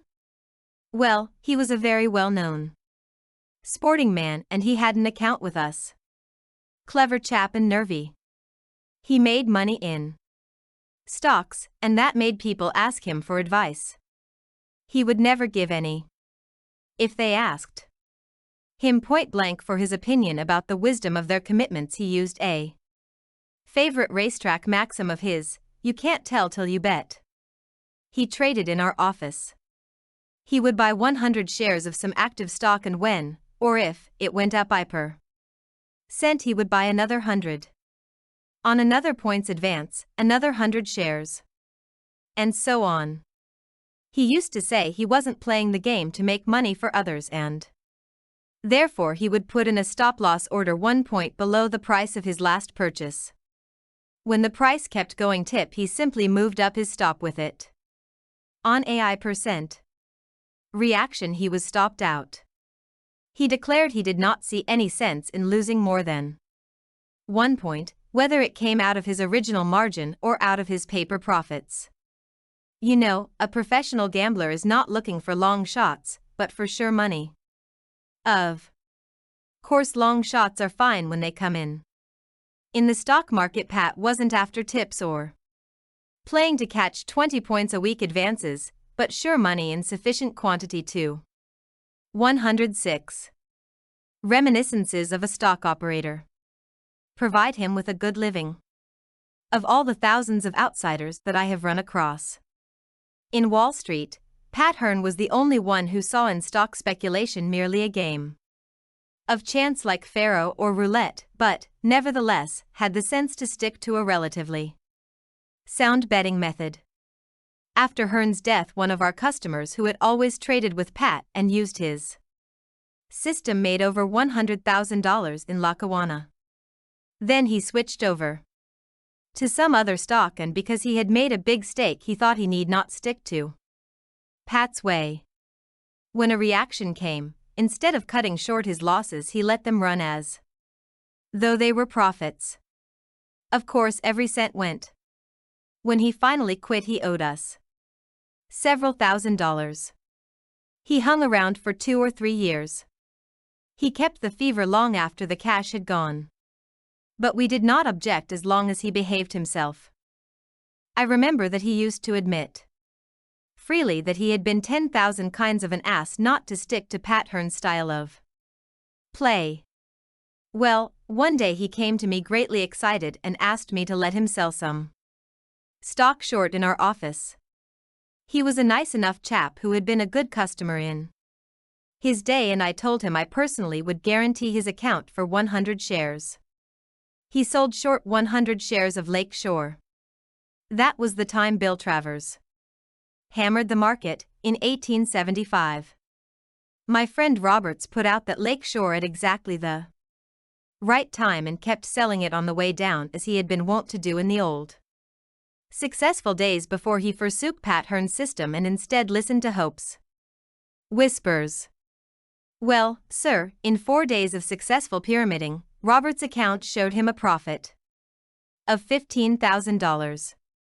Observing that he had not put in a stop-loss order, I spoke to him about it, and he told me that the break hadn't fairly begun and he wasn't going to be shaken out by any one-point reaction. This was in August. Before the middle of September he borrowed $10 from me for a baby carriage, his fourth. He did not stick to his own proved system. That's the trouble with most of them, and the old fellow shook his head at me. And he was right.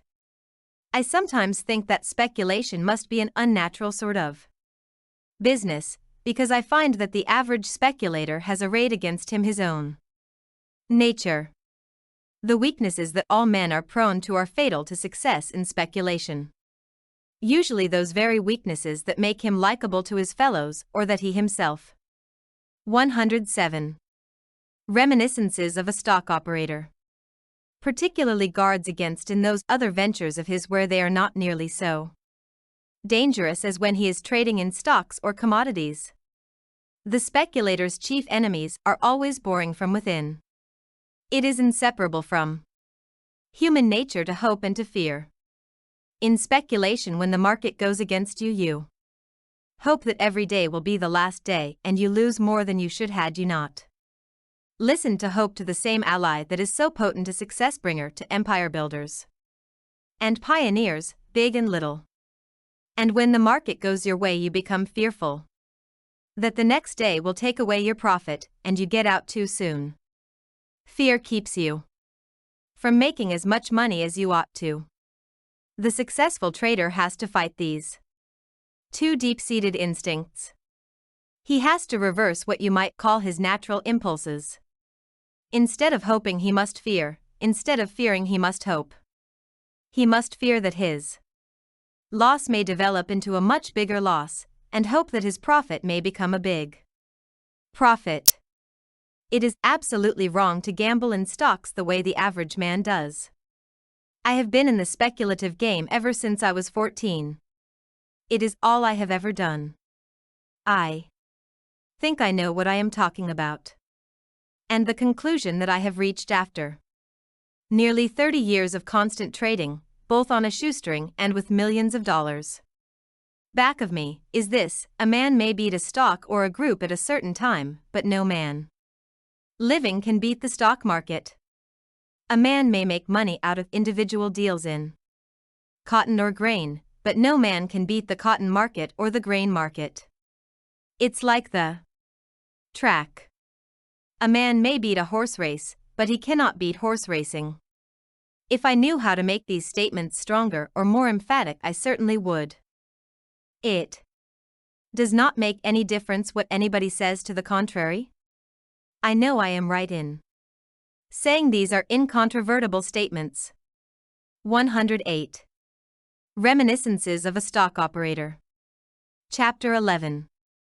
And now I'll get back to October, 1907. I bought a yacht and made all preparations to leave New York for a cruise in southern waters. I am really daffy about fishing, and this was the time when I was going to fish to my heart's content from my own yacht, going wherever I wished whenever I felt like it. Everything was ready. I had made a killing in stocks, but at the last moment corn held me back. I must explain that before the money panic which gave me Ray's first million, I had been trading in grain at Chicago. I was short 10 million bushels of wheat and 10 million bushels of corn.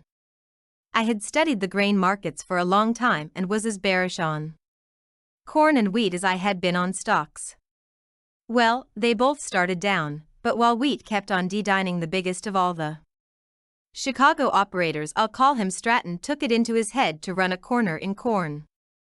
After I cleaned up in stocks and was ready to go south on my yacht, I found that wheat showed me a handsome profit, but in corn Stratton had run up the price and I had quite a loss.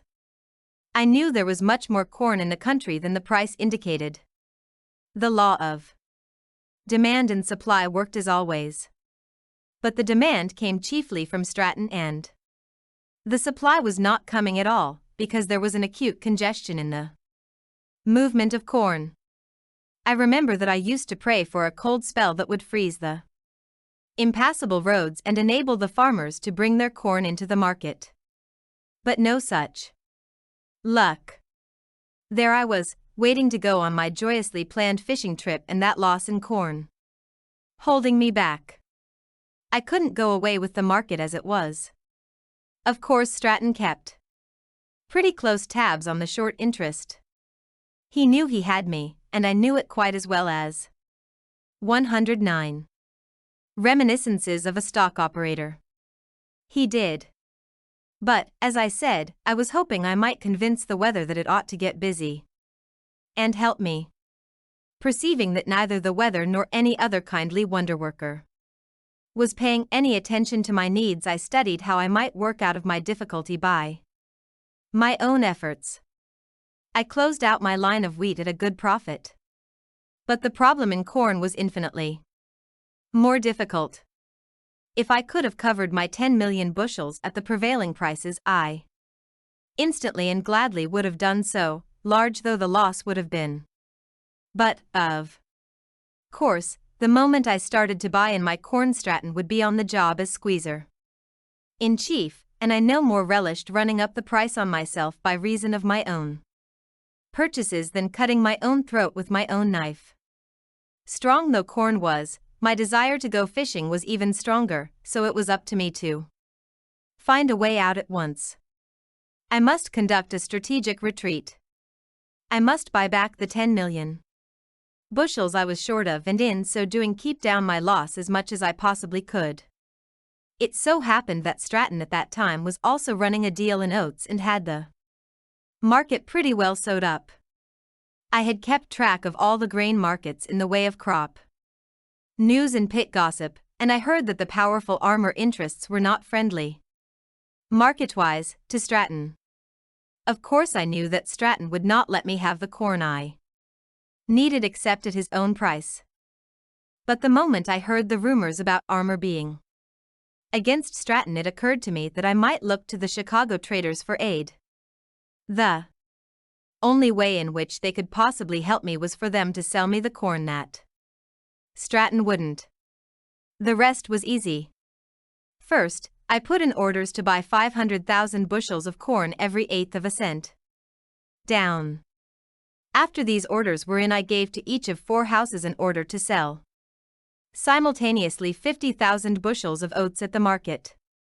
That, I figured, ought to make a quick break in oats. Knowing how the traders' minds worked, it was a cinch that they would instantly think that armor was gunning for Stratton. Seeing the attack opened in oats, they would logically conclude that the next break would be in corn, and they would start to sell it. If that corner in corn was busted, the pickings would be fabulous. My dope on the psychology of the Chicago traders was absolutely correct. When they Saw oats breaking on the scattered selling, they promptly jumped on corn and sold it with great enthusiasm. I was able to buy 6 million bushels of corn in the next 10 minutes. 110. Reminiscences of a stock operator. The moment I found that their selling of corn ceased, I simply bought in the other 4 million bushels at the market. Of course, that made the price go up again, but the net result of my maneuver was that I covered the entire line of 10 million bushels within 1/2 cent of the price prevailing at the time I started to cover on the traders selling the 200,000 bushels of oats that I sold short to start the traders selling of corn. I covered at a loss of only $3,000. That was pretty cheap bear bait. The profits I had made in wheat offset so much of my deficit in corn that my total loss on all my grain trades that time was only $25,000. Afterwards, corn went up 25 cents a bushel. Stratton undoubtedly had me at his mercy. If I had set about buying my 10 million bushels of corn without bothering to think of the price, there is no telling what I would have had to pay. A man can't spend years at one thing and not acquire a habitual attitude towards it, quite unlike that of the average beginner. The difference distinguishes the professional from the amateur. It is the way a man looks at things that makes or loses money for him in the speculative markets. The public has the dilettante's point of view toward his own effort. The ego obtrudes itself unduly, and the thinking therefore is not deep or exhaustive. The professional concerns himself with doing the right thing rather than with making money, knowing that the profit takes care of itself if the other things are attended to. A trader gets to play the game as the professional billiard player does, that is, he looks far ahead instead of considering the particular shot before him. It gets to be an instinct to play for position. I remember hearing a story about Addison Kamak that illustrates very nicely what I wish to point out. From all I have heard, I am inclined to think that Kamak was one of the ablest stock traders the street ever saw. He was not a chronic bear as many believe, but he felt the greater appeal of trading on the bear side, of utilizing in his behalf the 2 great human factors of hope and fear. He is credited with coining the warning, "Don't sell stocks when the sap is running up the trees." And the old-timers tell me that his biggest winnings were made on the bull side, so that it is plain he did not play prejudices, but conditions. At all events, he was a consummate trader. It seems that once this was way back at the tag end of a bull market, Kamak was bearish, and J. Arthur Joseph, the financial writer and raconteur, knew it. The market, however, was not only strong, but still rising, in response to prodding by the bull leaders and optimistic reports by the newspapers. Knowing what use a trader like Kamak could make of bearish information, Joseph rushed to Kamak's office one day with glad tidings. 111. Reminiscences of a stock operator. Mr. Kamak, I have a very good friend who is a transfer clerk in the St. Paul office, and he has just told me something which I think you ought to know. What is it? Asked Kamak listlessly. You've turned, haven't you? You are bearish now? Asked Joseph, to make sure. If Kamak wasn't interested, he wasn't going to waste precious ammunition. Yes. What's the wonderful information? I went around to the St. Paul office today, as I do in my news-gathering rounds 2 or 3 times a week, and my friend there said to me, the old man is selling stock. He meant William Rockefeller. Is he really, Jimmy? I said to him, and he answered, yes. He is selling 1,500 shares every 3/8 of a point up. I've been transferring the stock for 2 or 3 days now. I didn't lose any time, but came right over to tell you. Kamak was not easily excited, and, moreover, was so accustomed to having all manner of people rush madly into his office with all manner of news, gossip, rumors, tips and lies that he had grown distrustful of them all. He merely said, "Now, are you sure you heard right, Joseph?" "Am I sure?" "Certainly I am sure." "Do you think I am deaf?" said Joseph. "Are you sure of your man?" "Absolutely," declared Joseph. "I've known him for years. He has never lied to me. He wouldn't. No object. I know he is absolutely reliable and I'd stake my life on what he tells me. I know him as well as I know anybody in this world, a great deal better than you seem to know me, after all these years." "Sure of him, eh?" And Kamak again looked at Joseph. Then he said, "Well, you ought to know." He called his broker, W.B. Wheeler. Joseph expected to hear him give an order to sell at least 50,000 shares of St. Paul. William Rockefeller was disposing of his holdings in St. Paul, taking advantage of the strength of the market. Whether it was investment stock or speculative holdings was irrelevant. The one important fact was that the best stock trader of the Standard Oil crowd was getting out of St. Paul. What would the average man have done if he had received the news from A? 112. Reminiscences of a Stock Operator. Trustworthy source? No need to ask. But Kamak, the ablest bear operator of his day, who was bearish on the market just then, said to his broker, "Billy, go over to the board and buy 1,500 St. Paul. Every 3/8 up." The stock was then in the 90s. "Don't you mean sell?" interjected Joseph hastily. He was no novice in Wall Street, but he was thinking of the market from the point of view of the newspaperman and, incidentally, of the general public. The price certainly ought to go down on the news of inside selling. And there was no better inside selling than Mr. William Rockefeller's. The Standard Oil getting out and Kamak buying. It couldn't be. "No," said Kamak, "I mean buy." "Don't you believe me?" "Yes." "Don't you believe my information?" "Yes." "Aren't you bearish?" "Yes." "Well, then, that's why I'm buying. Listen to me now, you keep in touch with that reliable friend of yours, and the moment the scaled selling stops, let me know. Instantly. Do you understand?" "Yes," said Joseph, and went away, not quite sure he could fathom Kamak's motives in buying William Rockefeller's stock. It was the knowledge that Kamak was bearish on the entire market that made his maneuver so difficult to explain. However, Joseph saw his friend the transfer clerk and told him he wanted to be tipped off when the old man got through selling. Regularly, twice a day, Joseph called on his friend to inquire. 113. Reminiscences of a Stock Operator. One day the transfer clerk told him, "There isn't any more stock coming from the old man." Joseph thanked him and ran to Kamak's office with the information. Kamak listened attentively, turned to Wheeler and asked, "Billy, how much St. Paul have we got in the office?" Wheeler looked it up and reported that they had accumulated about 60,000 shares. Kamak, being bearish, had been putting out short lines in the other Grangers as well as in various other stocks, even before he began to buy St. Paul. He was now heavily short of the market. He promptly ordered Wheeler to sell the 60,000 shares of St.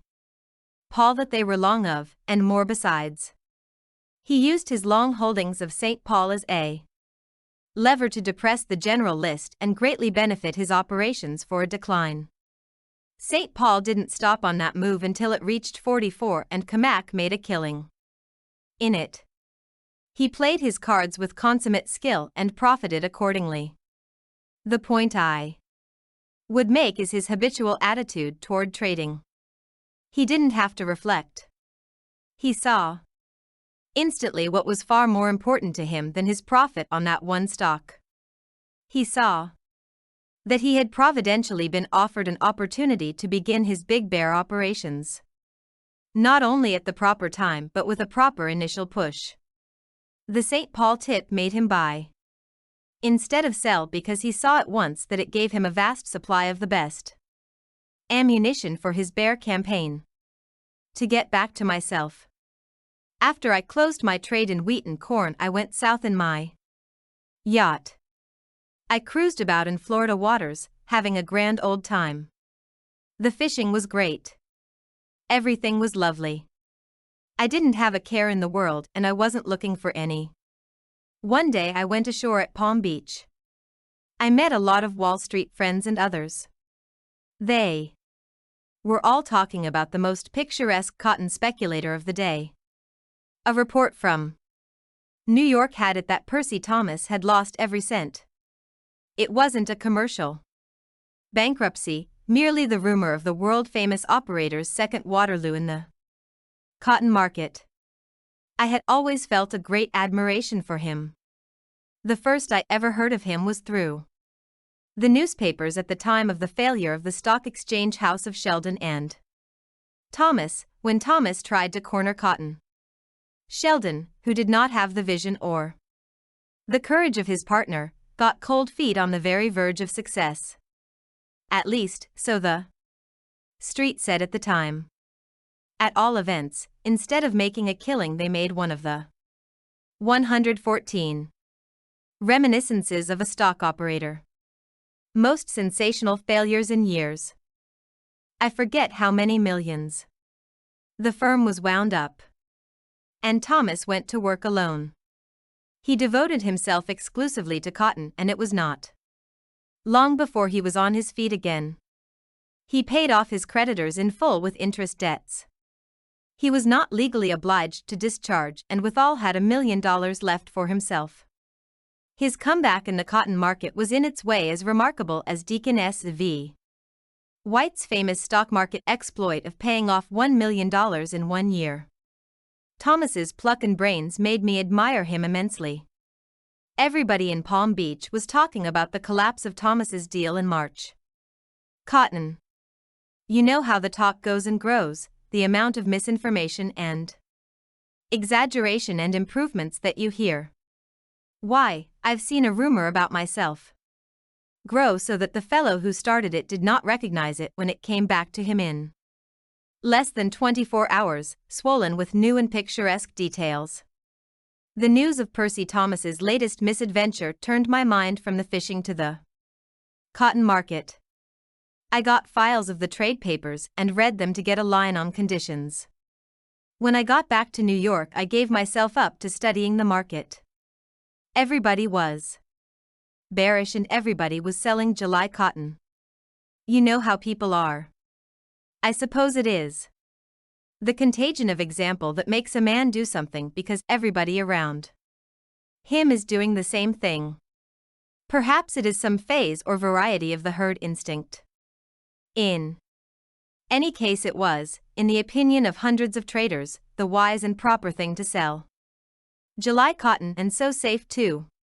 You couldn't call that general selling reckless, the word is too conservative. The traders simply saw one side to the market and a great big profit. They certainly expected a collapse in prices. I saw all this, of course, and it struck me that the chaps who were short didn't have a terrible lot of time to cover in. The more I studied the situation, the clearer I saw this. Until I finally decided to buy July cotton. I went to work and quickly bought 100,000 bales. I experienced no trouble in getting it because it came from so many sellers. It seemed to me that I could have offered a reward of $1 million for the capture, dead or alive, of a single trader who was not selling July cotton, and nobody would have claimed it. I should say this was in the latter part of May. I kept buying more and they kept on selling it to me until I had picked up all the floating contracts and I had 120,000 bales. A couple of days after I had bought the last of it, it began to go. 115. Reminiscences of a Stock Operator. Up. Once it started, the market was kind enough to keep on doing very well indeed. That it went up from 40 to 50 points a day. One Saturday, this was about 10 days after I began operations, the price began to creep up. I did not know whether there was any more July cotton for sale. It was up to me to find out, so I waited until the last 10 minutes. At that time, I knew it was usual for those fellows to be short, and if the market closed up for the day, they would be safely hooked. So I sent in 4 different orders to buy 5,000 bales each at the market at the same time. That ran the price up 30 points, and the shorts were doing their best to wriggle away. The market closed at the top. All I did, remember, was to buy that last 20,000 bales. The next day was Sunday. But on Monday, Liverpool was due to open up 20 points to be on a parity with the advance in New York. Instead, it came 50 points higher. That meant that Liverpool had exceeded our advance by 100%. I had nothing to do with the rise in that market. This showed me that my deductions had been sound and that I was trading along the line of least resistance. At the same time, I was not losing sight of the fact that I had a whopping big line to dispose of. A market may advance sharply or rise gradually and yet not possess the power to absorb more than a certain amount of selling. Of course, the Liverpool cables made our own market wild. But I noticed the higher it went, the scarcer July cotton seemed to be. I wasn't letting go any of mine altogether. That Monday was an exciting and not very cheerful day for the bears, but for all that, I could detect no signs of an impending bear panic, no beginnings of a blind stampede to cover. And I had 140,000 bales for which I must find a market. On Tuesday morning, as I was walking to my office, I met a friend at the entrance of the building. "That was quite a story in the world this morning," he said with a smile. "What story?" I asked. "What? Do you mean to tell me you haven't seen it?" "I never see the world," I said. "What is the story?" 116. Reminiscences of a Stock Operator. "Why, it's all about you. It says you've got July cotton cornered." "I haven't seen it," I told him and left him. I don't know whether he believed me or not. He probably thought it was highly inconsiderate of me not to tell him whether it was true or not. When I got to the office, I sent out for a copy of the paper. Sure enough, there it was, on the front page, in big headlines. "July cotton cornered by Larry Livingston." Of course, I knew at once that the article would play the dickens with the market. If I had deliberately studied ways and means of disposing of my 140,000 bales to the best advantage, I couldn't have hit upon a better plan. It would not have been possible to find one. That article at that very moment was being read all over the country, either in the World or in other papers quoting it. It had been cabled to Europe. That was plain from the Liverpool prices. That market was simply wild. No wonder, with such news.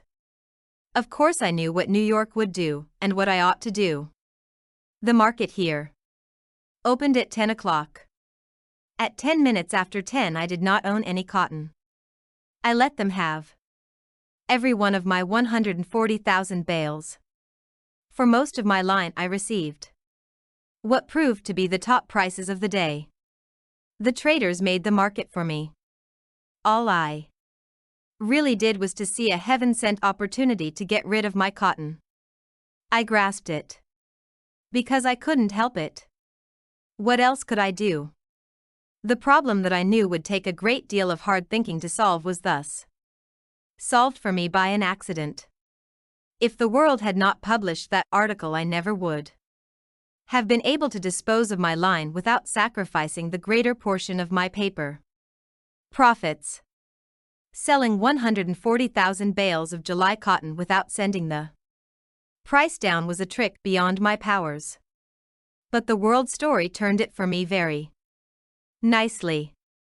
Why the world published it I cannot tell you. I never knew. I suppose the writer was tipped off by some friend in the cotton market and he thought he was printing a scoop. I didn't see him or anybody from the world. I didn't know it was printed that morning until after 9 o'clock, and if it had not been for my friend calling my attention to it 117.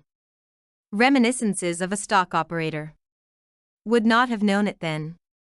Without it I wouldn't have had a market big enough to unload in. That is one trouble about trading on a large scale. You cannot sneak out as you can when you pike along. You cannot always sell out when you wish or when you think it wise. You have to get out when you can, when you have a market that will absorb your entire line. Failure to grasp the opportunity to get out may cost you millions. You cannot hesitate. If you do, you are lost. Neither can you try stunts like running up the price on the bears by means of competitive buying, for you may thereby reduce the absorbing capacity. And I want to tell you that perceiving your opportunity is not as easy as it sounds. A man must be on the lookout so alertly that when his chance sticks in its head at his door he must grab it.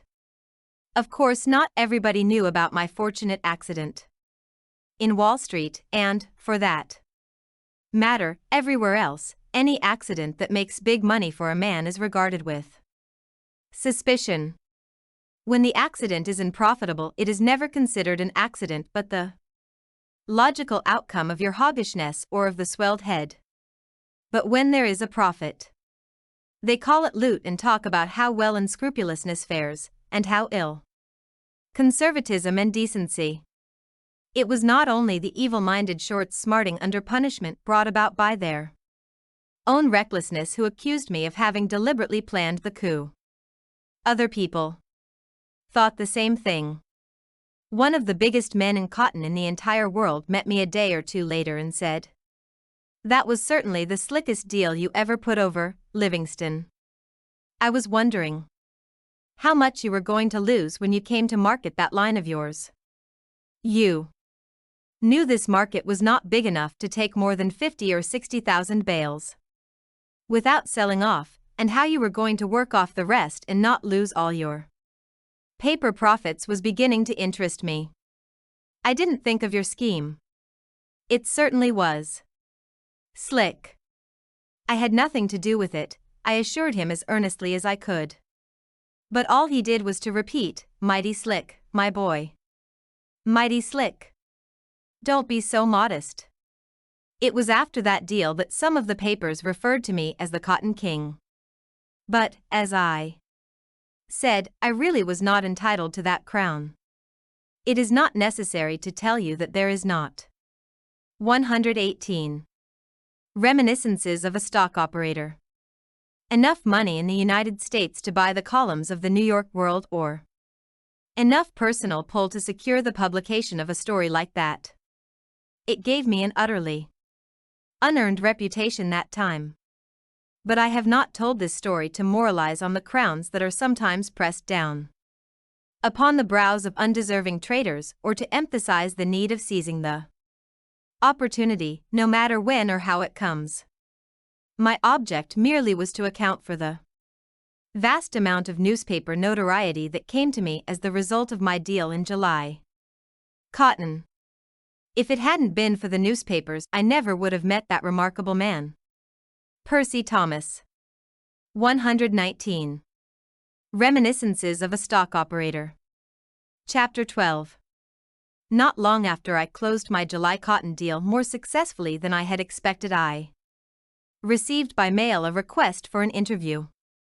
The letter was signed by Percy Thomas. Of course, I immediately answered that I'd be glad to see him at my office at any time he cared to call. The next day he came. I had long admired him. His name was a household word wherever men took an interest in growing or buying or selling cotton. In Europe as well as all over this country, people quoted Percy Thomas's opinions to me. I remember once at a Swiss resort talking to a Cairo banker who was interested in cotton growing in Egypt in association with the late Sir Ernest Cassell. When he heard I was from New York, he immediately asked me about Percy Thomas, whose market reports he received and read with unfailing regularity. Thomas, I always thought, went about his business scientifically. He was a true speculator, a thinker with the vision of a dreamer and the courage of a fighting man, an unusually well-informed man, who knew both the theory and the practice of trading in cotton. He loved to hear and to express ideas and theories and abstractions, and at the same time there was mighty little about the practical side of the cotton market or the psychology of cotton traders that he did not know, for he had been trading for years and had made and lost vast sums. After the failure of his old stock exchange firm of Sheldon and Thomas, he went it alone. Inside of 2 years he came back, almost spectacularly.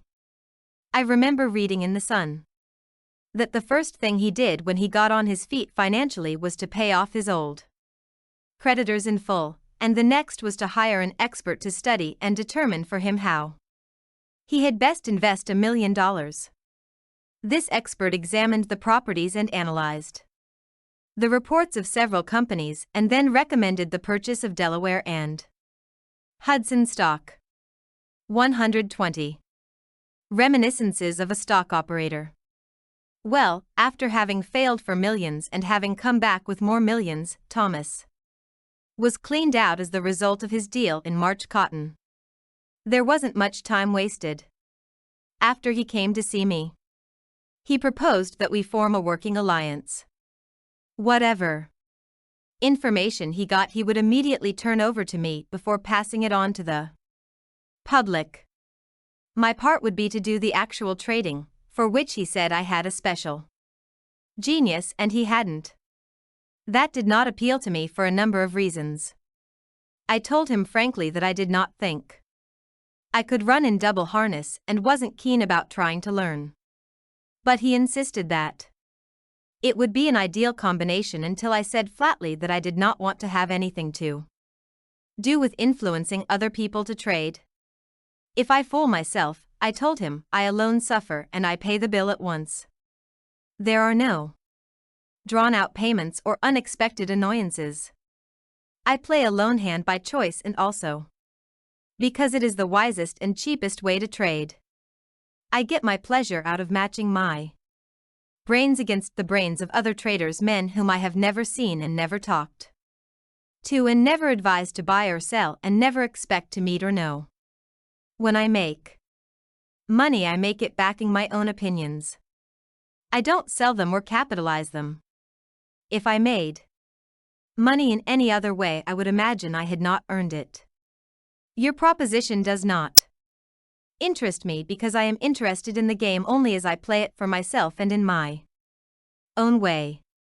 He said he was sorry I felt the way I did, and tried to convince me that I was wrong in rejecting his plan. But I stuck to my views. The rest was a pleasant talk. I told him I knew he would come back and that I would consider it a privilege if he would allow me to be of financial assistance to him. But he said he could not accept any loans from me. Then he asked me about my July deal and I told him all about it, how I had gone into it and how much cotton I bought and the price and other details.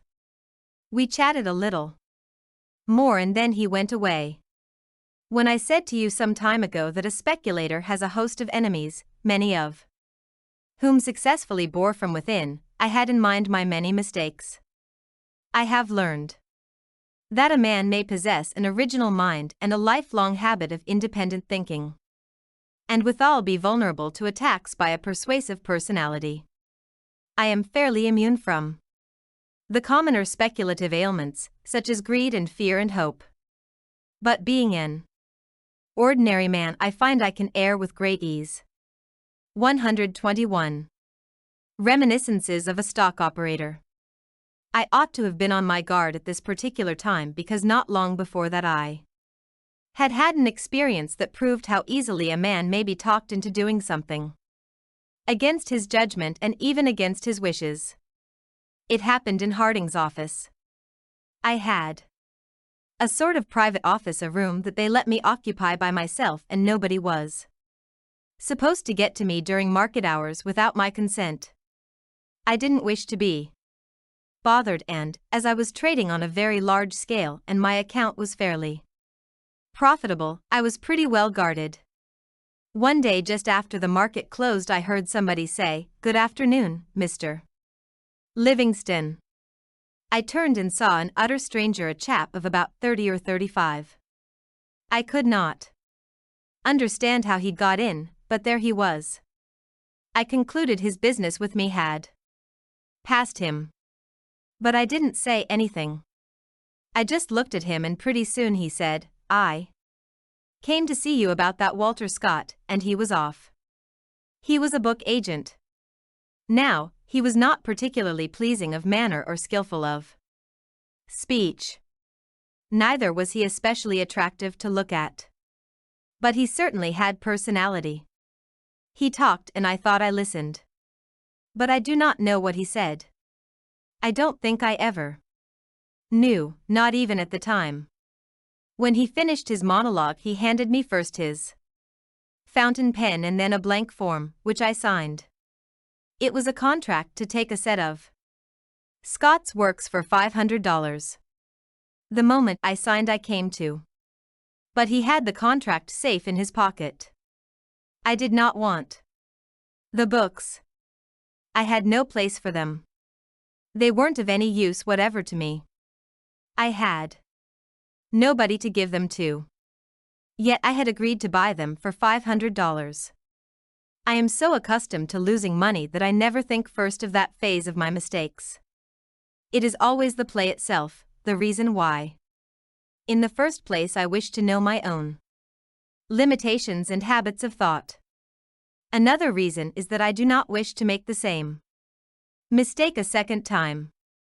A man can excuse his mistakes only by capitalizing them to his subsequent profit. Well, having made a $500 mistake but not yet having localized the trouble, I just looked at the fellow to size him up as a first step. I'll be hanged if he didn't actually smile at me, an understanding little smile. He seemed to read my thoughts. I somehow knew that I did not have to explain anything to him. He knew it without my 122 Reminiscences of a Stock Operator telling him. So I skipped the explanations and the preliminaries and asked him, "How much commission will you get on that $500 order?" He promptly shook his head and said, "I can't do it." "Sorry. How much do you get?" I persisted. "A third." "But I can't do it," he said. "A third of $500 is $166.66. I'll give you $200 cash if you give me back that signed contract, and to prove it, I took the money out of my pocket." "I told you I couldn't do it," he said. "Do all your customers make the same offer to you?" I asked. "No," he answered. "Then why were you so sure that I was going to make it?" "It is what your type of sport would do. You are a first-class loser, and that makes you a first-class businessman. I am much obliged to you, but I can't do it. Now tell me why you do not wish to make more than your commission." "It isn't that, exactly," he said. "I am not working just for the commission." "What are you working for then?" "For the commission and the record," he answered. "What record?" "Mine." "What are you driving at?" "Do you work for money alone?" he asked me. 123 Reminiscences of a Stock Operator. "Yes," I said. "No." And he shook his head. "No, you don't. You wouldn't get enough fun out of it. You certainly do not work merely to add a few more dollars to your bank account, and you are not in Wall Street because you like easy money. You get your fun some other way." "Well, same here. I did not argue but asked him, "And how do you get your fun?" "Well," he confessed, "we've all got a weak spot." "And what's yours?" "Vanity," he said.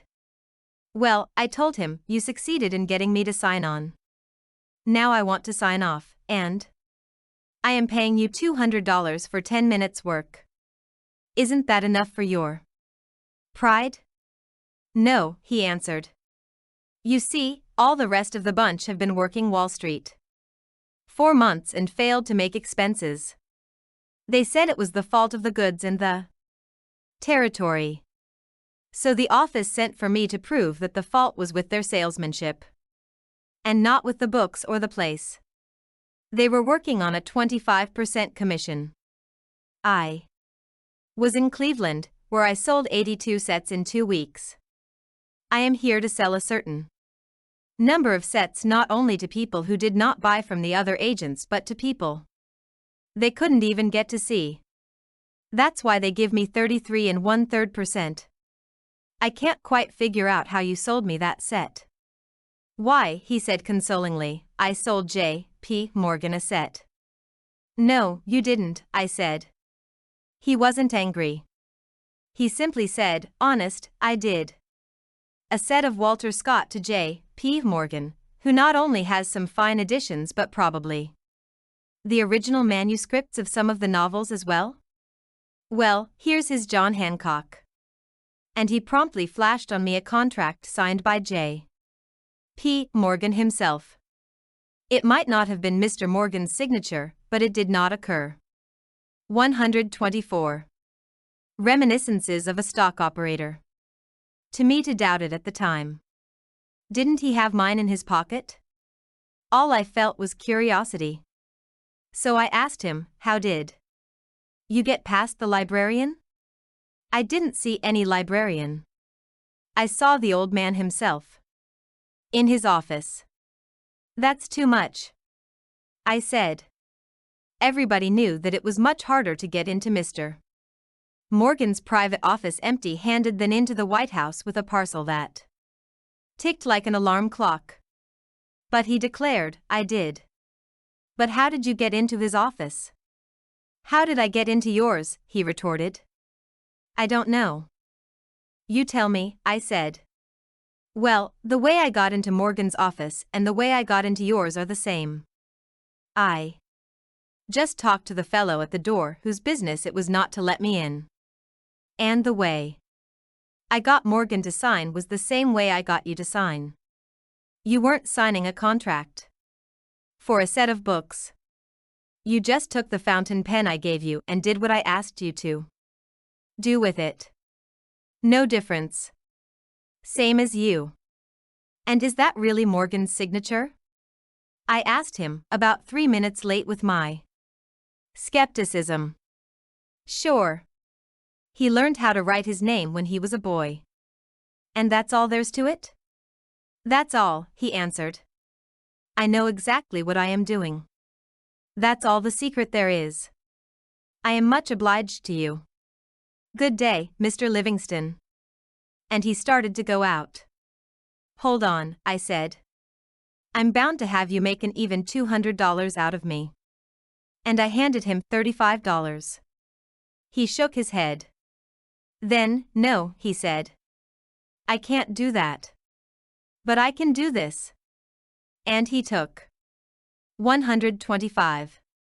Reminiscences of a Stock Operator. The contract from his pocket, tore it in two and gave me the pieces. I counted $200 and held the money before him, but he again shook his head. "Isn't that what you meant?" I said. "No." "Then, why did you tear up the contract?" "Because you did not whine, but took it as I would have taken it myself had I been in your place." "But I offered you the $200 of my own accord," I said. "I know, but money isn't everything." Something in his voice made me say, "You're right, it isn't, and now what do you really want me to do for you?" "You're quick, aren't you?" he said. "Do you really want to do something for me?" "Yes," I told him, "I do.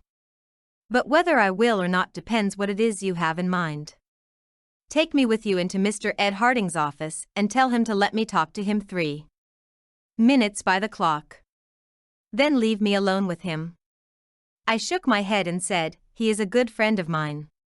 He's 50 years old and a stockbroker, said the book agent. That was perfectly true, so I took him into Ed's office. I did not hear anything more from or about that book agent. But one evening some weeks later when I was going uptown I ran across him in a 6th Avenue L train. He raised his hat very politely and I nodded back. He came over and asked me, "How do you do, Mr. Livingston? And how is Mr. Harding?" "He's well." "Why do you ask?" I felt he was holding back a story. 126. Reminiscences of a Stock Operator. I sold him $2,000 worth of books that day you took me in to see him. He never said a word to me about it, I said. "No, that kind doesn't talk about it." "What kind doesn't talk?" "The kind that never makes mistakes on account of its being bad business to make them. That kind always knows what he wants and nobody can tell him different. That is the kind that's educating my children and keeps my wife in good humor. You did me a good turn, Mr. Livingston. I expected it when I gave up the $200 you were so anxious to present to me." "And if Mr. Harding hadn't given you an order?" "Oh, but I knew he would. I had found out what kind of man he was. He was a cinch." "Yes. But if he hadn't bought any books?" I persisted. "I'd have come back to you and sold you something. Good day, Mr. Livingston. I am going to see the mayor." And he got up as we pulled up at Park Place. "I hope you sell him 10 sets, I said. His Honor was a Tammany man. "I'm a Republican, too," he said, and went out, not hastily, but leisurely, confident that the train would wait. And it did. I have told you this story in such detail because it concerned a remarkable man who made me buy what I did not wish to buy. He was the first man who did that to me. There never should have been a second, but there was. You can never bank on there being but one remarkable salesman in the world or on complete immunization from the influence of personality. When Percy Thomas left my office, after I had pleasantly but definitely declined to enter into a working alliance with him, I would have sworn that our business paths would never cross. I was not sure I'd ever even see him again. But on the very next day he wrote me a letter thanking me for my offers of help and inviting me to come and see. 127. Reminiscences of a Stock Operator. Him. I answered that I would. He wrote again. I called. I got to see a great deal of him. It was always a pleasure for me to listen to him. He knew so much and he expressed his knowledge so interestingly. I think he is the most magnetic man I ever met.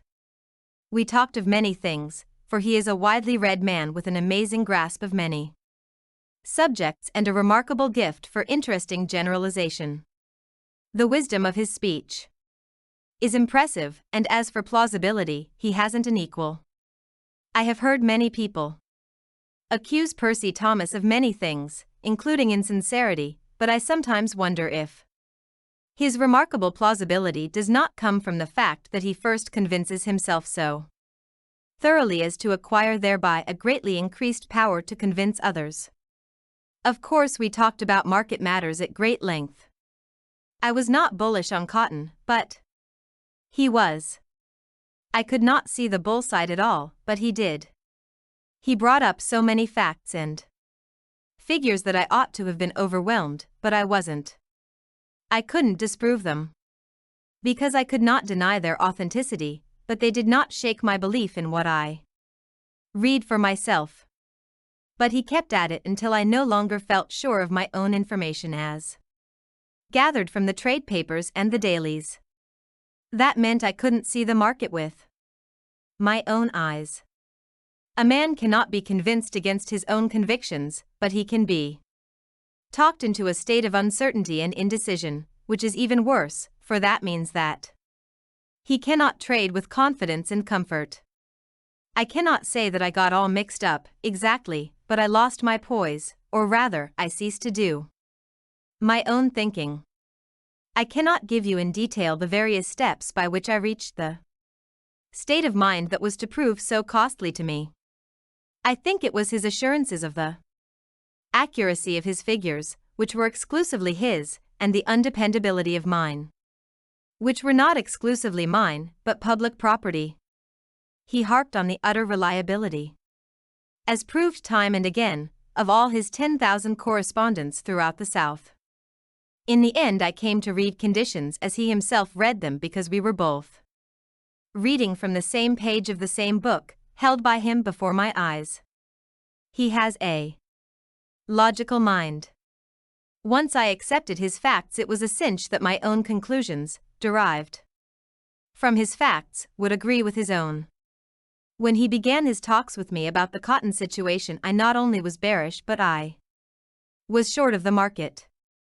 Gradually, as I began to accept his facts and figures, I began to fear I had been basing my previous position on misinformation. Of course I could not. 128. Reminiscences of a Stock Operator. Feel that way and not cover. And once I had covered because Thomas made me think I was wrong, I simply had to go long. It is the way my mind works. You know, I have done nothing in my life but trade in stocks and commodities. I naturally think that if it is wrong to be bearish, it must be right to be a bull. And if it is right to be a bull, it is imperative to buy. As my old Palm Beach friend said, Pat Hearn used to say, you can't tell till you bet. I must prove whether I am right on the market or not, and the proofs are to be read only in my broker's statements at the end of the month. I started in to buy cotton, and in a jiffy I had my usual line, about 60,000 bales.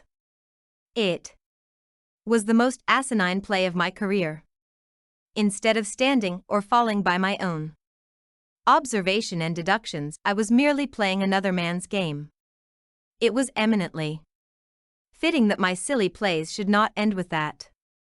I not only bought when I had no business to be bullish, but I didn't accumulate my line in accordance with the promptings of experience.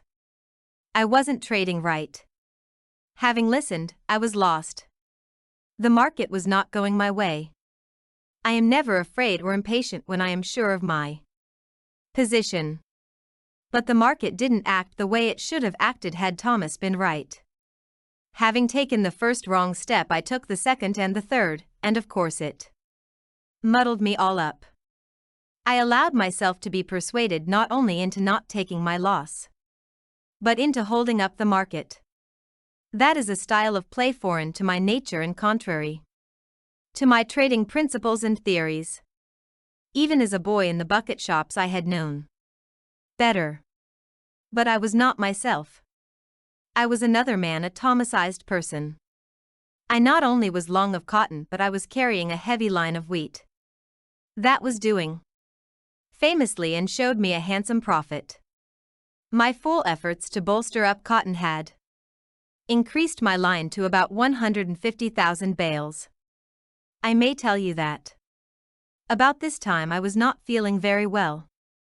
I don't say this to furnish an excuse for my blunders, but merely to state a pertinent fact. I remember I went to Bayshore for a rest. While there I did some thinking. It seemed to me that my speculative commitments were overlarge. I am not timid as a rule, but I got to feeling nervous, and that made me decide to lighten my load. To do this I must clean up either that cotton or the wheat. It seems incredible that, knowing the game as well as I did and with an experience of 12 or 14 years of speculating in stocks and commodities, I did precisely the wrong thing. The cotton showed me a loss and I kept it. The wheat showed me a profit, and I sold it out. It was an utterly foolish play, but all I can say in extenuation is that it. 129. Reminiscences of a Stock Operator. Wasn't really my deal, but Thomas's. Of all speculative blunders, there are few greater than trying to average a losing game. My cotton deal proved it to the hilt a little later. Always sell what shows you a loss and keep what shows you a profit. That was so obviously the wise thing to do, and was so well known to me that even now I marvel at myself for doing the reverse.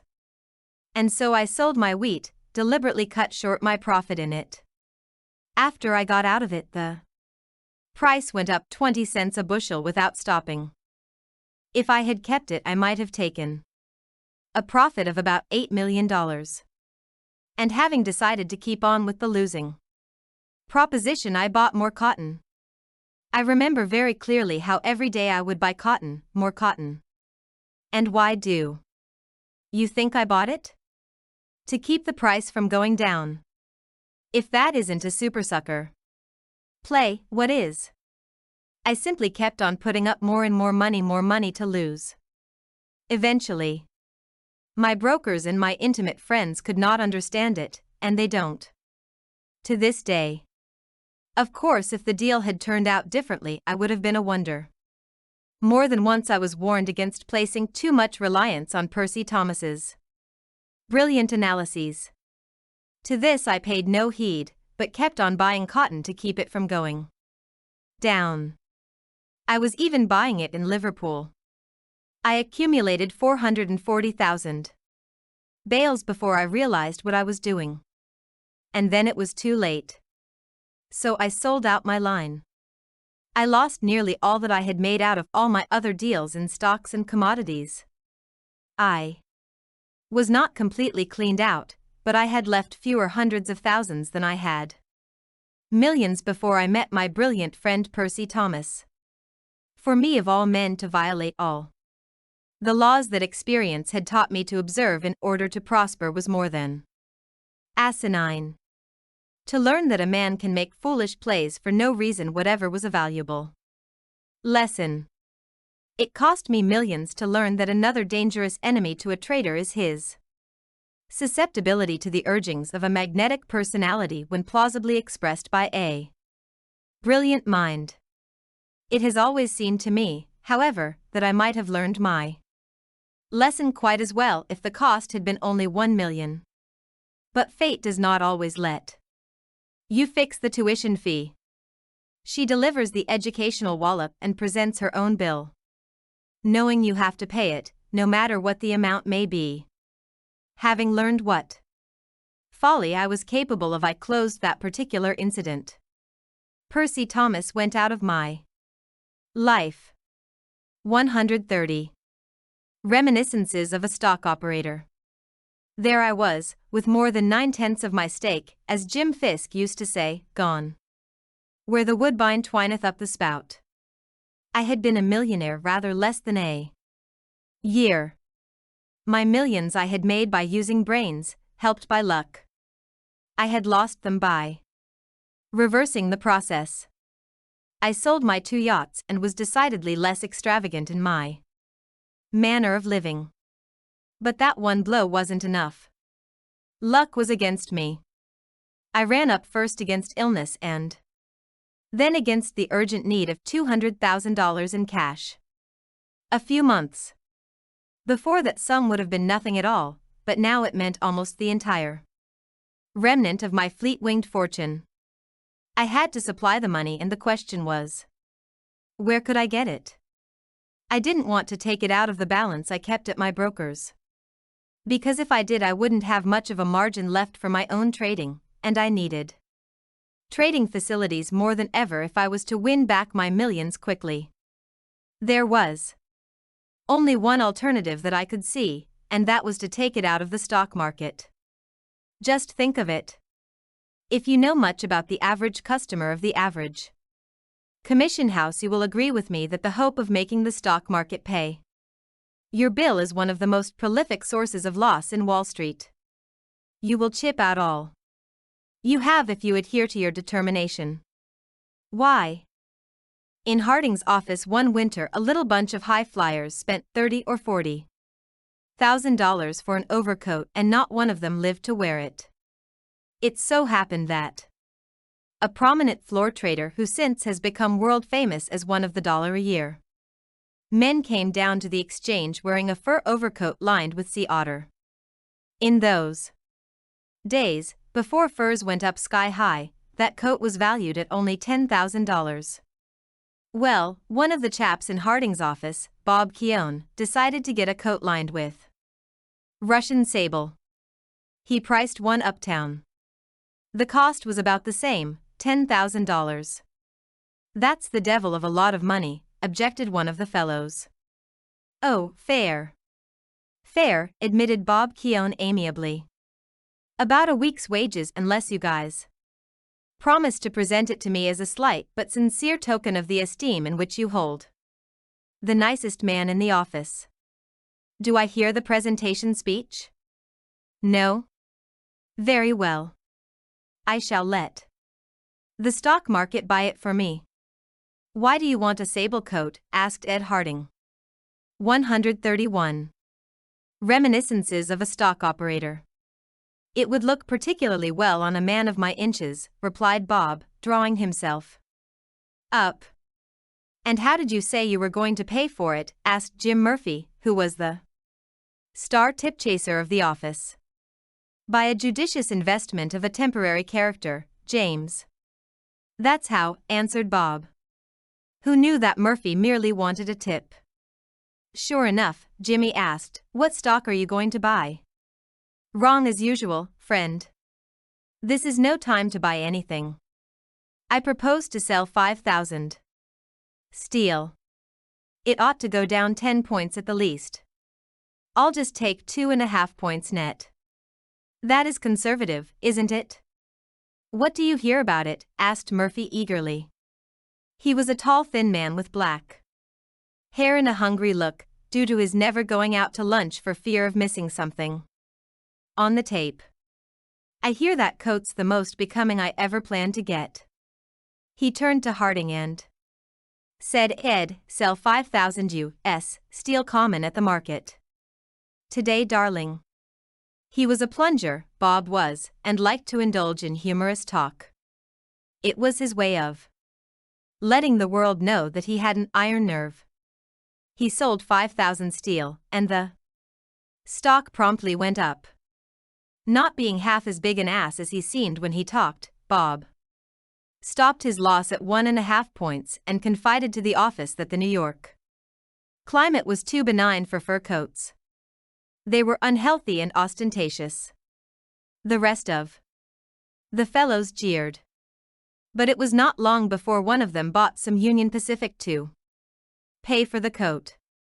He lost $1,800 and said sables were all right for the outside of a woman's wrap, but not for the inside of a garment intended to be worn by a modest and intelligent man. After that, one after another of the fellows tried to coax the market to pay for that coat. One day I said I would buy it to keep the office from going broke. But they all said that it wasn't a sporting thing to do, that if I wanted the coat for myself I ought to let the market give it to me. But Ed Harding strongly approved of my intention, and that same afternoon I went to the furrier's to buy it.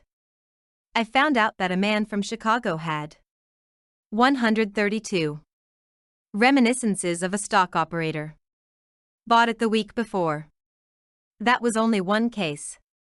There isn't a man in Wall Street who has not lost money trying to make the market pay for an automobile or a bracelet or a motorboat or a painting. I could build a huge hospital with the birthday presents that the tight-fisted stock market has refused to pay for. In fact, of all hoodoos in Wall Street, I think the resolve to induce the stock market to act as a fairy godmother is the busiest and most persistent. Like all well-authenticated hoodoos, this has its reason for being. What does a man do when he sets out to make the stock market pay for a sudden need? Why, he merely hopes. He gambles. He therefore runs much greater risks than he would if he were speculating intelligently, in accordance with opinions or beliefs logically arrived at after a dispassionate study of underlying conditions. To begin with, he is after an immediate profit. He cannot afford to wait. The market must be nice to him at once, if at all. He flatters himself that he is not asking more than to place an even money bet. Because he is prepared to run quick, say, stop his loss at 2 points when all he hopes to make is 2 points. He hugs the fallacy that he is merely taking a 50-50 chance. Why, I've known men to lose thousands of dollars on such trades, particularly on purchases made at the height of a bull market just before a moderate reaction. It certainly is no way to trade. Well, that crowning folly of my career as a stock operator was the last straw. It beat me. I lost what little my cotton deal had left me. It did even more harm, for I kept on trading and losing. I persisted in thinking that the stock market must perforce make money for me in the end. But the only end in sight was the end of my resources. I went into debt. Not only to my principal brokers but to other houses that accepted business from me. Without my putting up an adequate margin. I not only got in debt but I stayed in debt. From then on. 133. Reminiscences of a Stock Operator. Chapter 13. There I was, once more broke, which was bad, and dead wrong in my trading, which was a sight worse. I was sick, nervous, upset, and unable to reason calmly. That is, I was in the frame of mind in which no speculator should be when he is trading. Everything went wrong with me. Indeed, I began to think that I could not recover my departed sense of proportion. Having grown accustomed to swinging a big line, say, more than 100,000 shares of stock, I feared I would not show good judgment trading in a small way.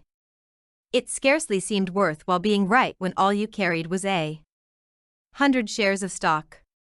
After the habit of taking a big profit on a big line, I wasn't sure I would know when to take my profit on a small line.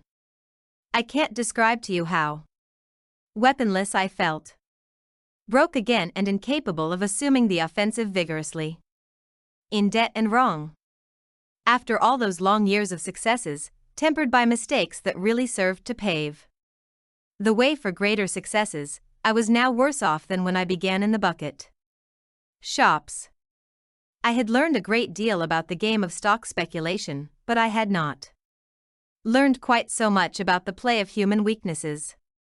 There is no mind so machine-like that you can depend upon it to function with equal efficiency at all times. I now learned that I could not trust myself to remain equally unaffected by men and misfortunes at all times. Money losses have never worried me in the slightest. But other troubles could and did. I studied my disaster in detail and of course found no difficulty in seeing just where I had been silly. I spotted the exact time and place. A man must know himself thoroughly if he is going to make a good job out of trading in the speculative markets. To know what I was capable of in the line of folly was a long educational step. I sometimes think that no price is too high for a speculator to pay to learn that which will keep him from getting the swelled head. A great many smashes by brilliant men can be traced directly to the 134. Reminiscences of a Stock Operator. Swelled head, an expensive disease everywhere to everybody, but particularly in Wall Street to a speculator. I was not happy in New York, feeling the way I did. I didn't want to trade, because I wasn't in good trading trim. I decided to go away and seek a stake elsewhere. The change of scene could help me to find myself again, I thought. So once more I left New York, beaten by the game of speculation. I was worse than broke, since I owed over $100,000 spread among various brokers. I went to Chicago and there found a stake It was not a very substantial stake, but that merely meant that I would need a little more time to win back my fortune. A house that I once had done business with had faith in my ability as a trader, and they were willing to prove it by allowing me to trade in their office in a small way. I began very conservatively. I don't know how I might have fared had I stayed there. But one of the most remarkable experiences in my career cut short my stay in Chicago. It is an almost incredible story. One day I got a telegram from Lucius Tucker. I had known him when he was the office manager of a stock exchange firm that I had at times given some business to, but I had lost track of him. The telegram read, "Come to New York at once. L. Tucker." I knew that he knew from mutual friends how I was fixed, and therefore it was certain he had something up his sleeve. At the same time, I had no money to throw away on an unnecessary trip to New York, so instead of doing what he asked me to do, I got him on the long distance. "I got your telegram," I said. "What does it mean?" "It means that a big banker in New York wants to see you," he answered. "Who is it?" I asked. I couldn't imagine who it could be. "I'll tell you when you get to New York." "No use otherwise." "You say he wants to see me?" 135. Reminiscences of a Stock Operator. "He does." "What about?" "He'll tell you that in person if you give him a chance," said Lucius. "Can't you write me?" "No." "Then tell me more plainly," I said. "I don't want to." "Look here, Lucius," I said, "just tell me this much. Is this a fool trip?" "Certainly not. It will be to your advantage to come." "Can't you give me an inkling?" "No," he said. "It wouldn't be fair to him. And besides, I don't know just how much he wants to do for you.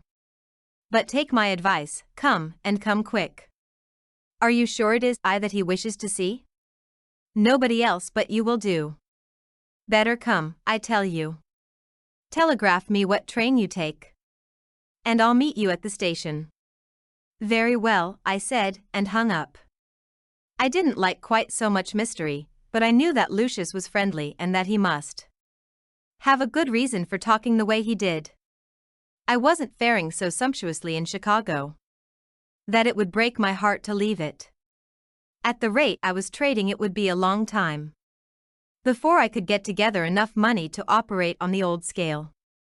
I came back to New York, not knowing what would happen. Indeed, more than once during the trip I feared nothing at all would happen and that I'd be out my railroad fare. 136. Reminiscences of a Stock Operator. And my time. I could not guess that I was about to have the most curious experience of my entire life. Lucius met me at the station and did not waste any time in telling me that he had sent for me at the urgent request of Mr. Daniel Williamson, of the well-known stock exchange house of Williamson and Brown. Mr. Williamson told Lucius to tell me that he had a business proposition to make to me that he was sure I would accept, since it would be very profitable for me. Lucius swore he didn't know what the proposition was. The character of the firm was a guarantee that nothing improper would be demanded of me. Dan Williamson was the senior member of the firm, which was founded by Egbert Williamson way back in the 70s. There was no Brown and hadn't been one in the firm for years. The house had been very prominent in Dan's father's time, and Dan had inherited a considerable fortune and didn't go after much outside business. They had one customer who was worth 100 average customers, and that was Alvin Marquand, Williamson's brother-in-law, who, in addition to being a director in a dozen banks and trust companies, was the president of the great Chesapeake and Atlantic Railroad system. He was the most picturesque personality in the railroad world after James J. Hill, and was the spokesman and dominant member of the powerful banking coterie known as the Fort Dawson Gang. He was worth from $50 million to $500 million, the estimate depending upon the state of the speaker's liver. When he died, they found out that he was worth $250 million, all made in Wall Street. So you see, he was some customer. Lucius told me he had just accepted a position with Williamson and Brown, one that was made for him. He was supposed to be a sort of circulating general business getter. The firm was after a general commission business, and Lucius had induced Mr. Williamson to open a couple of branch offices, one in one of the big hotels uptown and the other in Chicago.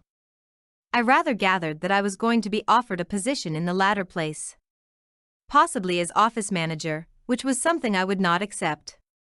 I didn't jump on Lucius because I thought I'd better wait until the offer was made before I refused it. Lucius took me into Mr. Williamson's private office, introduced me to his chief, and left the room in a hurry, as though he wished to avoid being called as witness in a case in which he knew both parties. I prepared to listen and then to say no. Mr. Williamson was very pleasant. He was a thorough gentleman, with polished 137 reminiscences of a stock operator, manners, and a kindly smile. I could see that he made friends easily and kept them. Why not? He was healthy and therefore good-humored. He had slathers of money and therefore could not be suspected of sordid motives. These things, together with his education and social training, made it easy for him to be not only polite but friendly, and not only friendly but helpful. I said nothing. I had nothing to say, and, besides, I always let the other man have his say in full before I do any talking. Somebody told me that the late James Stillman, president of the National City Bank, who, by the way, was an intimate friend of Williamson's, made it his practice to listen in silence, with an impassive face, to anybody who brought a proposition to him. After the man got through, Mr. Stillman continued to look at him, as though the man had not finished. So the man, feeling urged to say something more, did so. Simply by looking and listening, Stillman often made the man offer terms much more advantageous to the bank than he had meant to offer when he began to speak. I don't keep silent just to induce people to offer a better bargain, but because I like to know all the facts of the case. By letting a man have his say in full, you are able to decide at once. It is a great time saver. It averts debates and prolonged discussions that get nowhere. Nearly every business proposition that is brought to me can be settled, as far as my participation in it is concerned, by my saying yes or no. But I cannot say yes or no right off unless I have the complete proposition before me. Dan Williamson did the talking and I did the listening. He told me he had heard a great deal about my operations in the stock market and how he regretted that I had gone outside of my bailiwick and come a cropper in cotton. Still, it was to my bad luck that he owed the pleasure of that interview with me.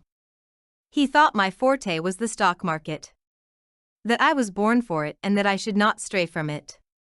And that is the reason, Mr. Livingston, he concluded pleasantly, why we wish to do business with you.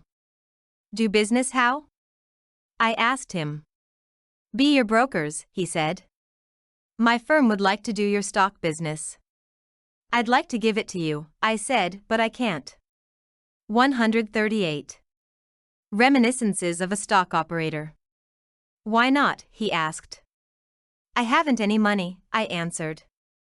That part is all right, he said with a friendly smile. I'll furnish it. He took out a pocket checkbook, wrote out a check for $25,000 to my order, and gave it to me. What's this for? I asked. For you to deposit in your own bank. You will draw your own checks. I want you to do your trading in our office. I don't care whether you win or lose. If that money goes, one will give you another personal check. So you don't have to be so very careful with this one. See? I knew that the firm was too rich and prosperous to need anybody's business, much less to give a fellow the money to put up as margin. And then he was so nice about it. Instead of giving me a credit with the house, he gave me the actual cash, so that he alone knew where it came from, the only string being that if I traded I should do so through his firm. And then the promise that there would be more if that went. Still, there must be a reason. What's the idea? I asked him. The idea is simply that we want to have a customer in this office who is known as a big, active trader. Everybody knows that you swing a big line on the short side, which is what I particularly like about you. You are known as a plunger. I still don't get it, I said. I'll be frank with you, Mr. Livingston. We have 2 or 3 very wealthy customers who buy and sell stocks in a big way. I don't want the street to suspect them of selling long stock every time we sell 10 or 20,000 shares of any stock. If the street knows that you are trading in our office, it will not know whether it is your short selling or the other customer's long stock that is coming on the market. I understood at once. He wanted to cover up his brother-in-law's operations with my reputation as a plunger. It so happened that I had made my biggest killing on the bear. 139. Reminiscences of a Stock Operator. Sighed a year and a half before, and, of course, the street gossips and the stupid rumor mongers had acquired the habit of blaming me for every decline in prices. To this day, when the market is very weak, they say I am rating it. I didn't have to reflect. I saw at a glance that Dan Williamson was offering me a chance to come back and come back quickly. I took the check, banked it, opened an account with his firm and began trading. It was a good active market, broad enough for a man not to have to stick to 1 or 2 specialties. I had begun to fear, as I told you, that I had lost the knack of hitting it right. But it seems I hadn't. In 3 weeks' time I had made a profit of $112,000 out of the $25,000 that Dan Williamson lent me. I went to him and said, "I've come to pay you back that $25,000. No, no, he said and waved me away exactly as if I had offered him a castor oil cocktail. No, no, my boy. Wait until your account amounts to something. Don't think about it yet. You've only got chicken feed there.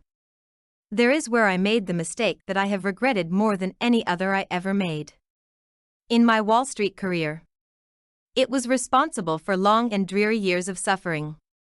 I should have insisted on his taking the money. I was on my way to a bigger fortune than I had lost and walking pretty fast. For 3 weeks my average profit was 150% per week. From then on my trading would be on a steadily increasing scale. But instead of freeing myself from all obligation, I let him have his way and did not compel him to accept the $25,000. Of course, since he didn't draw out the $25,000 he had advanced me, I felt I could not very well draw out my profit. I was very grateful to him, but I am so constituted that I don't like to owe money or favors. I can pay the money back with money, but the favors and kindnesses I must pay back in kind, and you are apt to find these moral obligations mighty high priced at times. Moreover, there is no statute of limitations.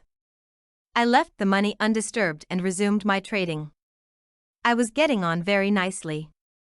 I was recovering my poise, and I was sure it would not be very long before I should get back into my 1907 stride. Once I did that, all I'd ask for would be for the market to hold out a little while and I'd more than make up my losses. But making or not making the money was not bothering me much. What made me happy was that I was losing the habit of Being wrong, of not being myself. It had played havoc with me for months, but I had. 140. Reminiscences of a stock operator. Learned my lesson.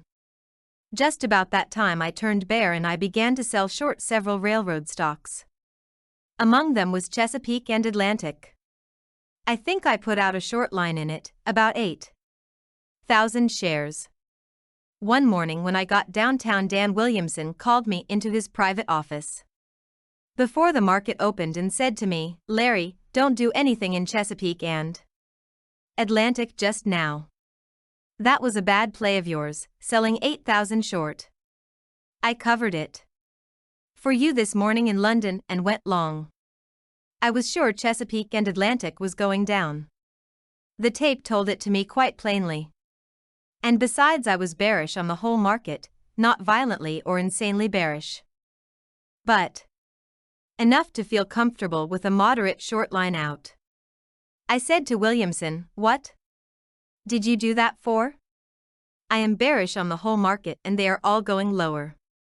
But he just shook his head and said, "I did it because I happen to know something about Chesapeake and Atlantic that you couldn't know. My advice to you is not to sell that stock short until I tell you it is safe to do so." What could I do? That wasn't an asinine tip. It was advice that came from the brother-in-law of the chairman of the board of directors. Dan was not only Alvin Marquand's closest friend, but he had been kind and generous to me. He had shown his faith in me and confidence in my word. I couldn't do less than to thank him. And so my feelings again won over my judgment and I gave in. To subordinate my judgment to his desires was the undoing of me. Gratitude is something a decent man can't help feeling, but it is for a fellow to keep it from completely tying him up. The first thing I knew, I not only had lost all my profit, but I owed the firm $150,000 besides. I felt pretty badly about it, but Dan told me not to worry. "I'll get you out of this hole," he promised. "I know I will. But I can only do it if you let me. You will have to stop doing business on your own hook. I can't be working for you and then have you completely undo all my work in your behalf. Just you lay off the market and give me a chance to make some money for you. Won't you, Larry?" Again I ask you, what could I do? I thought of his kindliness and I could not do anything that might be construed as lacking in appreciation. I had grown to like him. He. 141. Reminiscences of a stock operator. Was very pleasant and friendly. I remember that all I got from him was encouragement. He kept on assuring me that everything would come out okay. One day, perhaps 6 months later, he came to me with a pleased smile and gave me some credit slips. "I told you I would pull you out of that hole," he said, "and I have." And then I discovered that not only had he wiped out the debt entirely, but I had a small credit balance besides.